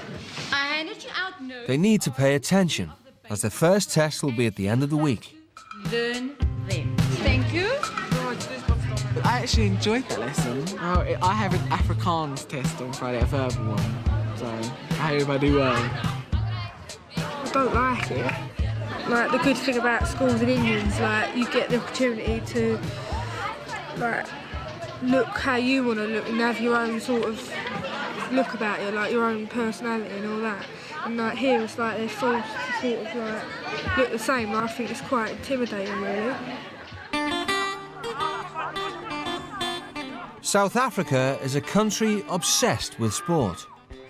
After lessons finish at 1 o'clock, everyone looks forward to competing, particularly on the rugby field. I think the last time I played sport was like in year 11, and that was me playing tennis, and I think that was the last time I did it. It is mainly down to self-confidence. It's just like I don't like people to watch me when I'm playing sport or like working out or exercising. PE teacher Mr. Weitz isn't used to malingerers. Listen, Grant, you will play on the wing. Listen, let me just finish. Let me just finish. I would like you to participate, to get a group feeling in our school. No. You can see it, there's a lot of guys, they are small, they will not. No, and I promise you, they will not tackle you. No, I'm not doing it. No attitudes. No.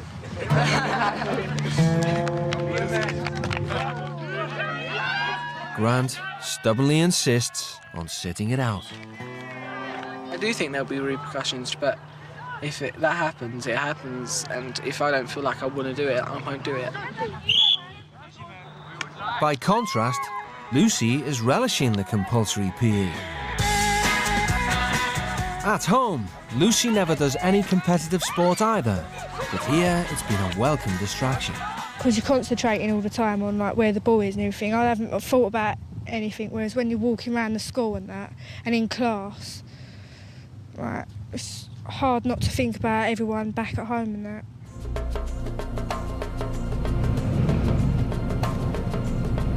It's the end of the teens' first school day. News has reached Hannes of Grant's complete refusal to take part in school sport, and he's not impressed. It all boils down to respect again. That's what made me cross. Grant?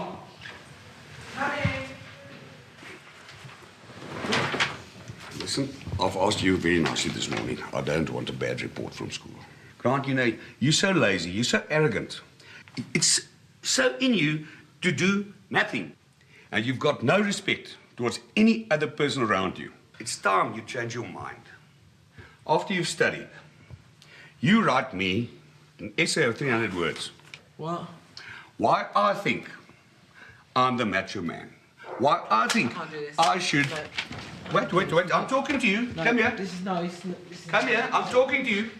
You're running away from me. I'm talking to you. You are not running away, I'm talking to you. You're welcome to talk to me. We're not running away. Come back, let's finish it. I can't. Where are you going now? I don't know where I'm going. Well, in any case, you've got your chore that I want from you. I want it tomorrow. Thank you. I'm finished with this now. I don't like people running away from a conversation. It's just another sign of the weakness of the guy. He wouldn't accept being confronted about things he did wrong because he's spoiled. I just can't believe he did that, like, had to spoil it. I didn't know, obviously I knew he was going to talk to me, but to shout at me like that, no.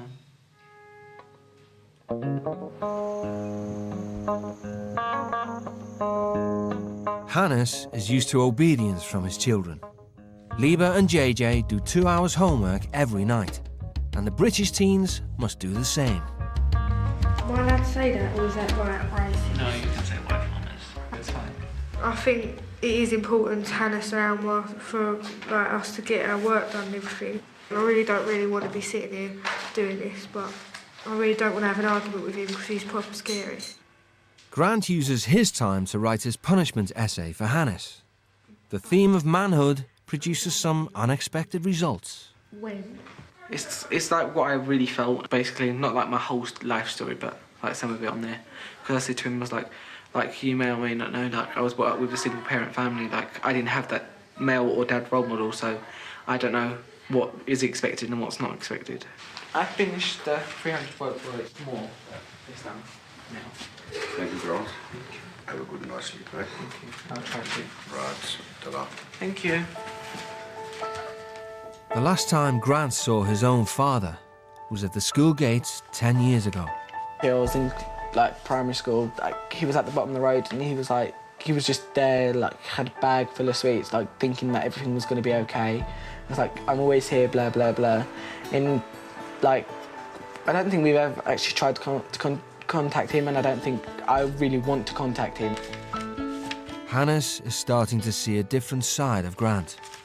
By reading this letter, there's an urge for somebody as a role model.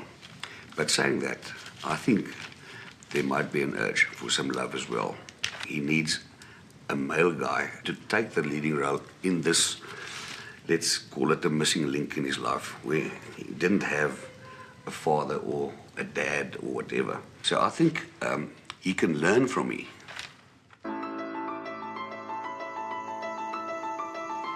I'm tying it back in ponytail. It's the teens' second school day in South Africa. Yesterday, Lucy reluctantly knuckled down to the regime of academic lessons, immaculate appearance, and no makeup. But now she's starting to dig her heels in. I am wearing a bit of makeup at the school, but nobody knows that. Alma is not so easily fooled. I can see that she's got makeup on, not as thick as she used to put it on. But I was thinking if it will be wrong if I take makeup remover now and take off the makeup.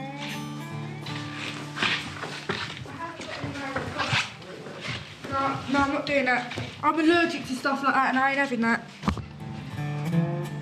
In England, Lucy normally runs away from confrontation.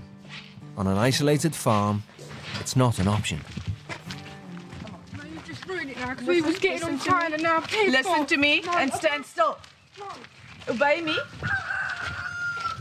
Obey me and stand still. Thank you very much.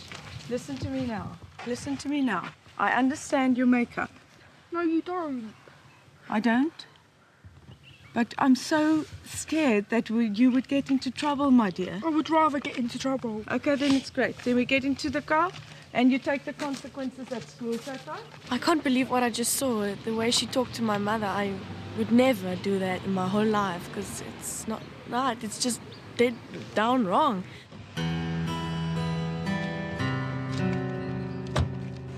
At school, it doesn't take long for Lucy's blatant disregard for rules to be brought to the head teacher's attention. Lucy, please stand up straight and look at me when I address you. Do you have a problem with your makeup? Tell me what your problem is. I don't want to talk at the moment. You don't want to talk about it? I will have no other choice but to punish you. When school closes, you will sit detention for the afternoon. But you still have to change your hair.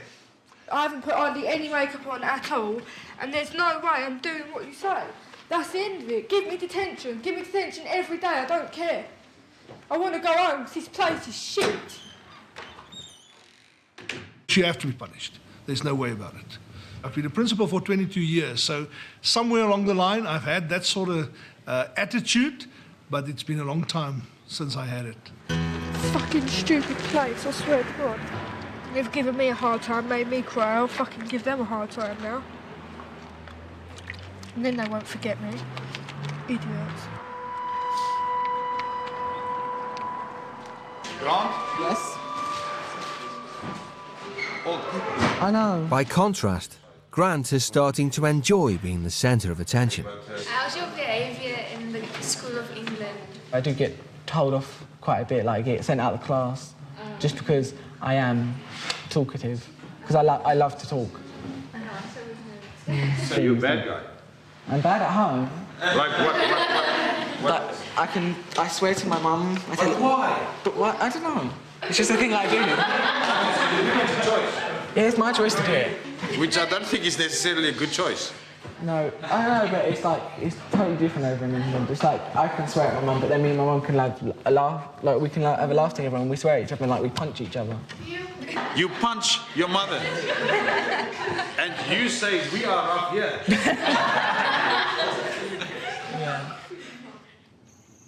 For Hannes, Grant's behaviour is no laughing matter. He's keen to find out from Grant's mum just what has gone wrong. Good morning, Karen. Oh, hello. Good day, it's honest woman speaking from Craddock, South Africa. How are you? I'm fine, thank you. How are you? I'm fine, thanks. Tell me a bit more about Grant, Karen, please. Is he a cheeky child?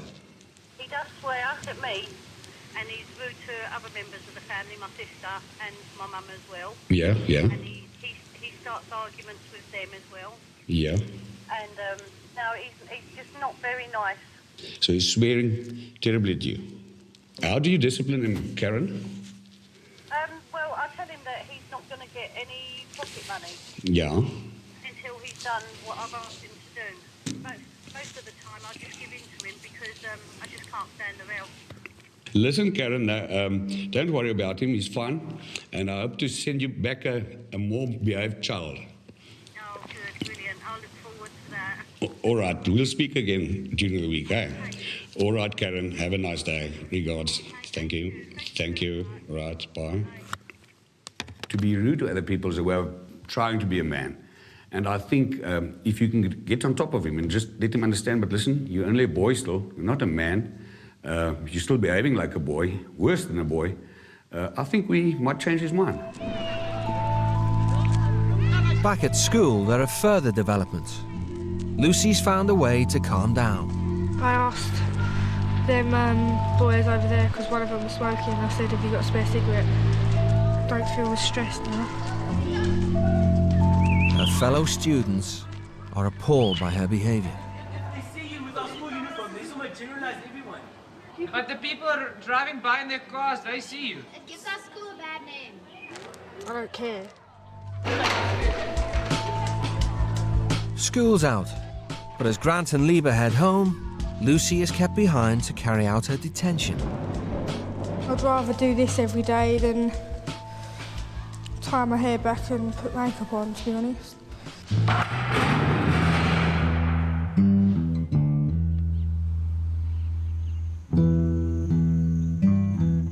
Grant? Yes? Come on, boy. Let me show you your chores for the afternoon. Every day after school, the Mulman children are expected to do 2 hours of work on the farm. You start sawing it. Here's a saw. That long. To fit into the fireplace. I don't think that Grant ever in his life did something like hard work. Never in his life. I think the hardest work he's done is swearing at his mother. And I just want to show him being a man means being physical. Like what he says, what makes a man is doing stupid things like this. It's just wrong.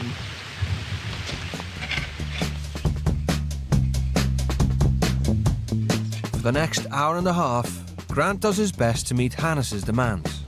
Oh my God, I totally missed. For Hannes, it evokes memories of his own tough upbringing on the farm. My father was a tough man, very, very tough. He was a hard man. Hard on you, hard on his work, hard on anything. And you know, if you grow up like that, you'd like your boys to grow up like that as well. And you wish that same thing would go on. Nobody would tell him to do this, because he would swear at them, because he's the only man in the house. Now, he can't swear at me. I mean, he just have to do it. I swear, if any drop out, I'm gonna cry. Grant, tell me, when last did you have 1 hour and 35 minutes of practice? I cannot remember the last time. Or is it in total as much you had in your life? Yeah, most probably. Thanks, Grant. It's okay. Congratulations. Well done. My hand, look at it. He may only have cut 7 logs, but for Grant, it's a big achievement. I guess it's taught me that I can actually go through my pain barrier, because my whole body was aching by halfway through it. And I can actually do something to the best of my ability instead of complaining and just saying no. It's late in the afternoon when Lucy arrives home. Welcome home. And so late. Hey? Alma's developing a soft spot for the girl from Essex. Rather than punish her further over the makeup, she decides to let Lucy explain herself. I can't physically do it because I will have a breakdown. It's like such a big thing, honestly. Like in England, all the girls wear makeup. That's the big problem. I care about what people think about me, and I like to look my best and not my worst. And yeah, we all do, but I mean, there's certain rules that we have to adhere to. I mean, there's just no ways that you're going to school with makeup. No ways. I'm used to the fact that everybody judges you looks first. In school and stuff, like with the geeks that are really ugly and stuff like that, people don't want to hang around with them and talk to them. Like, that's just how it is, so it's so much pressure to look good. And that's why I'm not confident to just suddenly change. It's the halfway point of the teen's experience in South Africa. Today, a letter has arrived for Grant from home, a reminder of why he's come to stay at the moment. I've got you something being sent with love from your mother. Wow. It's long. My nickname, Dear Fart, how are you? I hope you arrive safely and you are not too tired. I really do want you to have a good think about the way you behave at home, and especially the way you talk to people as well. What I would be really pleased with is when I'm not feeling well, because you know how much pain I am in with my lupus. For you to help me more around the house and for me not to nag you all the time and then getting us into stupid, huge rows. I really think you need to change.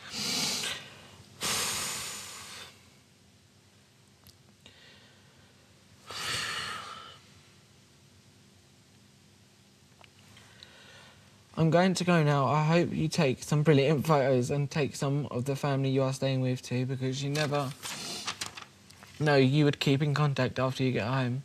I think you would really, that would be really cool. I would really love to see everything you've seen too. So loads of pickies, please. Love you both, lots of love. And I can't wait to see you home. All love, my love. Karen's words have hit home. There's also a picture of happier times. Grant is beginning to get the message. I'm her son. I should be the one that's like loving her, not making her angry and not making her upset.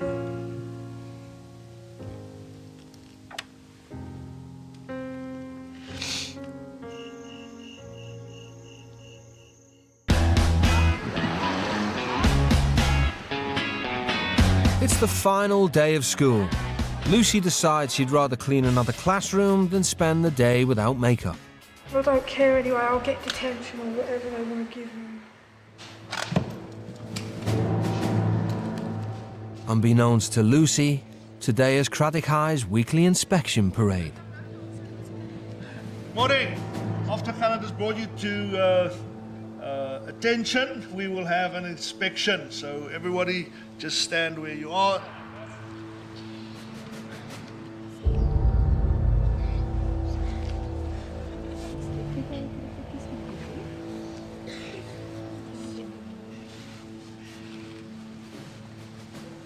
Oh no.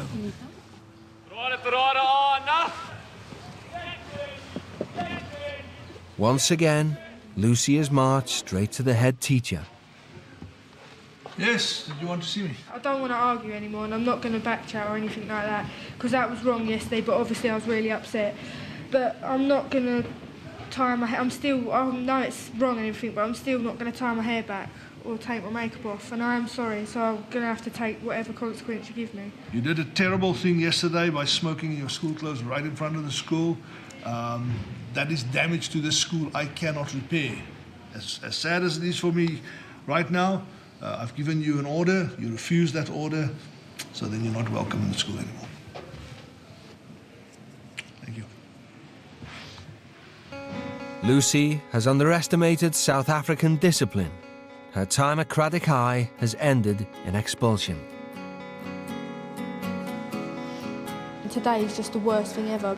If I was confident enough to not wear makeup and to have my hair how they all have it, I would go for it and there would not be any problems, I doubt. But at the end of the day, I'm not doing that because it don't make me feel nice, and that's how it is, basically. In his final lesson of the week, Grant has the chance to end his time at the school on a high in the Afrikaans test. Mijn naam is Garnett. Well done. Is it? So it'd be S. Blue. Excellent. I'm going to have to subtract a half a mark there. And you only lost 2 marks. You have 9 out of 11 for your test. I am happy that I'm doing well at school, but I wish Lucy could do as well as me. I wish they could be more lenient with her. So. I have never imagined myself coming to the school to come and collect my child who's been expelled. So for me, this is a real shock treatment. Let's just be off and get home, please, because I'm really upset.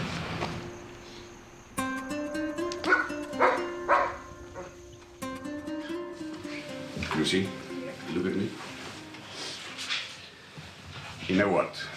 You just succeeded in making the biggest mistake in your life by getting me into this whole shame of being expelled from school. I've never been insulted like this in my life.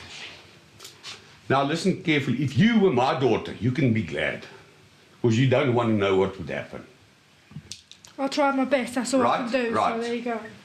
Right, thank you. She just keeps on being stubborn.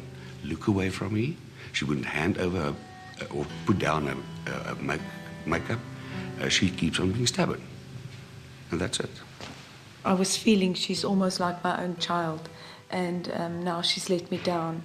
And I'm cross with her, and I'm really, really annoyed and really sad.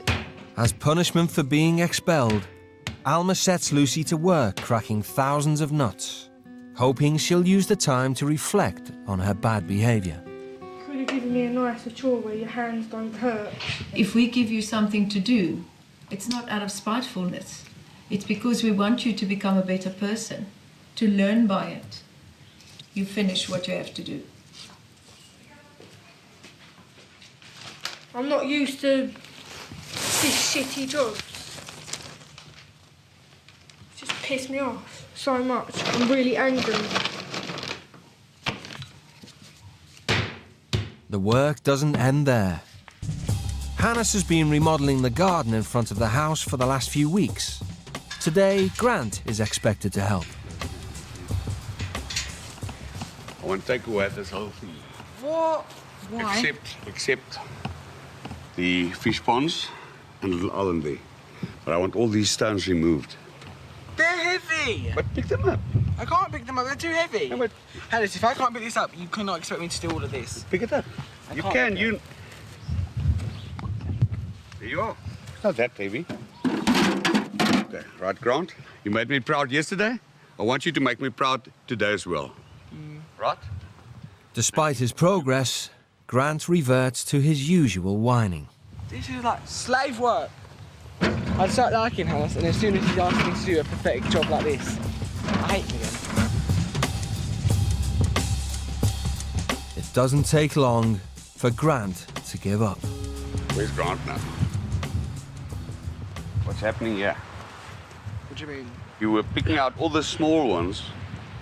Yeah, but I told you I couldn't pick up the big ones. But how would you... If I can't pick up a pathetic rock like that, how do you expect me to do stuff like this? You know, Grant, something you don't know. I spoke to your mother. Don't run away. Come here, Grant. You're big enough. Grant, I'm not running after you again. Come back to me and talk to me straight in my face. I spoke to your mother 2 days ago already. Your mother told me you were a very good boy. Till 5 years ago, you turned bad. You got more lazy and more lazy and more lazy. Now, Grant, all I expect from you now is those rocks you've dropped in the gate. Take them, throw them towards the fence, and open the gate towards that side. Understand? Right. You do that now. Thank you. Hannes has touched a raw nerve, and Grant can no longer cope with the guilt of his behaviour back home. It's like, I feel like I've actually contributed to my mum's illness. Like, if I would have helped out more, maybe she wouldn't be as ill.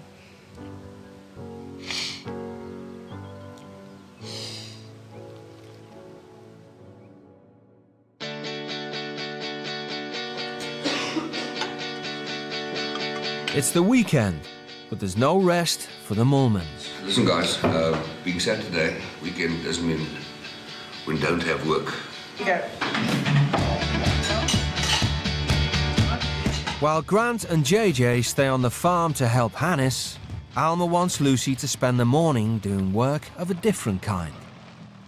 Ek is nog nie so. Alma's nephew is a pupil at a nearby school for the disabled. She and her children often help out as the school relies on volunteers to assist the teachers. Okay, Lucy, I'd like you to come with me, please. Lucy is in no mood to cooperate. I don't want to see people that are in bad conditions and stuff. I don't want to see that or speak to them. I can't cope with it. I don't want to see it. And I'm not getting out of the car, so you're wasting your time. If you want to come with me, you come now. It's going to be easier, or you can join me in the classroom.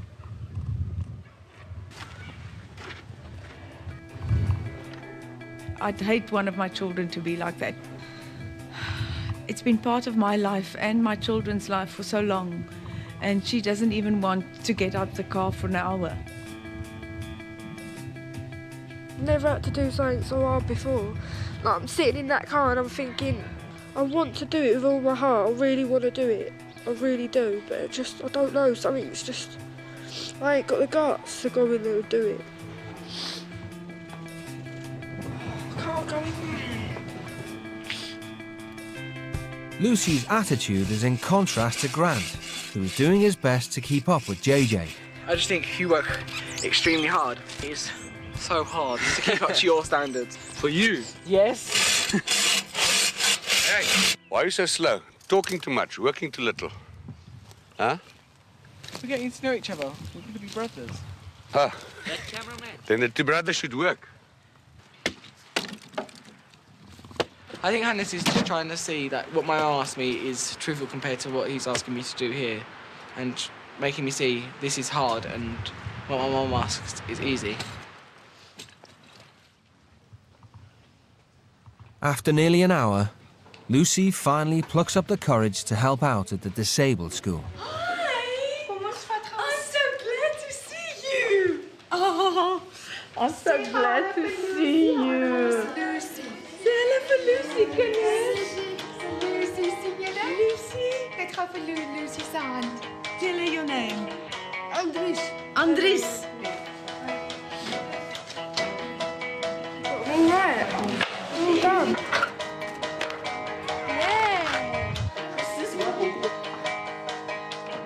A morning spent helping others less fortunate than herself is a real wake-up call for Lucy.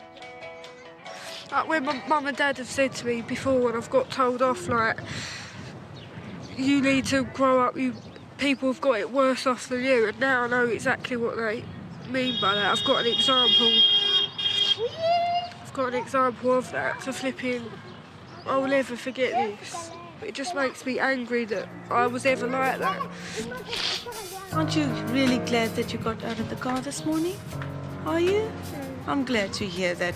Off we go, get into the car. It's nice and warm.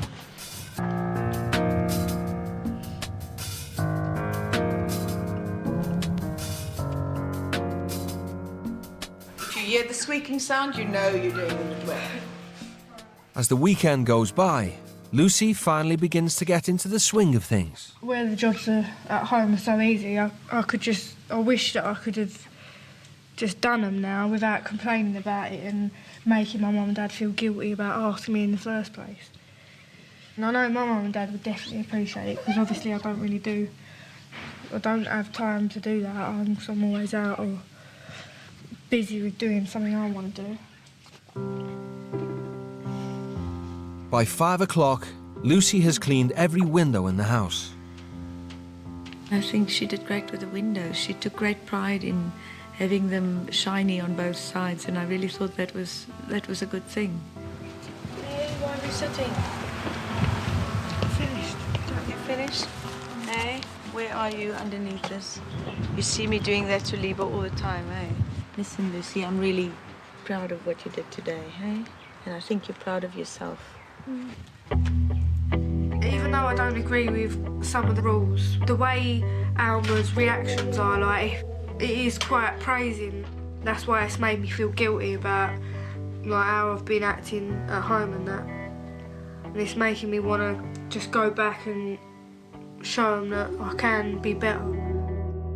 In 2 days, Lucy turns 18. When her parents write to her, it's with the hope she'll finally leave behind the bad habits of childhood. Hey, Lulu.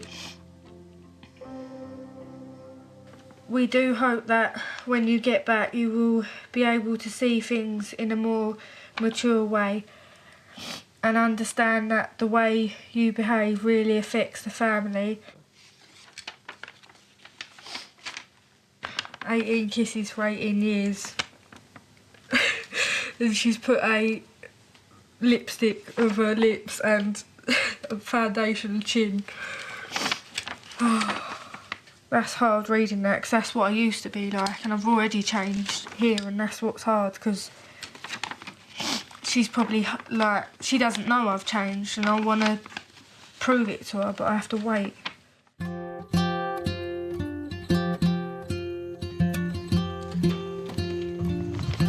Force them in, otherwise they're going to fall off.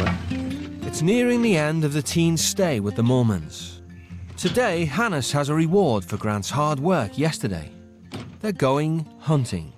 Me and my father had the experience, me and my son had the experience, and he'll never again have a chance to experience something like this. In the South African bush, hunting is a common pastime. Hannes and Grant head deep into the wilderness. They're looking for food for the dinner table. Grant has never held a gun before. It's a big responsibility Hannes is giving him. Yeah, I see it. It's closed. It's loaded. It's only for shooting, eh? Put the cross right in front of me. It's just...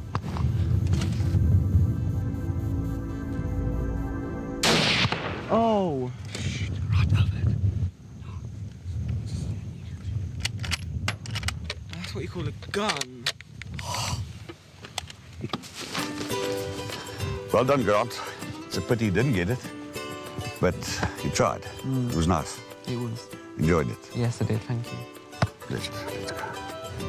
I'm very proud of Grant for what he did this morning. If he stayed the same Grant he was, he would never have done it. And I wouldn't allow him to do it in any case. It would have been too dangerous. The Grant who did arrive a week ago could not have done that. I can tell you that now. He would have like chickened out. I don't know. He would just came up with excuses for not doing it.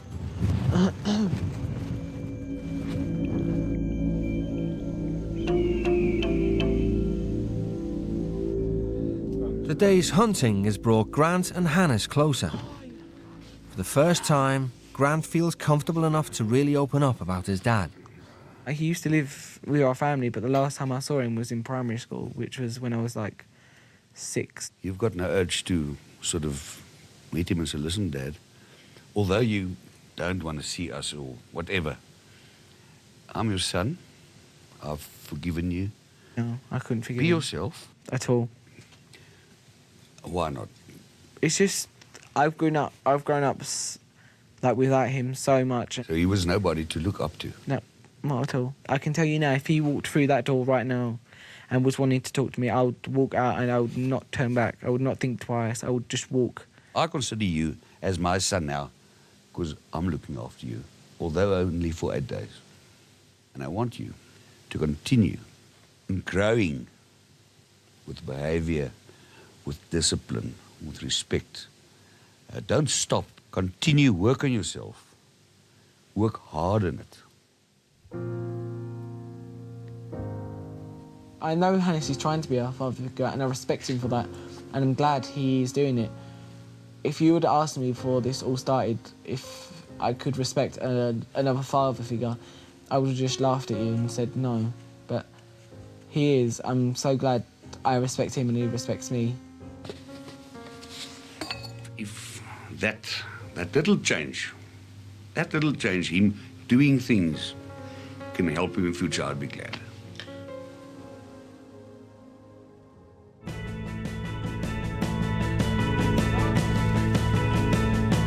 It's the teenager's last day in South Africa. It's also Lucy's 18th birthday. Thank you very much. Oh, that's lovely. No, I'm classed as an adult, so that's quite good. But I've got a lot to live up to now with that adult name. So I've got to be on my best behaviour forever, sort of thing. Okay, See you later. Okay, we're gonna. Okay, look up. See you later. Take a man's hand. Take it like a man's hand.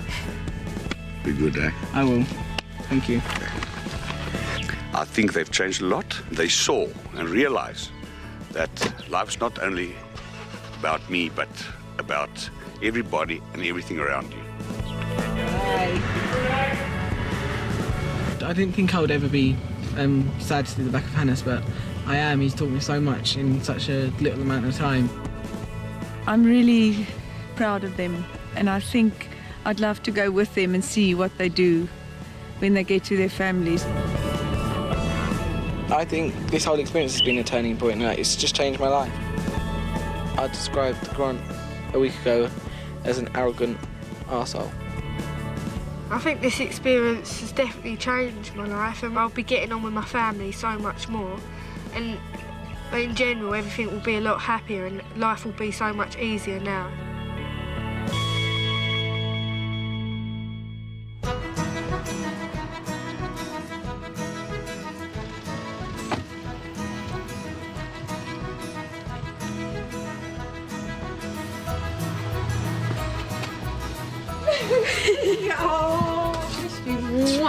Ooh.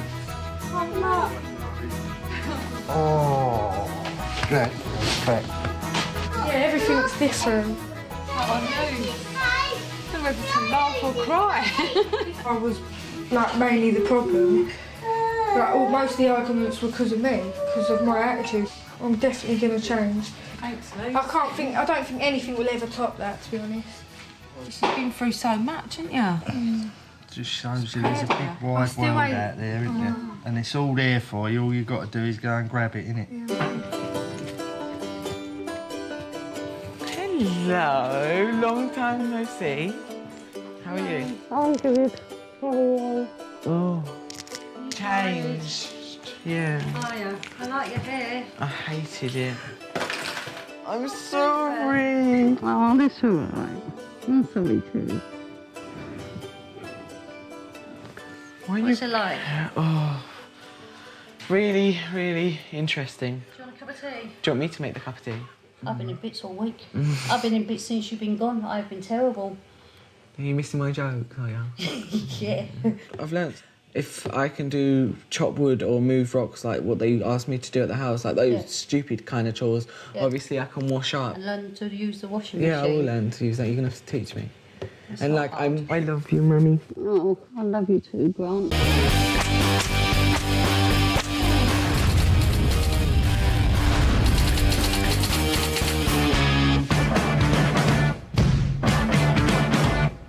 16-year-old Ross Torrey from Southend was in desperate need of a strong dose of discipline. Nice and sexy pants. I'd give you one.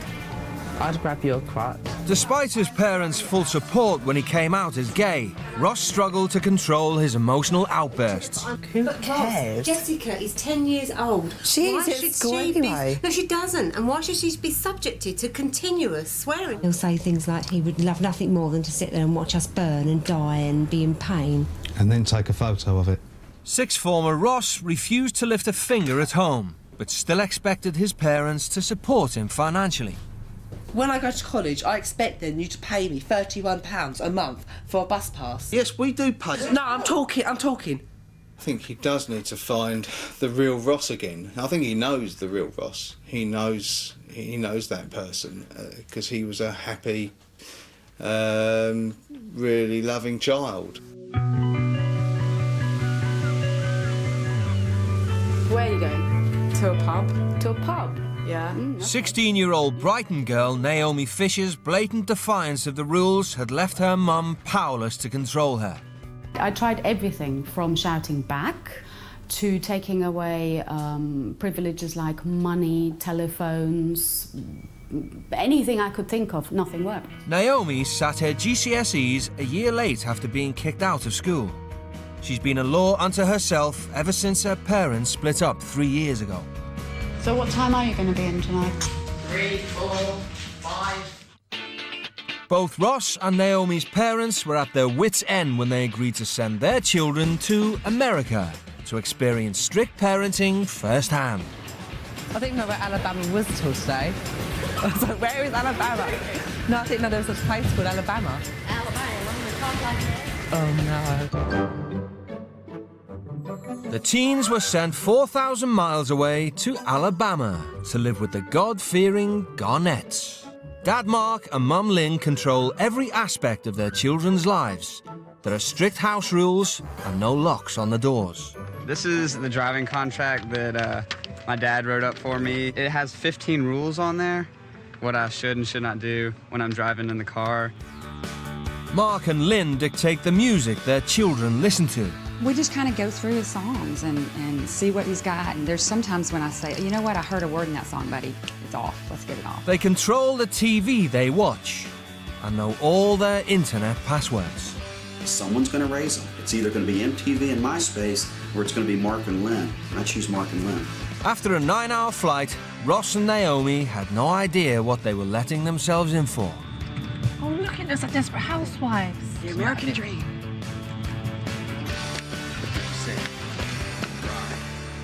I'll never forget when I first got there and we're driving up to the house and there's this bunch of nutters standing outside their door waving in the poxy pouring rain with their umbrellas smiling. Hey y'all! Guys, how are you? How are you?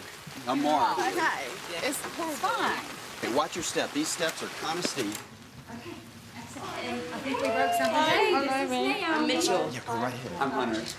Hey, my name's Heather. Hi, Hey, Ross. Hey, my name's Heather. I was just like, oh my God, where have you sent me, to the local nutty home or something? One thing that we don't tolerate in the least is any kind of profanity. No F-bombs, SH, a-hole. I think that rule, no swearing and being rude, if it was obviously one of the rules, that's going to be probably quite hard for me because I'm so used, I used to use swearing as an everyday language. One thing that we don't allow in this home is alcohol, and we don't allow smoking. I don't think the rules are that bad. Apart from the smoking, of course. That's when I started to think, oh shit, what have I got myself into? What am I doing? Oh my God. During the school summer holidays, the Garnett children were expected to help out at the local homeless shelter. Unfortunately, doing things for others didn't come naturally to Ross. I absolutely hated the homeless shelter. It was just like, what is this place? I hated it. I didn't like it at all.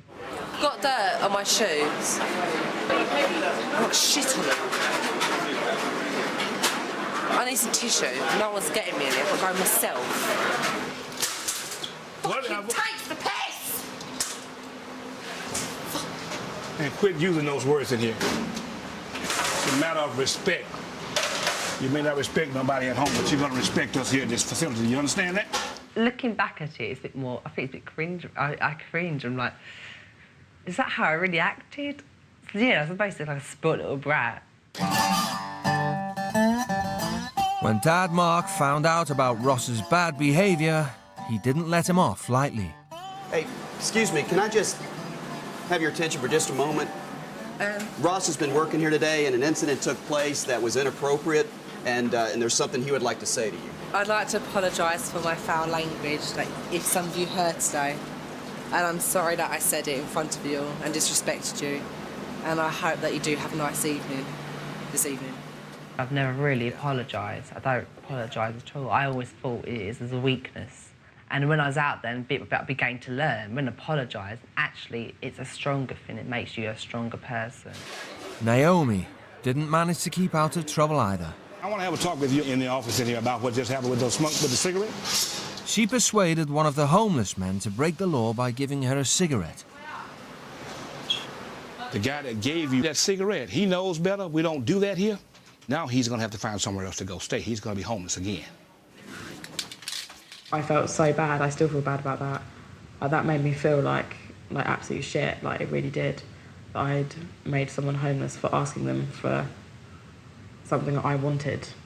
Like, obviously, if I'd known what the consequences were, then I wouldn't have done it. You think I'm gonna drop it? After a disappointing start at the shelter, the teens returned the following day with a different attitude. Let's go, let's go. Let's do this. They're going too fast for me. Let's try enormous, Naomi. How did things go today? Went great today. Great. Yeah, they were outstanding. Y'all have knocked it out. Congratulations and thank you so much. I am so proud of you. I can't tell you how proud I am of you. That is outstanding. That is Mark was quick to praise the teens when they had done well, something his father took a lifetime to do. I didn't hear, "I'm proud of you, son," from my dad until the day before he passed away. And I just looked up at him, and that's when he said it. He said, "I just want to tell you how proud you've made me over the years, and how proud I am of the man you've become and the father you've become." And I'll never forget that. It was great. See you later. Good evening. As a reward for their changed attitude, Mark gave the teens permission to go bowling, unsupervised. But they were under strict instructions to obey the Garnett's rules.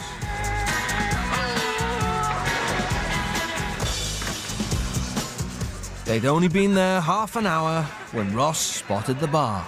Are we down there? Then we've got spare seats. Despite the Garnett's strict no-smoking policy, Ross couldn't help himself.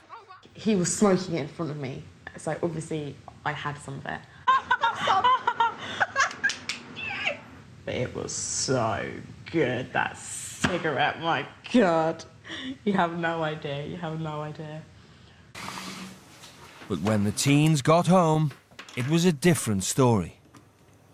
You guys have lost complete sight of what's important. If we can't trust you, and we can't have any faith in you, there's just nothing here. There's just nothing here.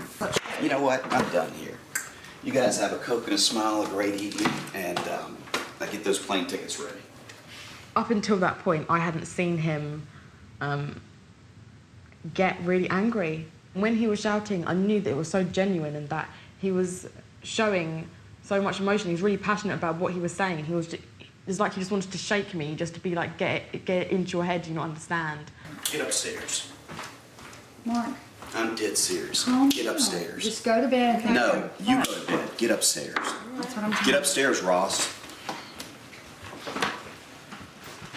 Made me like appreciate him more, that he had actually flipped his top. Like, it really did, and it made me feel like I had, like, that he was actually a human being. To really understand the teens, Mark took time out to bond with each of them.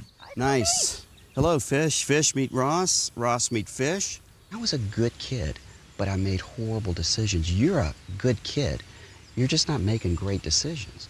But just like me, you can make a choice and you can begin to change, and you're doing that this week. It was nice to have obviously a father and son time where you could just talk to each other. And it's something I've never done at home, my dad. Mark's concern was a turning point for the teens and had made Ross realise a few home truths. so full of myself that I've just not cared about anyone else out there, not anyone else's feelings. And that I say I think everything else around me is true. I brag about myself. It's horrible. It makes me feel horrible. After an emotional 8-day journey for Ross and Naomi, both were grateful to the Garnetts. I cried. I think at that moment I was just starting to realise how much I'd learnt from them and to put it into practice when I got back. They taught me how to value my family and respect my family and people around me, which is one of the biggest things I think I needed to learn. Bye.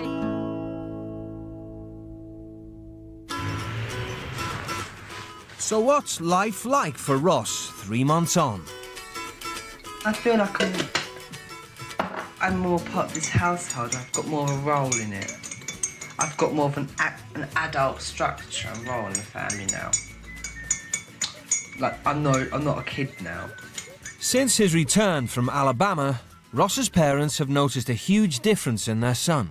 He's so much more relaxed in himself and happier, making him cope with things better. When we do ask him to do something, instead of the barrage of abuse that we used to get, he basically does it, doesn't he? Yeah, he does. Yeah. It's a new Ross. For what the Garnett's done, I'm so thankful for. I don't know how I could repay him, really, because they've made me such a better person. They've made my future look better now. He's so cute. Okay, beg to differ, definitely.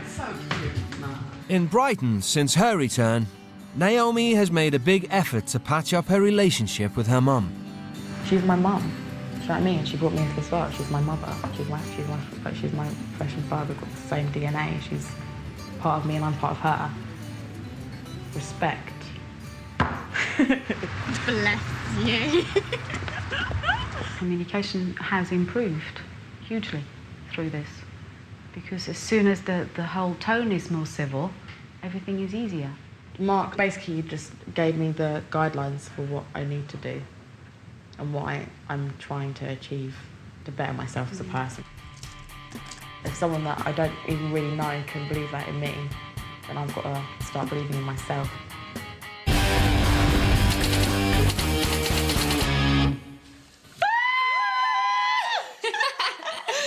On a night out, peeps. Get up there. 16-year-old Essex girl Charlotte Hart was beyond her parents' control. She just walks all over me, doesn't she? She's got no respect for me, none whatsoever. Charlotte's parents felt powerless to keep her out of trouble at school. I think she goes to school for a joke and a laugh and to intimidate the teachers. It's like the teachers, oh, I hate them. They're like arseholes, they are. They like moan at you for the most stupidest little things. It's draining. It is, yeah, because you think, goodness, you know, we've brought up this girl and, you know, our daughter. A child is a reflection of the parents and we ain't like that. You do wonder why they are the way they are, but it's just difficult sometimes. In Brighton, 17-year-old A-level student Sam Northage was an angry young man. I'm the reason why everyone argues. I'm the reason why everything is bad since Dad buggered off. I'm fed up with this. Sam is from a devout Christian family, but since his parents split up a year ago and his father went to live abroad, he lost his faith and his mother struggled to control him. I have been a strict parent, but in the last year since his dad left, he's been pushing the boundaries. I stand up for myself and I don't just bend over and take it whenever someone makes up a rule. I've spoken, that's the end of it. I'm not having it. I don't fucking care.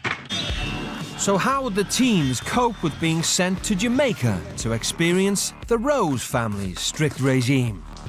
Come on, David, out of bed, out of bed! Their rules were not up for discussion. Come on, David, I'm going to the bathroom. Which way are you going? Come this way! There are rules of the house. They have to respect the rules. They have to obey the rules. When they break the rules, there are consequences. Basically, right that's true. That's true. That's true. Yeah. So you didn't clean the shoes last night, David? Mum Sharon and Dad Dave believe a strict household is the only way to bring up a child. I don't even have to flog them because they know the sign. I'll give them the look. One look. One look. Or And if I that have is to enough. say, One look. Davia, she knows that. You're going to brush your teeth in Discipline is a key in everything that you do. Without discipline and the Father above, you will not make it. Because you have to have discipline starting from the home. As soon as the teens touched down in Jamaica, they were in for a culture shock. Check it out. You could see like barbed wire all over all the walls and bullet holes in half the buildings, and it was just like, what have I got myself into here? It was a little bit intimidating. I was scared, really scared. You know, you just sit there and you're like, what am I doing? Like, have I lost the plot or something?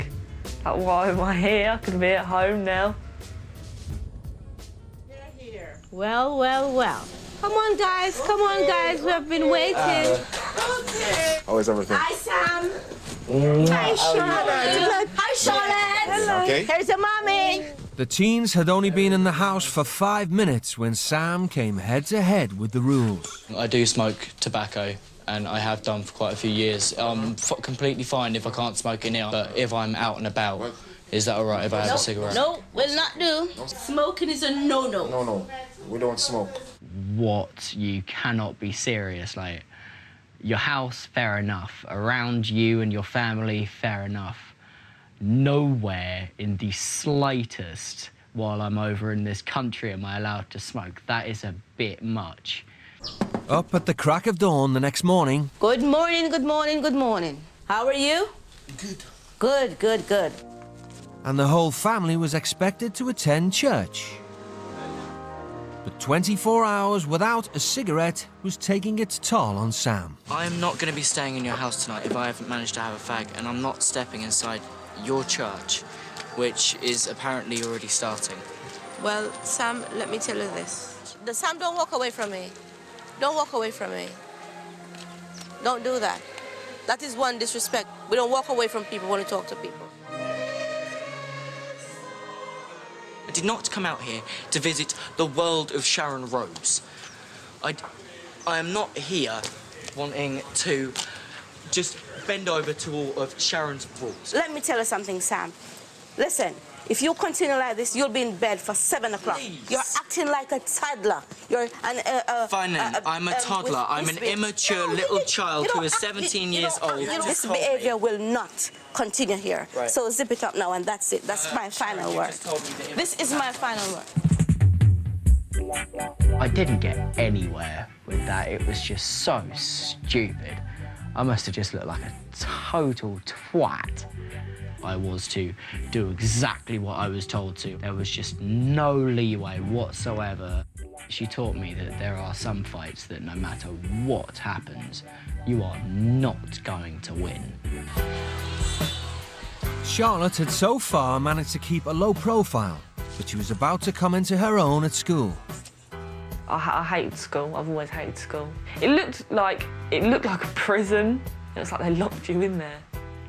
The uniform was terrible. I looked like an absolute mess in the uniform. Oh my God. I looked like a big beach whale. The teens' first task was to write an essay starting with Jamaica is... But Charlotte had other ideas.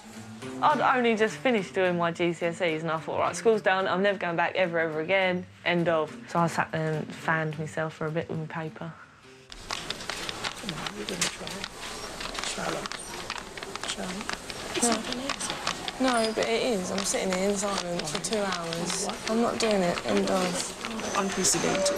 We've never had a child who's so open with a defiant. You have to go to the principal's office. Let's go then. Charlotte was to meet her match with Principal Mrs. Wint. Did I hear that you are not writing the exams? Yeah. You don't have a choice. Yeah, but I'm just done It doesn't matter what you like or what you don't like. It's what is required of you. Teachers I have spoke to me like that before, but you just be like, oh, whatever. And then eventually they'd be like, OK then, don't do it. You're lost. You're like, all right, sorry. This is ridiculous. It may be ridiculous, but that's required of you. Yeah, but there, she was like, you've got to do it. I was like, oh, shit. sorry, mate. She's going back to the room and she's going to write the exam. But Charlotte's essay was full of swear words, not what the school was expecting. So I started off like Jamaica is well hot, and then I just got carried away. Started writing, oh, I miss my mum, Sam's pissing me off, blah, blah, blah, blah, blah. The people back home don't take them shit, so I don't see why the children should. Today Sam looks like a total dick. I can keep that work, frame it if they want. Put it on the wall. Have a seat, Charlotte. People who use inappropriate language, expletives, filthy words, what does that tell about that person? That they're not a very nice person, really. Well, I think I'd be a totally different person if I went to Jamaican school. When you do something wrong, they explain to you what you've actually done wrong. They'll be like, oh, you didn't word this properly or something like that. It's about choosing. You know what's right, you know what's wrong. They, like, make you feel better about yourself by saying you can do it. Don't say you can't, because you can. It's not impossible. But I suppose schools over here, they're just like, you didn't do it right. End of. When Charlotte got home from school, she had something to say to Sharon. I'm sorry about today, Sharon. Are you? Yeah. Are you gonna let me proud tomorrow? Yeah. Proud, proud, proud? Yeah. Your mother proud? Yeah. England proud? Yeah. Yourself? In an effort to get through to Sam, Sharon and Dave took him to meet 19-year-old Malachi Johnson, who lives in the southern hurricane belt. Like Sam, Malachi's father walked out on his family last year. But Malachi accepted his responsibilities and left school to get a job to provide for his 7 siblings. Little sister. Tommy. Say hello. That whole day was just a big slap in the face that I really do think I really did need. It was really, really inspirational just to talk to him. What motivates me the most is my family. That's what motivates me the most to get a job. I'm sure, like, you'd rather live my life than live out here. Sometimes I like wondering to myself, why did I born in this family? But I think that God put me here for a special reason.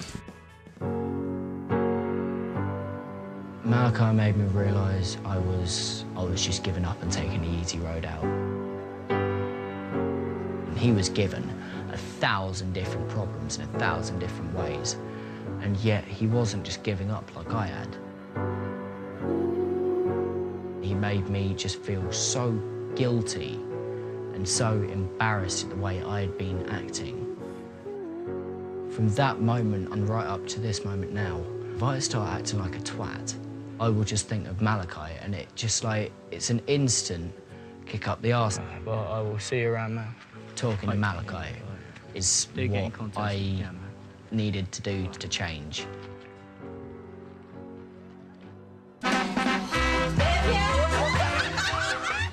After 8 days living with the Roses, it was time for Charlotte and Sam to head home.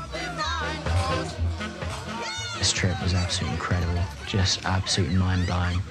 I didn't think in the slightest it was going to be something so worthwhile to me. Can I have a dance, please? I am glad I did it, but I wouldn't do it again. Oh, don't cry. And sometimes I think back and think, what the hell was I doing? Like, did I go crazy? Well, you enjoy your party, and thank you so much. Yes, my brother. Yes, my brother. And move on with your life. Things will work for you, my brother. I know that things will work for you, okay? So how has Charlotte changed since returning home 3 months ago? You sure you know shoes? They're mine. Have you ever worn them? No, never. That's not the point. Paid a lot of money for them. I don't think Jamaica has changed me. I'm still the same. I don't think anything will ever change me. I'll always be the same. In Brighton, it's an entirely different story for the boy who was running away from family life. I really felt that I was going to lose him. He was sort of on the edge of storming out. He's become part of the family again, which is lovely. How many pints? Couple? Would that be 2? Yes. Cool. I thought totally and utterly before I went that all the rules and the strictness was to make someone else's life easier. Once I started just going along with it and obeying the rules and going with the flow of how things were, I became so happy and so calm. I owe the roses like so much because they're the ones who pretty much shoved the lessons that I learned in my face. I got the chance to see what an arse I was being, and I got the chance to change, and it's just helped me so much. It has changed my life.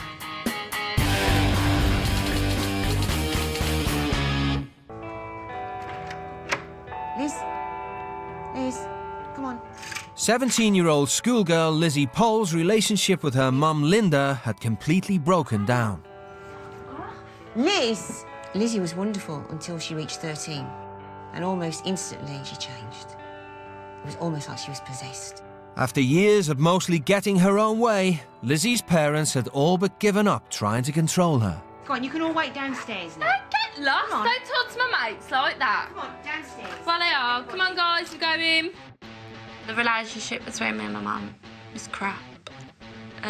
We don't really have a relationship as such because all we do is argue. I can't imagine anyone making Lizzie do something. Because if she doesn't want to do it, she won't do it.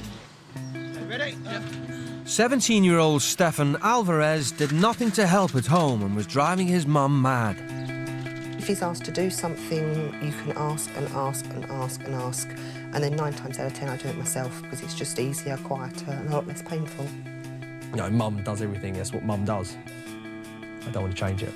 Stefan was so lazy around the house that single mum Deb sent him to live in the shed at the bottom of the garden. Come on, get up, Stefan. I want your washing. Come on. He drives me up the wall, and I'm not quite sure, you know, short of locking him up, what to do. Get up! 3,000 miles away in Accra, Ghana, lives one family who isn't short on ideas. The Erodegas. Go and get it.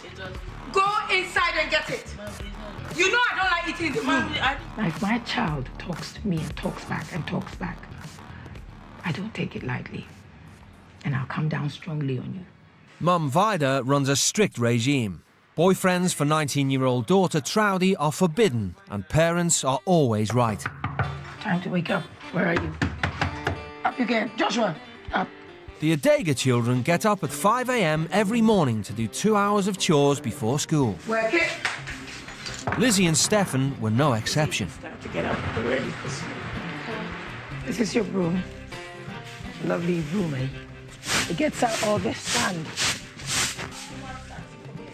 The only time I'd ever met at 5 o'clock ever beforehand was coming home. That was the only time I'd ever experienced at 5 o'clock in the morning. That was when I got home. It was not, you don't wake up at 5 o'clock, no. Your children are your children. They're not like your servants. You know, kind of, it felt like she didn't really have any respect for them. Arms first. Either way, you get it done. Joshua, go and wear your clothes. That's what you do. You wear your clothes before you come to the table. Thrown together into a strict regime, miles from home, Stefan and Lizzie became instant buddies. The first few days I really got with Stefan. Not in a kind of float way, in the fact that, like, he was so much like me and a bit mad and bubbly and, like, didn't really care what people thought of him. Made the deal that no matter what happens, we're going to stick with each other through this, no matter what, because we're the two English people, we've got to show them how it's done. If I hadn't have had him there, I don't think I'd been able to cope because he was kind of my cushion. But the teens' closeness met with strong disapproval from Vida. Yesterday, when I saw you and Lizzie, I realised that you were getting a bit close. If you wanted to have a relationship with Lizzie, I don't think you should start anything now. No, nothing would happen anyway, don't worry. That's why most of the relationships these days are breaking up. Yeah, because it's not carefully started. You're hugging, you're going to have sex. That's what she kind of thought. And it was just friendship. I can tell you that now. Nothing more. If they were going to be that silly to have a go at us about something that small, we were going to make the most of it. Me and Stefan thought that we'd wind her up a bit. A trip to the beach gave Stefan and Lizzie the opportunity they were looking for. Lizzie's there in basically next to nothing with some little top thing over top of it. Went into the water, messing around, like splashing each other, stuff as you do in the beach, at the beach of water. And we saw Vida's face, and she was getting more and more pissed off about this. And we started thinking to ourselves, oh, they take this really seriously, don't they? Lizzie, I think you've started being a little insolent to me, and I don't like it. I know the two of you are alone, but don't get funny ideas. We're friends. You're not. Like, he's the only person that I can talk to on the trip. To me. Yeah, but as a person that I've met... No. Because I've even got a boyfriend at home. Yes, so. but that's you, but I don't like that. And it's wrong for you to do that. Are you no trying to tell way. me having a boyfriend at home that I've been with for 10 months 10 is months? wrong? I think it was ridiculous. It's out of the ordinary, just full-blown shouting at me. I mean, I wouldn't mind if I'd actually done something wrong. Vida's temper. She can go from real nice woman to witch in about 3 seconds. Do you think your mum would let you do that? What? To have a boyfriend, Well, yeah? if she's allowing it, it's because you're so saucy. Because you're doing it to me right now. I won't let you cheapen yourself in front of me. I'm going home. Seriously, I'm going home.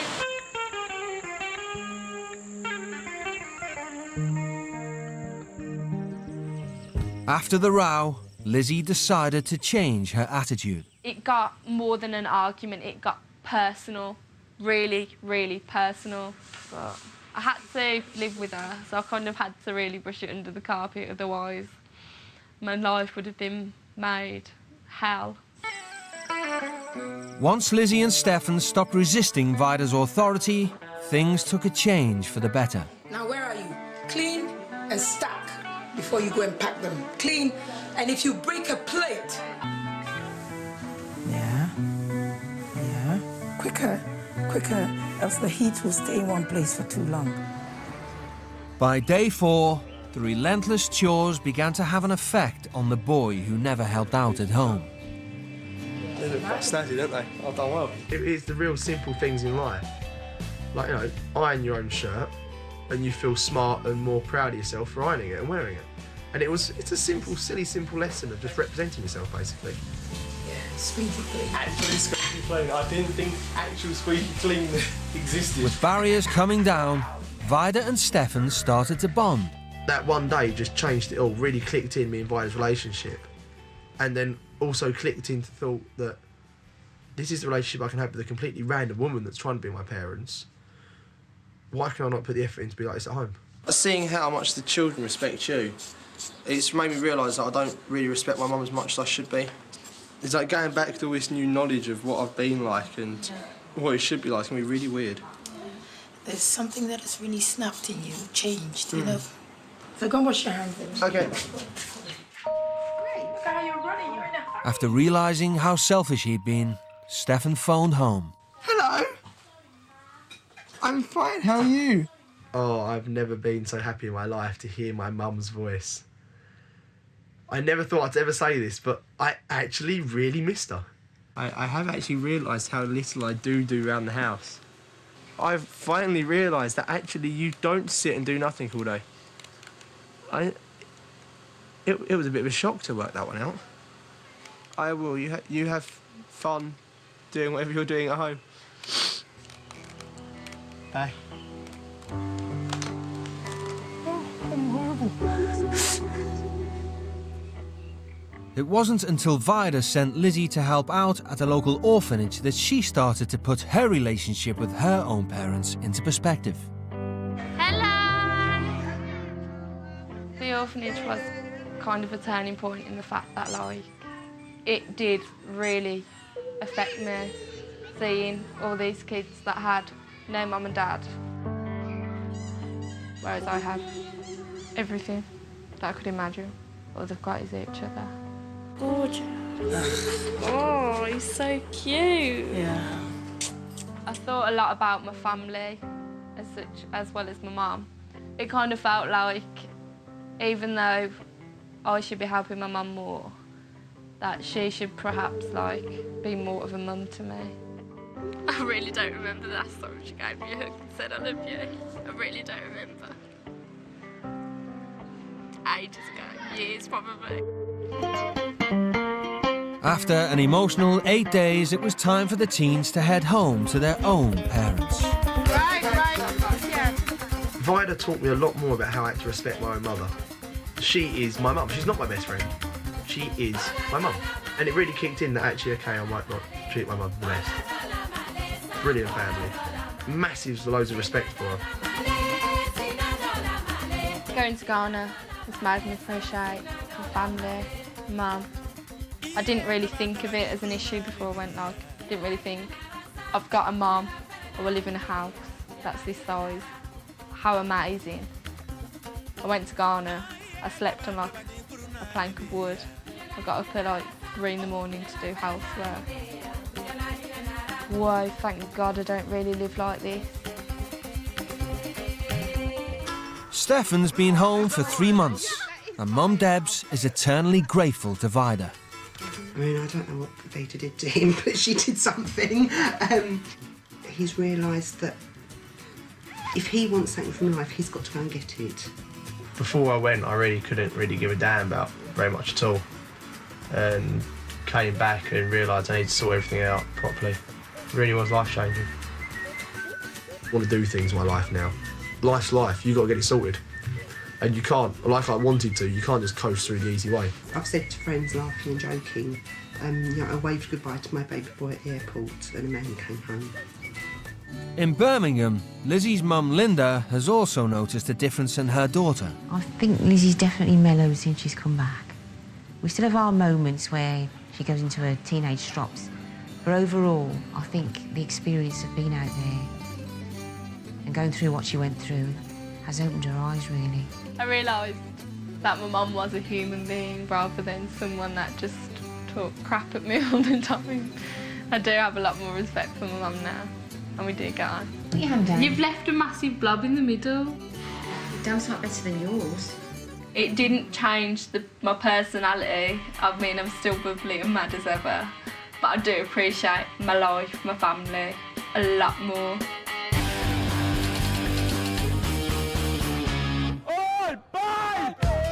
In Birmingham, 17-year-old A-level college boy Josh Breslin was spoiled rotten.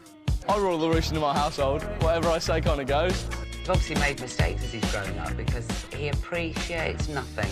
Used to always getting his own way, he never helped around the house. They're absolutely sorted, absolutely tied up. Mum just does everything. Fed up with Josh's attitude, Mum Sue and Dad Con were desperate for things to change. He needs to acknowledge what he's got. He needs to understand how lucky he is, what a great life he's got, and it's there for the taking. I don't want to look in here. I don't know why we came here. In Bristol, 16-year-old school dropout Charlotte Abrahams was at loggerheads with Mum Karen. I really don't like spending time with my mum. I really don't. Ow! Don't hit my hand. Like, she's done the basics. She's ticked all the boxes of teach your child right from wrong, feed and water them, blah, blah, blah. But I don't think that I would ever give my mum, like, full respect. Generally, I'm a psycho bitch. If I'm cross with her about something, the reason is because I'm just a psycho bitch. I wear smart trousers and a top or whatever, I don't care, but I'm not wearing a fucking dress, so... I didn't ask you to wear Well, you obviously are, because we're all in the bloody dress shop. When Charlotte and Josh touched down in Jaipur, India, the culture shock was immediate.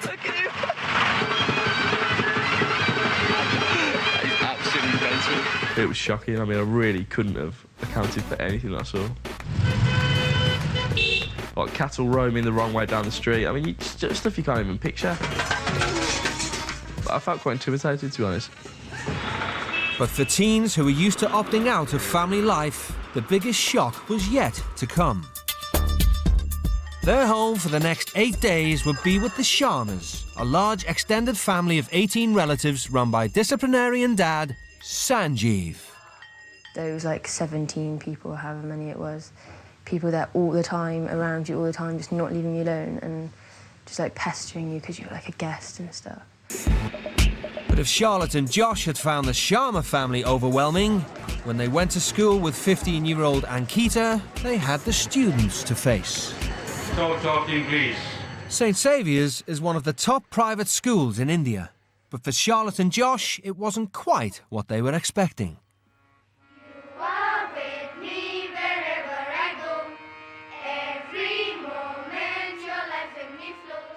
I felt like it was very kind of regimented and almost communist in the fact that they were, you know, kind of brainwashed into thinking India is the greatest country. The kids there are so intelligent. Westernization and urbanization have led to the degradation and erosion of... They're a year and a half behind us, and me and Josh were just sat there like, we have no idea. Like, they were doing it all in English, and I didn't understand half the words that they were writing up on the board. By the third lesson, Josh and Charlotte had had enough and left school in search of home comforts. Can I have a large Diet Coke? As a punishment, the teens were given a grey card. 3 grey cards, and the student is expelled. Sorry for the inconvenience that it caused to you and your staff. I appreciate that. Charlotte and Josh were once again the centre of attention. No one had ever been given a grey card. Ankita explained to me that all the school kids felt that me and Charlotte thought we were better than them by being white. Obviously, that's a social perception of theirs, which we weren't aware of.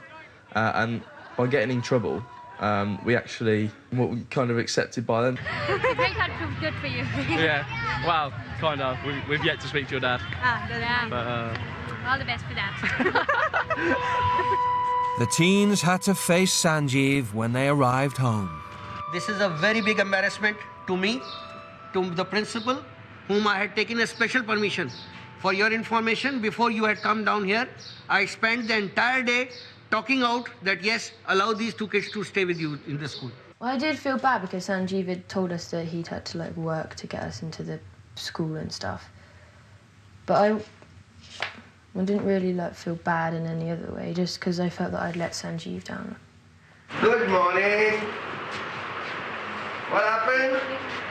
Not well? Huh? Halfway through the teen's stay in India, Charlotte had had enough of school and was refusing to get out of bed. It's really, really coincidental that I have to go to college on my own, and it's the one day that you kind of talked about not going in. I'm not prepared to just sit in that fucking classroom again. That left Josh to face school alone.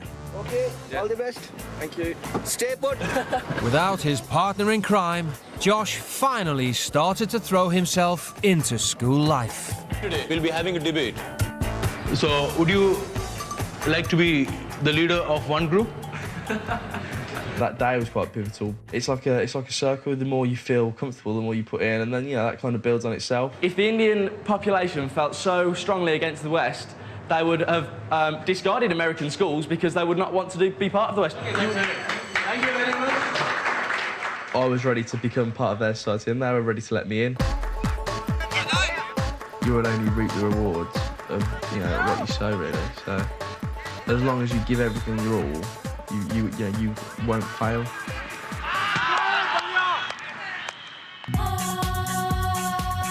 On the day of the teens' departure, the Sharmas threw a farewell party.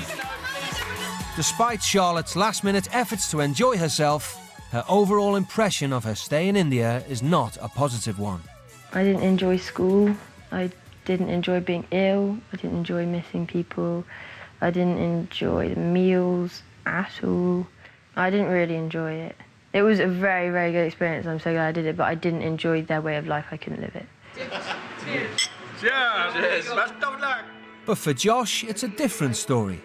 Staying with Sanjeev and his family has left a big impression on him. Yeah, I'm really glad I did it. It was, I think it was a fantastic opportunity in life. Something that, you know, hardly anyone in their life will get to experience, and something that I think, you know, can have a big outcome on, you know, how my life kind of ends out, really. I think the bottom line is that Sanjeev's a very good father to his family. There's a lot of his ideals that I really wouldn't have agreed with, but now I've seen them in action, and I've seen the way that he enforces those rules, and in the great scheme of things, that will help significantly.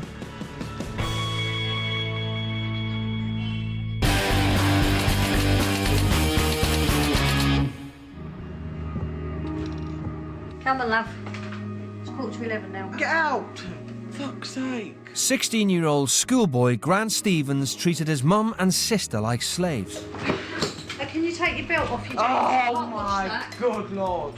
He hadn't seen his dad since he was 6, and he thought he ruled the house. The way I see it, I am king of the house, and my mum and my sister are the servants or skivs of the house.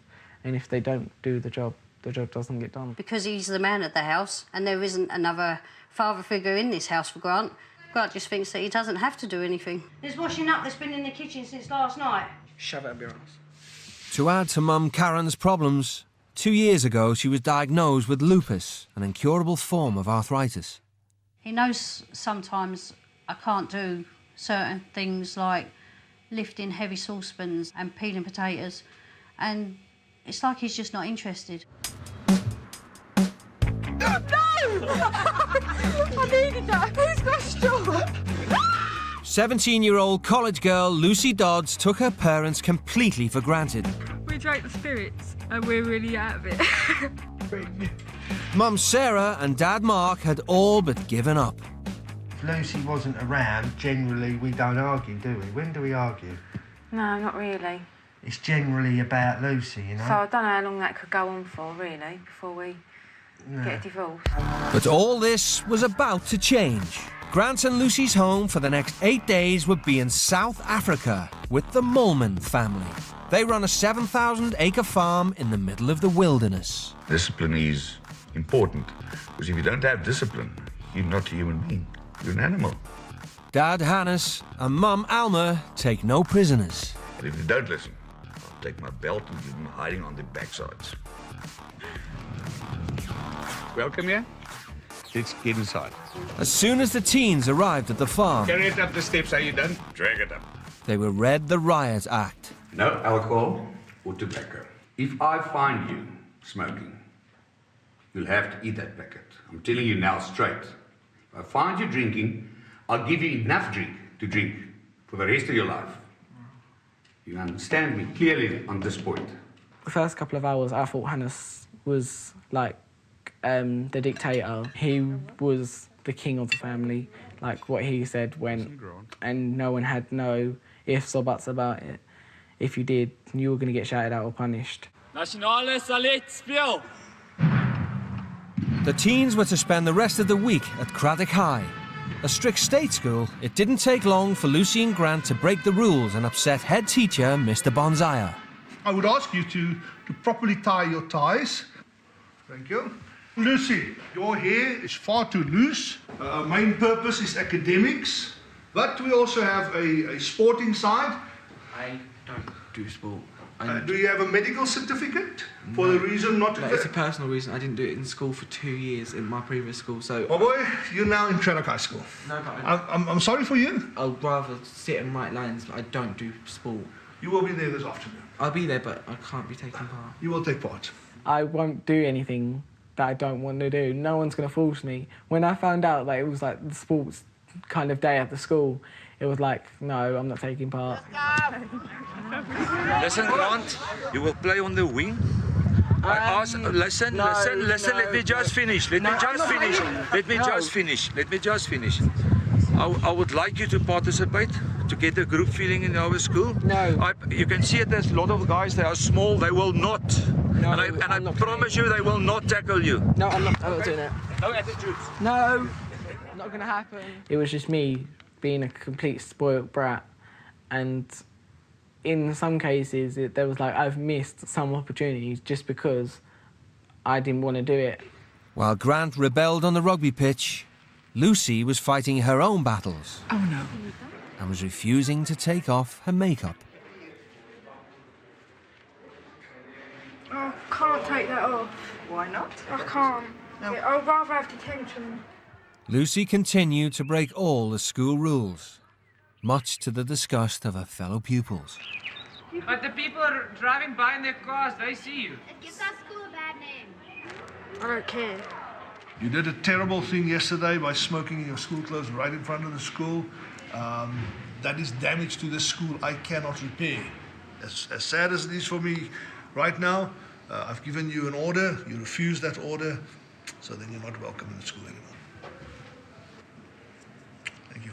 But I just knew for a fact the one to have a go at me would be Hannes, because that's how he is. He would rather like shout and whatever. So I sort of prepared myself. I knew that, yeah, I was going to get completely shouted at, but then it can only get better after that, because I did rock bottom then, do you know what I mean? Things could only improve. I've never been insulted like this in my life. If you were my daughter, you don't want to know what would happen. I tried my best, that's all I Right, can do, right. so there you go. It's fine. Right, thank you. Determined to instill some of his morals in the teens, Hannes turned his attention to Grant. I want to take away this whole thing. What? But I want all these stones removed. They're heavy. But pick them up. I can't pick them up, they're too heavy. No, but Hannes, if I can't pick this up, you cannot expect me to do all of this. pick it up. You can put it in. Taking it upon himself to make Grant a real man, Hannes set him endless chores. Grant, off you go. This is like slave work. At that point, I think I knew that I'd have to give it my all just to show him that I could do it. But I didn't do it, and it was like I let him down, but more importantly, I let myself down. Where's Grant now? What's happening here? What do you mean? You were picking out all the small ones. Yeah, but I told you I couldn't pick up the big ones. But how would you... If I can't pick up a pathetic rock like that, how do you expect me to do stuff like this? You know, Grant, I spoke to your mother 2 days ago already. Your mother told me you were a very good boy. Till 5 years ago, you turned bad. You got more lazy and more lazy and more lazy. Now, Grant, all I expect from you now is those rocks you've dropped in the gate. Take them, throw them towards the fence and open the gate towards that side. Understand? Right. You do that now. Thank you. He started to talk about my mum, and that made something click in my mind. I felt like I was contributing to my mum's illness. It felt like I was kind of like the illness, and it was like I needed to help my mum. It just showed me that from another person's point of view, I was a complete arsehole. Gradually, the Moorman's strict regime appeared to be getting through to Grant and Lucy. If the kids have to do a chore, it's 10 times, 20 times harder than what I ever have to do at home. And it just made me think, for Christ's sake, why didn't you just, when you was back at home, why didn't you just follow them rules and just not even moan about it? It's still like a bit of washing up takes 10 minutes. Finished. You finished? Eh? Where are you underneath this? You see me doing that to Liebe all the time, eh? We're going to pack away the stuff for the windows, and you can have a bath or a shower and do your hair the way you want to do it. Thank you. Okay. After a week of constant pressure from Hannes, Grant began to bond with his new father figure on a hunting trip. Oh. Well done, Grant. It's a pity he didn't get it, but he tried. It was nice. It was. Enjoyed it. Yes, I did, thank you. Pleasure. It was mine and his time to bond. It was a father and son time to bond. And I think he wanted me to know what it was like having a father figure. Grant could finally open up about the father he hadn't seen for 10 years. I've grown up without him so much. So he was nobody to look up to? No, not at all. I can tell you now, if he walked through that door right now and was wanting to talk to me, I would walk out and I would not turn back. I would not think twice. I would just walk. I consider you as my son now because I'm looking after you, although only for 8 days. And I want you to continue in growing with discipline, with respect. Don't stop. Continue, work on yourself. Work hard on it. We came away from the trip actually having more respect for each other. Take a man's hand. Take it like a man's hand. Be good, eh? I will. Thank you.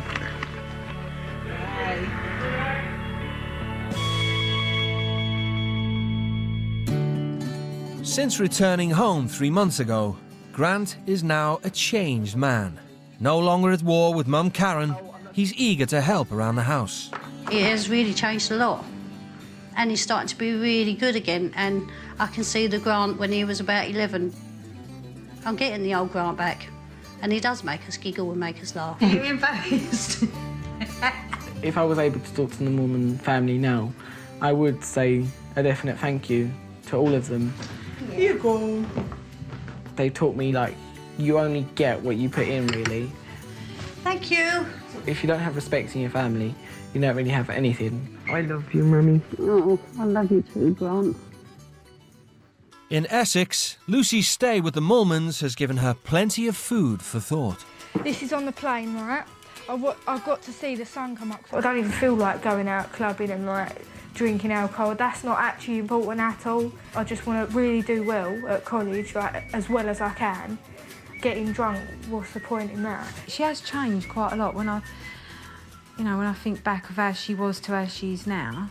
Definitely, she's not so immature, I suppose. Still the same, isn't you? You know, it's just amazing what 10 days can do. I'd never have thought it would change my life this much. I nearly cried when I had to say goodbye to him. The whole experience has just made me feel like you can do anything. For the rest of my life, I'll be thinking that was just the best thing I've ever done in my whole life.